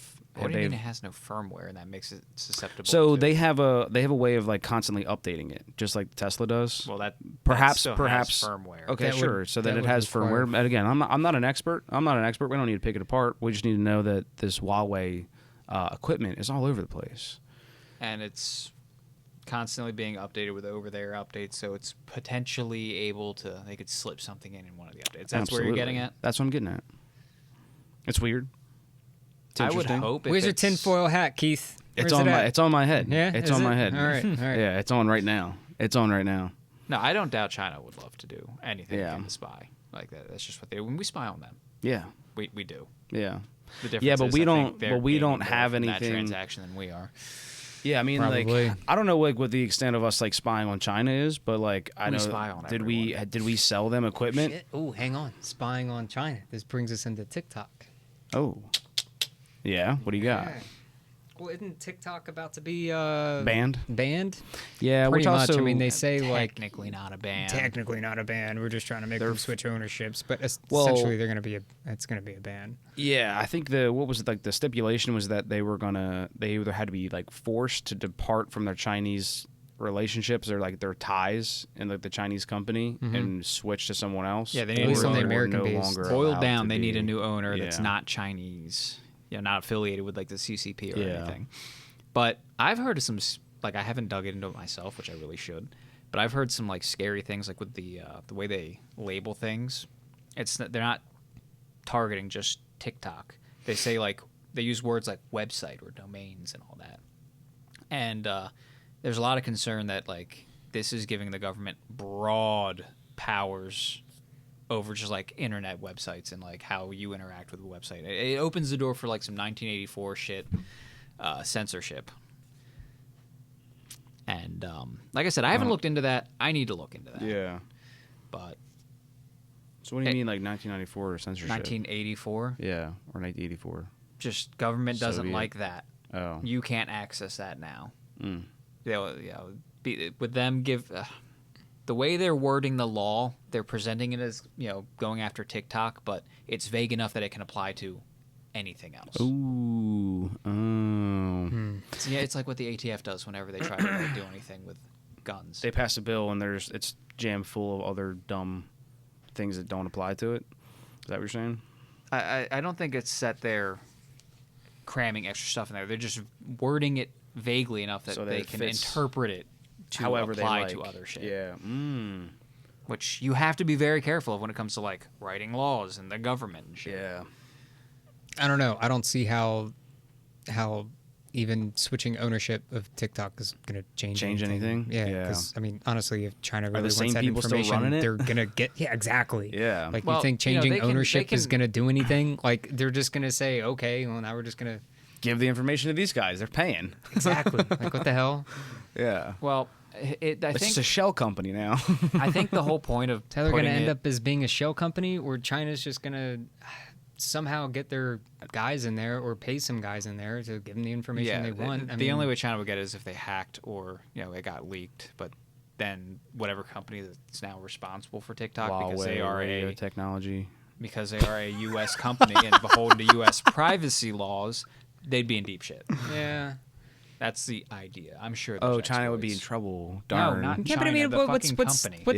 what's stopping some, if China came up to some IT guy or whatever in TikTok and says, hey, if you give me, this information, we'll give you $1 million bucks. You know what I mean? You ever Just been- download it on a USB and slip it in the mail to us. You know what I mean? You ever been to Dubai? Theoretically, the threat of jail time for that guy would keep him from doing For $1 that. million bucks, I mean, Well, in this people get off economy- in corporate espionage. in this People get off. economy, They don't- I'm they don't not get a hard time. performing like treason for less than $100 million.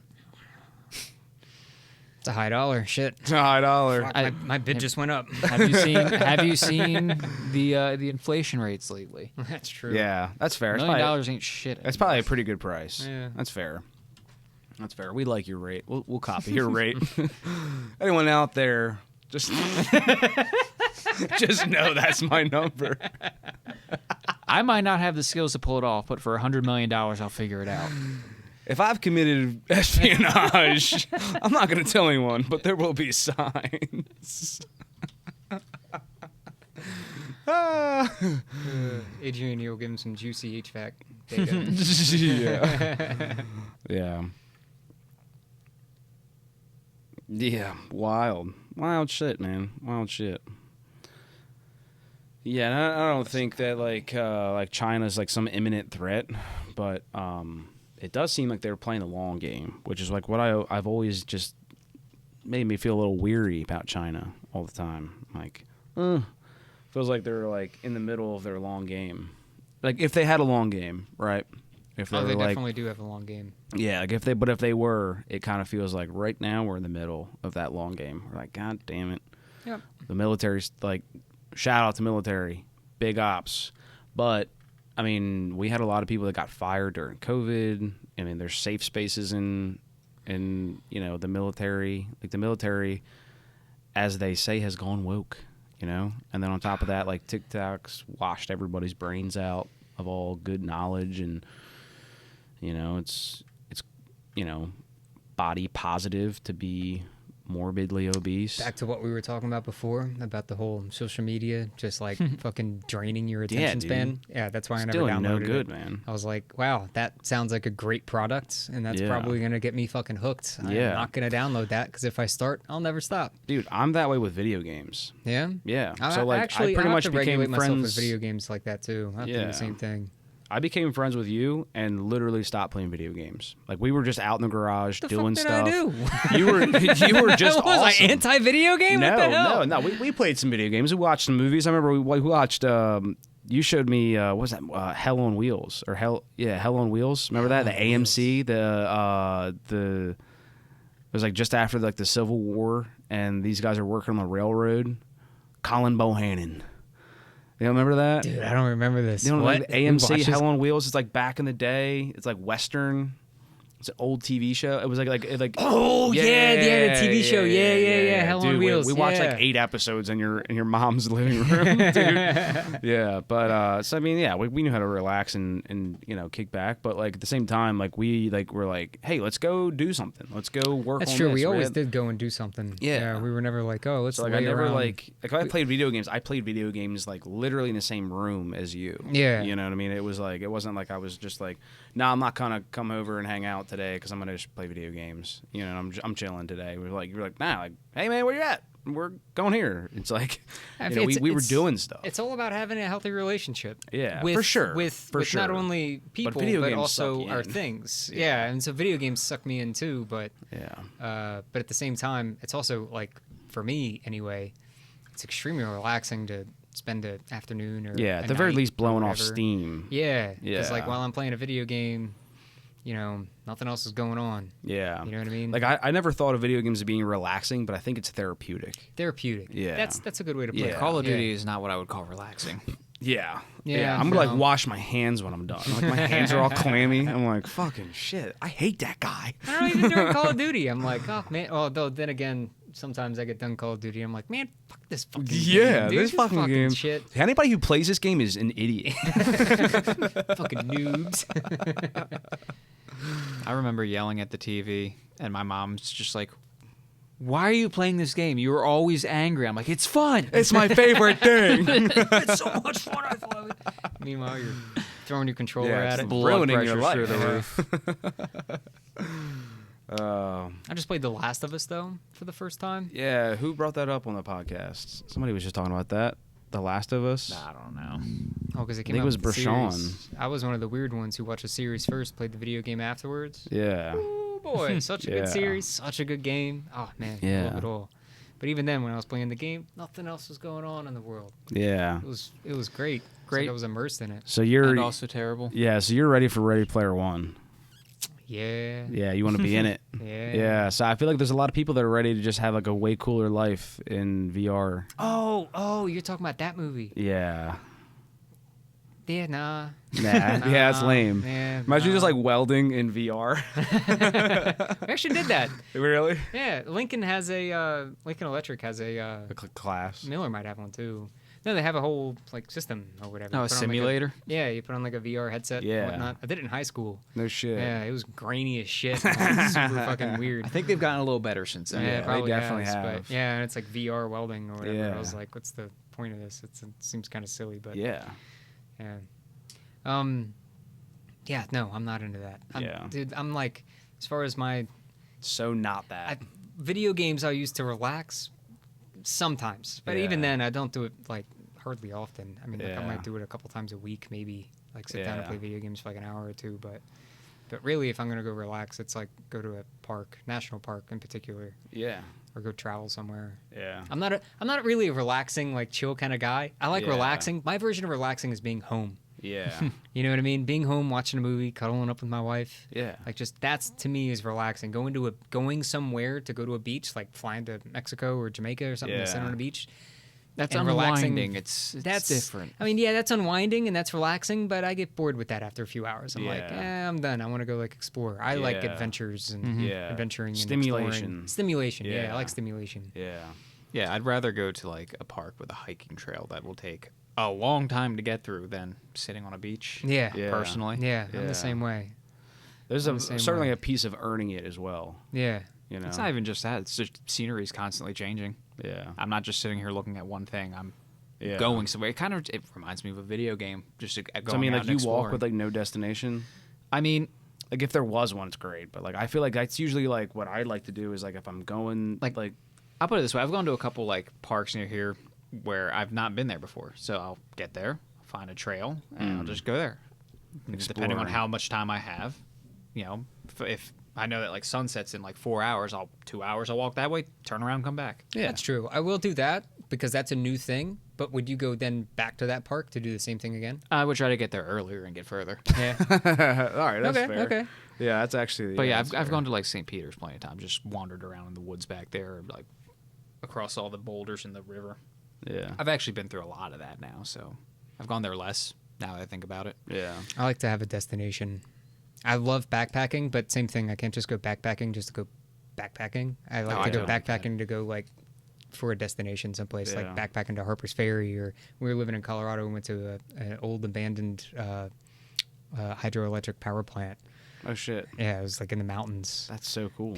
I would love to do something like that. It was fucking dope. People had to, back in the day, like the workers who worked at hydroelectric power plant, like had to take a donkey in order to get to it. Like, it was cool as shit. We were hiking the same trail that they were. Yeah. It was really cool. Yeah. I like destinations like that. That was really the fun. issue I have is like around here, there's really not too much of that. Yeah, it's not a ton. You kind of have to go out to like the Appalachian Trail, which even from here is an hour and a half. Yep, that's where I was hunting. Yeah. Yeah, so I was hunting off the Appalachian Trail, like right where like it's like going, like it the Appalachian Trail like just touches PA, you know, and like on that end is, I forget there's a name of that point, and now I totally forget, but that's pretty much like just out, like it's like an hour past Gettysburg was that the end of the Appalachian Trail. Beautiful. I think it's like one of the highest points in PA. You know, it's only like 2,000 feet, I think. Well, isn't the Pinnacle? I think it's Hawks Point. Or there's another one that's right next to that. Yeah, but it's up there. I mean, it's like 2,000 something. It's up there. Cool. Yeah, not bad. And then like honestly, like when I got there, like the pictures looked really cool. But I got there to like that highest point, and I was like, I couldn't wait. And I got up there, and I was like, okay, back down. Back down. This is not that fun. This was not that great. Yeah, being 2,000 feet up versus being 14,000 feet up are like two completely different things. Crazy, dude. If you ever get a chance, if you're ever in like out west and you get to go to a real tall mountain, you should totally fucking take the opportunity to, because it is not like what we're used to out here. Yeah, I definitely tried to when we were in Oregon. Of course, I went like the wrong time of year, and at elevation it was raining, and above elevation it was snowing. So, and then you won't believe this, but I had the great idea to rent a Mustang. You know, those things are actually known for going off-road, especially in snow. Those are known great and known uphill. for not And sliding, uphill, not spinning out. They're known for not doing any of that. Yeah. Now, would you guys be surprised if I told you that it didn't actually do that well? Wow. I know. Dude, I would have never guessed. I know. Neither was the rental salesman. he was shocked. He was shocked that I didn't have a good experience. No, so like, dude, it was snowing, and I tried to take it up Mount Hood, which is like 12,000 feet. Like, and so I think I got a picture of it with the elevation at like 46, and I got stuck. And so yeah, and so luckily, and you know, I'm a genius, but like I'm stuck on this incline, and like Holly's like, "What are we gonna do?" And I'm like, "It's simple." And she's like, "We can't turn around." And she's, "How are you going to be able to turn around?" I'm like, and so literally I was just put it in reverse and went, "Wow," and then went back down the hill. But dude, as I'm coming down the hill, I have to like just completely remain calm, and I'm freaking the fuck out because going up was fine. You know, like steering was good. Like now I'm coming downhill, very, very steep. Steering is not so good. Steering's getting a little light, dude. Braking's getting a little non-existent. It's getting sketchy, and then like cars are coming at you, and the looks that I'm getting from all the trucks that are going up to like the Mount Hood that are having no problem looking at you like this fucking guy. That dude, they're looking at me like they want to rip me out. They want like they're like, this guy's gonna cause a fucking accident. This fucking loser. Where's he from? And like they're so right. I would have been like, they're gonna beat my ass, and I'm like, dude, you're so right. Thank you so much. But I made it down, not a nick on the Mustang, so kind of sick. Went there, got the T-shirt, you know, so it was fun. That was as fun as but I do want to go back because like Mount Hood and Washington. You been to Washington? I have not. Yeah, Washington, like Mount Rainey and all that stuff. I've been out to the West Coast, but I haven't explored it a ton, and I'd really like to. Yeah. I haven't been. I really want to hit all 50 states. Yeah. And I'd really like to hit every national park in the United States. I feel like you set yourself up for that. Like you said, like if you go for every national park, that's probably a good way to get like the full experience. But if you just try to like hit every 50 states, I feel like it almost like sets you up for failure. Why? Well, I mean, unless you're just literally going with no time limit, you know, and you just want to like take my life, I'll go to every 50 states. Good idea. But if you're like, you know what, I'm going to embark on this. Let's see if I can get it done in 2 years. It's like, oh yeah, no, I don't. Yeah, because like now you're going to spread yourself thin, you know. Yeah. And so, I spent 20 minutes in Rhode Island. Yeah, but at the like, same time, though, like traveling when I was doing the pipeline thing, like that took me to a lot of middle of nowhere places. And that made me drive through a lot of middle of nowhere places and maybe stay in a lot of middle of nowhere places that I would never have guessed. Your Airbnb experiences? Like when we had a short bit of time where we were off work when we were in North Dakota, and my buddy John and I were like, hey, fuck it. It looks like there's a cool spot down here in South Dakota. Let's go there and check out the Black Hills National Forest. It looks like Mount Rushmore is down there. We can get a little Airbnb up in the mountains. You know, let's go check it out. We went down there. Fucking beautiful. Like being from Delaware, I would have never thought to ever go to someplace like that. I would have never thought, oh yeah, let's go, spend a bunch of money so that we can go travel and visit South Dakota. Yeah. There's so many other places that are, on my priority list that are way before South Dakota. Yeah. But we went there, dude, gorgeous. Yeah. Absolutely beautiful. It's so fucking cool. Yeah. Like I would have never experienced that. Did you make it far enough to towards I think Wyoming to see Devil's Tower? Did see Devil's Tower. Yeah. Yep. I got a picture with me in Devil's Tower. Family went there when I was way younger, but we drove out there in a fucking Chevy Cavalier. Oh, really? With 4 of us and 2 weeks worth of luggage. But we went out there to see Mount Rushmore. Yeah. And we stopped at Devil's Tower and climbed I was climbing around the debris field. Yeah, the boulder field that's right under it, because they have a trail that goes all the way around it. Yeah, we walked that. It was great. Yeah, it was great. And it is gorgeous. It is. It's really cool. So yeah, we were on our way back up to North Dakota, and we passed by a sign that said Devil's Tower. We're like, what the fuck is that? I don't know. Let's go check it out. And so we just pulled off real quick and went to go check it out. It was dope. We got to see the centermost point of the United States, the actual centermost point of the United States. That was in. What's that feel like? Dude, I forget what fucking state that was in. Wyoming, maybe? Montana? No, it wasn't Montana. Not Wyoming? Montana. It's either Wyoming or South Dakota. I don't know. There's a bit of a rumor that Wyoming doesn't actually exist. Oh, it might be true. All right. The conspiracy hat's back on. Tinfoil hats. But anyway, no. So what I was trying to say is these what people refer to as flyover states. Yeah. Are still really fucking cool. Yeah. And there's some really cool stuff in there. Yeah, when we drove to South Dakota, we went through Adrian, Michigan.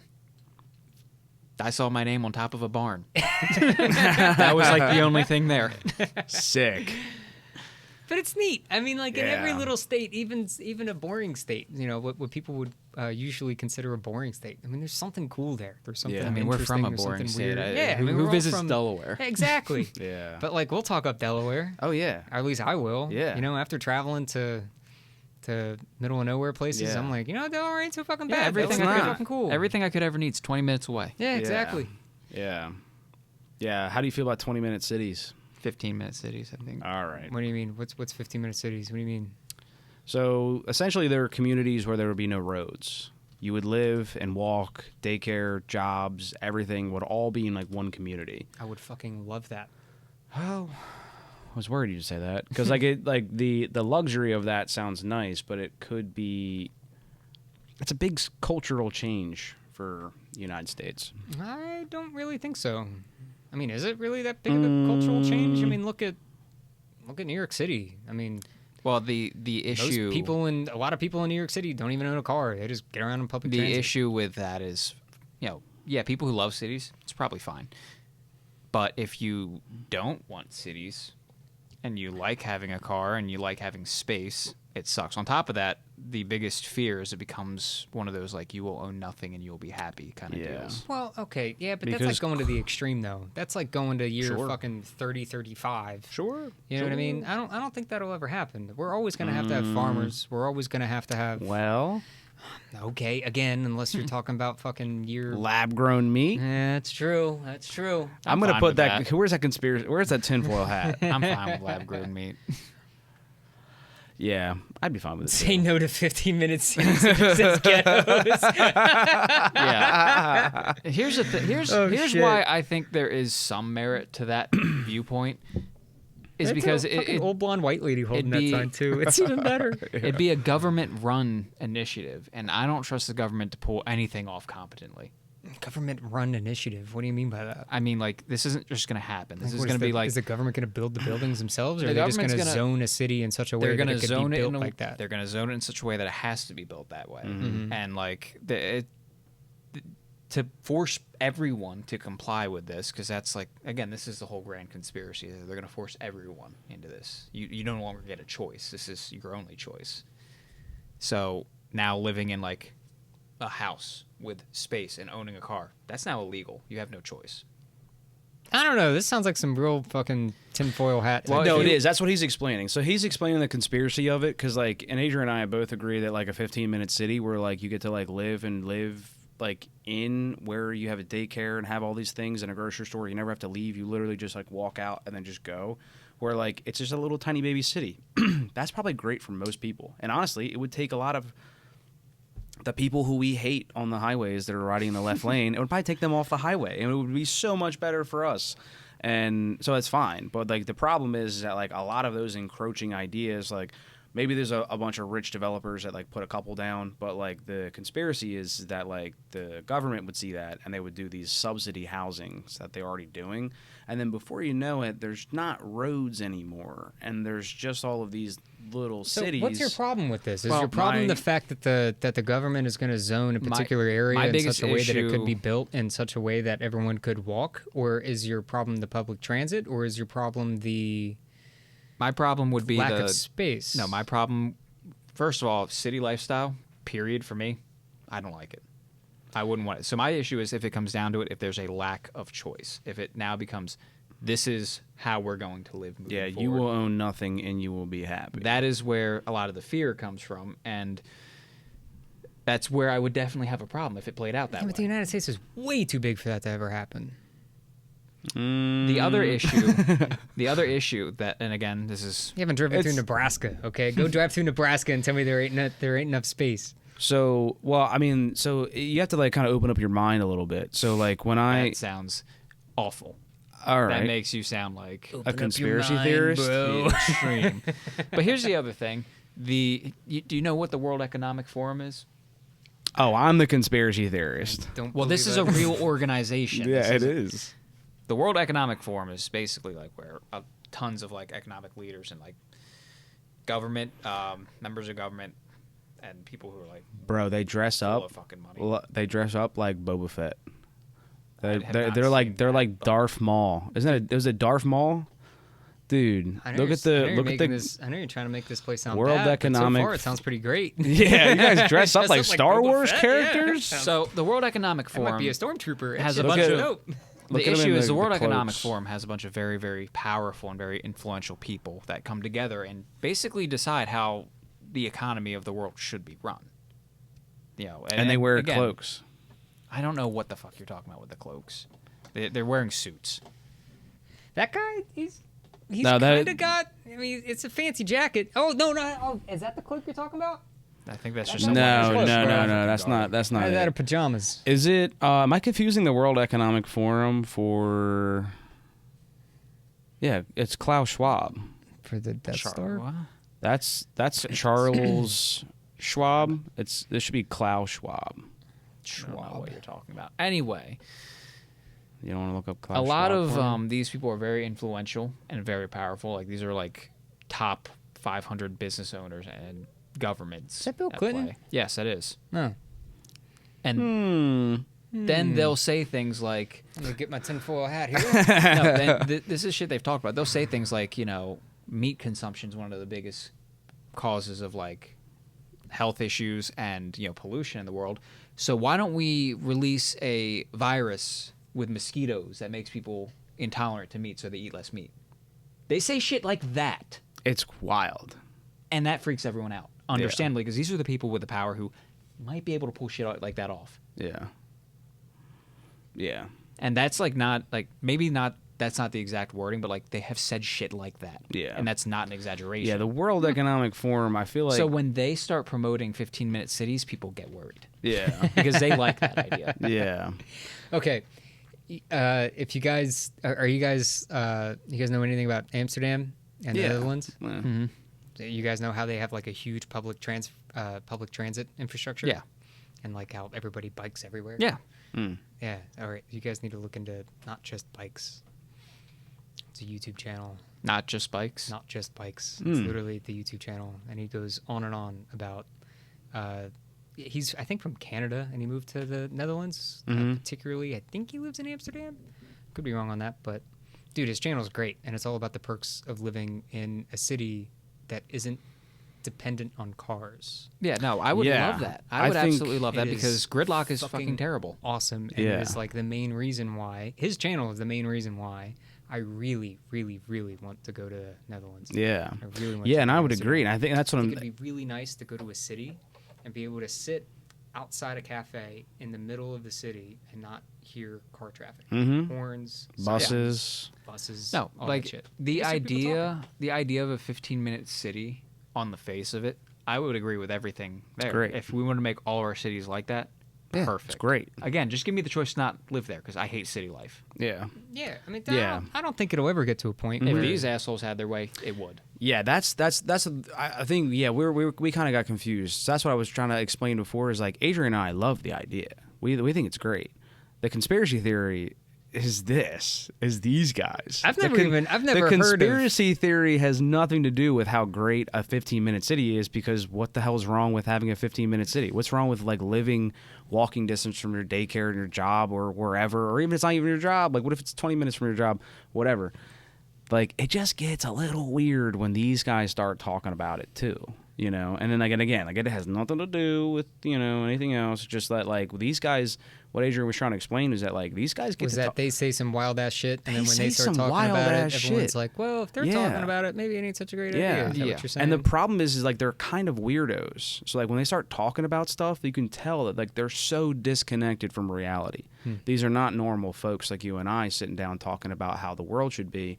These are so disconnected people. So like when they start talking about these 15-minute cities and how well they work, and then dudes run around talking about mosquitoes and fucking you'll own nothing and be happy, it gets a little touch and go. Bro, nobody should be asking me how the world should be. Yeah. I'm not good for that. Fuck, if it were up to me, every Tuesday would be free ice cream day. Dude, pizza day. Yep, every Yeah. Wednesday, free pizza day. Yeah, fuck every yeah. Thursday, burger night. Well, this is probably a good time to announce that your presidential candidacy. Yep, that's my campaign. Folks. Actually, Tacos Tuesday, and every Wednesday, free ice cream for everybody, nationwide. Dude, that's sick. I'm actually lactose intolerant, so what can you do for Pisklak. me on Wednesday? Dairy-free sherbet. Perfect. Yep, you're getting some sherbet. Dude.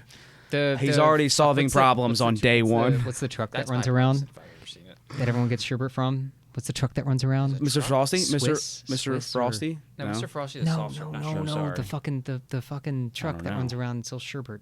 Oh man, Damn, Come I don't on. know. Everyone recognizes it. It's like a brown truck. I've never seen this in my life. Oh, Schwann's? Schwann's. That's Dude, it. Schwann's. Schwann's is the sherbet. best. Yeah, Yeah. dude, Schwann's. And they had a mean chicken pot pie. Do they? Yeah. never had I don't know if they still sell food, but they would sell food too. Like pie, I like didn't chicken even pot know pies that. and I stuff. only knew them for Yeah, their- for their sherbet. World Economic Forum. Meat will be a special treat. No burgers for you. Not on the daily or anything. They push shit like this where it's like we're gonna take away your choices for the good of humanity. Are you sure they're not like a cringe type? No, No, account? dude, this is a real No. thing. It's Like so they're like real, for real bro. about it. Dude, Kinda it's like, so real. Kind of like birds. Fuck, what is it? Birds aren't real. Yeah. Unfortunately, no. These people are like sincere in their beliefs, and they have the power and influence possibly to like push in that direction. Can you just like we'll just end on I've never seen a picture of Klaus Schwab. I don't know how you like I swear you're trying to say Charles Schwab, and I have no idea what you're trying to actually say. Klaus? yeah. Oh, Klaus Schwab, that guy? Yeah. Yeah, he's got a How pointy dare you head. make me feel like I was mispronouncing this gentleman's name? You just like him because he's bald. I actually don't like this guy. I think they're scary. He's not in his Darth Maul costume. Dude, but we'll type in robe. God damn it. Help me out here. There it is. Oh, I fucking told you guys. Looks like the fucking. Look at Pope. those fucking robes, bro. What's this about? Oh, he's the founder of the WEF. Yeah. I knew what I was talking about. God damn it. Yes, I know how this looks, but so and so, founder of whatever. Oh, it's a fucking not graduate, like a actually ceremonial robe for a presiding over doctorate. the ritual sacrifice of his firstborn. Receiving an honorary doctorate at Lithuania's whatever. It's actually kinda funny. University of Technology. Dude, it's funny, dude. Why is he in that? I don't know, but one of my Imagine being like, hey, we're gonna like you're getting this award tonight. We'll see you downstairs. And he just showed up in that. that's probably Like, the regular. you know, a suit would have been fine. Do you remember this fucking speech where Joe Oh, Biden's shit. like in front of an all red White House? Yeah. The background like that. Doesn't that look like Didn't that horror that, movie villains type shit? Yeah, that really does. didn't that come out like in the Super Bowl or something? Like the other picture there with his red eyes. Oh, that's fucking funny. No, that was them. They did that. Like They Joe didn't- Biden put that out. This? Yeah. That was I think this was after the Super Bowl. Yeah, but See if you can go to an It article. says something about Joe Biden's Super Bowl post. Yeah. Dude, like he posted this. Fuck, why? Because he was like, go Chiefs, red eyes. He wanted to look like the fucking Terminator? The fuck, yes. Dude. Yeah. All right, well, anyway. Just like, because there was a mostly Joe conspiracy theory going on that Kansas City had to win the Super Bowl because Taylor Swift supports Biden. Okay. And that was like a whole like meme, like, oh, you know, it's scripted. The Super Bowl's scripted because, you know, Taylor Swift's endorsing Biden, so in order to promote his presidency and his rule, you know, they're gonna win. It's all scripted. And apparently he ran with that because he posted that after they won. And just like we drew it up, this is a joke post. It's kind of funny. I gotta say, I don't think we've ever had a funnier president than Obama. That dude was fucking funny. Yeah. He was pretty great. Can I get a glass of water? So that was in Flint, Michigan, dude. Did you ever see that? You brought up Flint, Michigan about the drinking water. Yeah, I seen that. He goes to Flint, and they're like, he's like, the water's fine here. What are you guys talking about? Like, let me get a glass of water. Like, I'll drink this. But like, he's like, can I get a glass of water? Come on. He's like, bring me up a glass. And then like brought him up a glass, and he's just like, fine. Like, dude, he did not drink that fucking water, bro. Did you see him on Between Two Ferns? No. Oh, dude. Zach I've seen Galifianakis has clips. him on Between Two Ferns. It's fucking funny. I've seen clips. I don't remember any of them off the top of my head, but I remember seeing the clips, and they were fucking. Hillary It's great. was funny It's as great. shit. Zach Galifianakis actually interrupts Obama. He's like, like interrupts the president of the United States. It's like, oh shit. Oh my god. I do remember him. I think it was on Twitter. He just had a glass of milk and a cookie that was too big, and he's just. Thanks, Obama. Yeah, he definitely had a sense of humor, He or did. does have a sense of humor. And he was very well spoken. Yeah. Yeah. Unlike I mean, as far the as like a current president being a president, being you know, presidential. Like, exactly. The Yeah, last two that's presidents haven't been very well spoken. No. Nope. Well spoken. Trump had the best words, the biggest words, They the either best go off on speeches. tangents or they're Coherent? Coherent, yeah. Or that's- incomprehensible. yeah, incomprehensible. Yeah. That's right. And Yeah. I don't care what you say. That's not a stutter. That is not just a stutter. Yeah, for sure, dude. And also, like, just considering the state of what Biden is in and how, honestly, weirdly well the country is just operating, he's pulling the curtain behind, like, pulling the curtain back, for sure, on, like, how politics works. Because, like, if we know that Biden is in this bad of cognizant shape, he's not doing anything. It's everybody else behind him that's pulling all the strings, that's keeping the country moving forward Well, that's and kind like of the making role decisions. of the president in the first place, is to put whoever they think in power. You'd be should surprised. I mean, like, honestly, like, yes, that is true, but also there's a lot of decisions. It's kind of up to your discretion. I would say, like, on how much you depend on the people below And you. how much of the direction like you lead yourself. Yeah. And I think what Keith is saying is that Biden probably only has half an idea of what's actually going on. And He's not sure gotcha. which side. Gotcha, He's yeah. not sure which side of the stage to walk off. I don't think he's sure where the state of the United States is. Yeah. So it's just scary to see that like okay, so like the Congress, like everything below His us, cabinet the is cabinet running the show. can just run the show, and it doesn't matter. we didn't vote for them. Yeah, we didn't vote for those people. Yep. And on that beautiful note, we should probably wrap it up, Nick. What do you say? Should we? Ended on We another should. scary. This We is what we were should. talking about. We're 4.5 hours. in. Yeah, we're 4.5 hours in. You know, give or take with the pee breaks. We'll Let's make it even 5. let's go at even 5. He Yeah, wants to come go on. another One more round. one more round.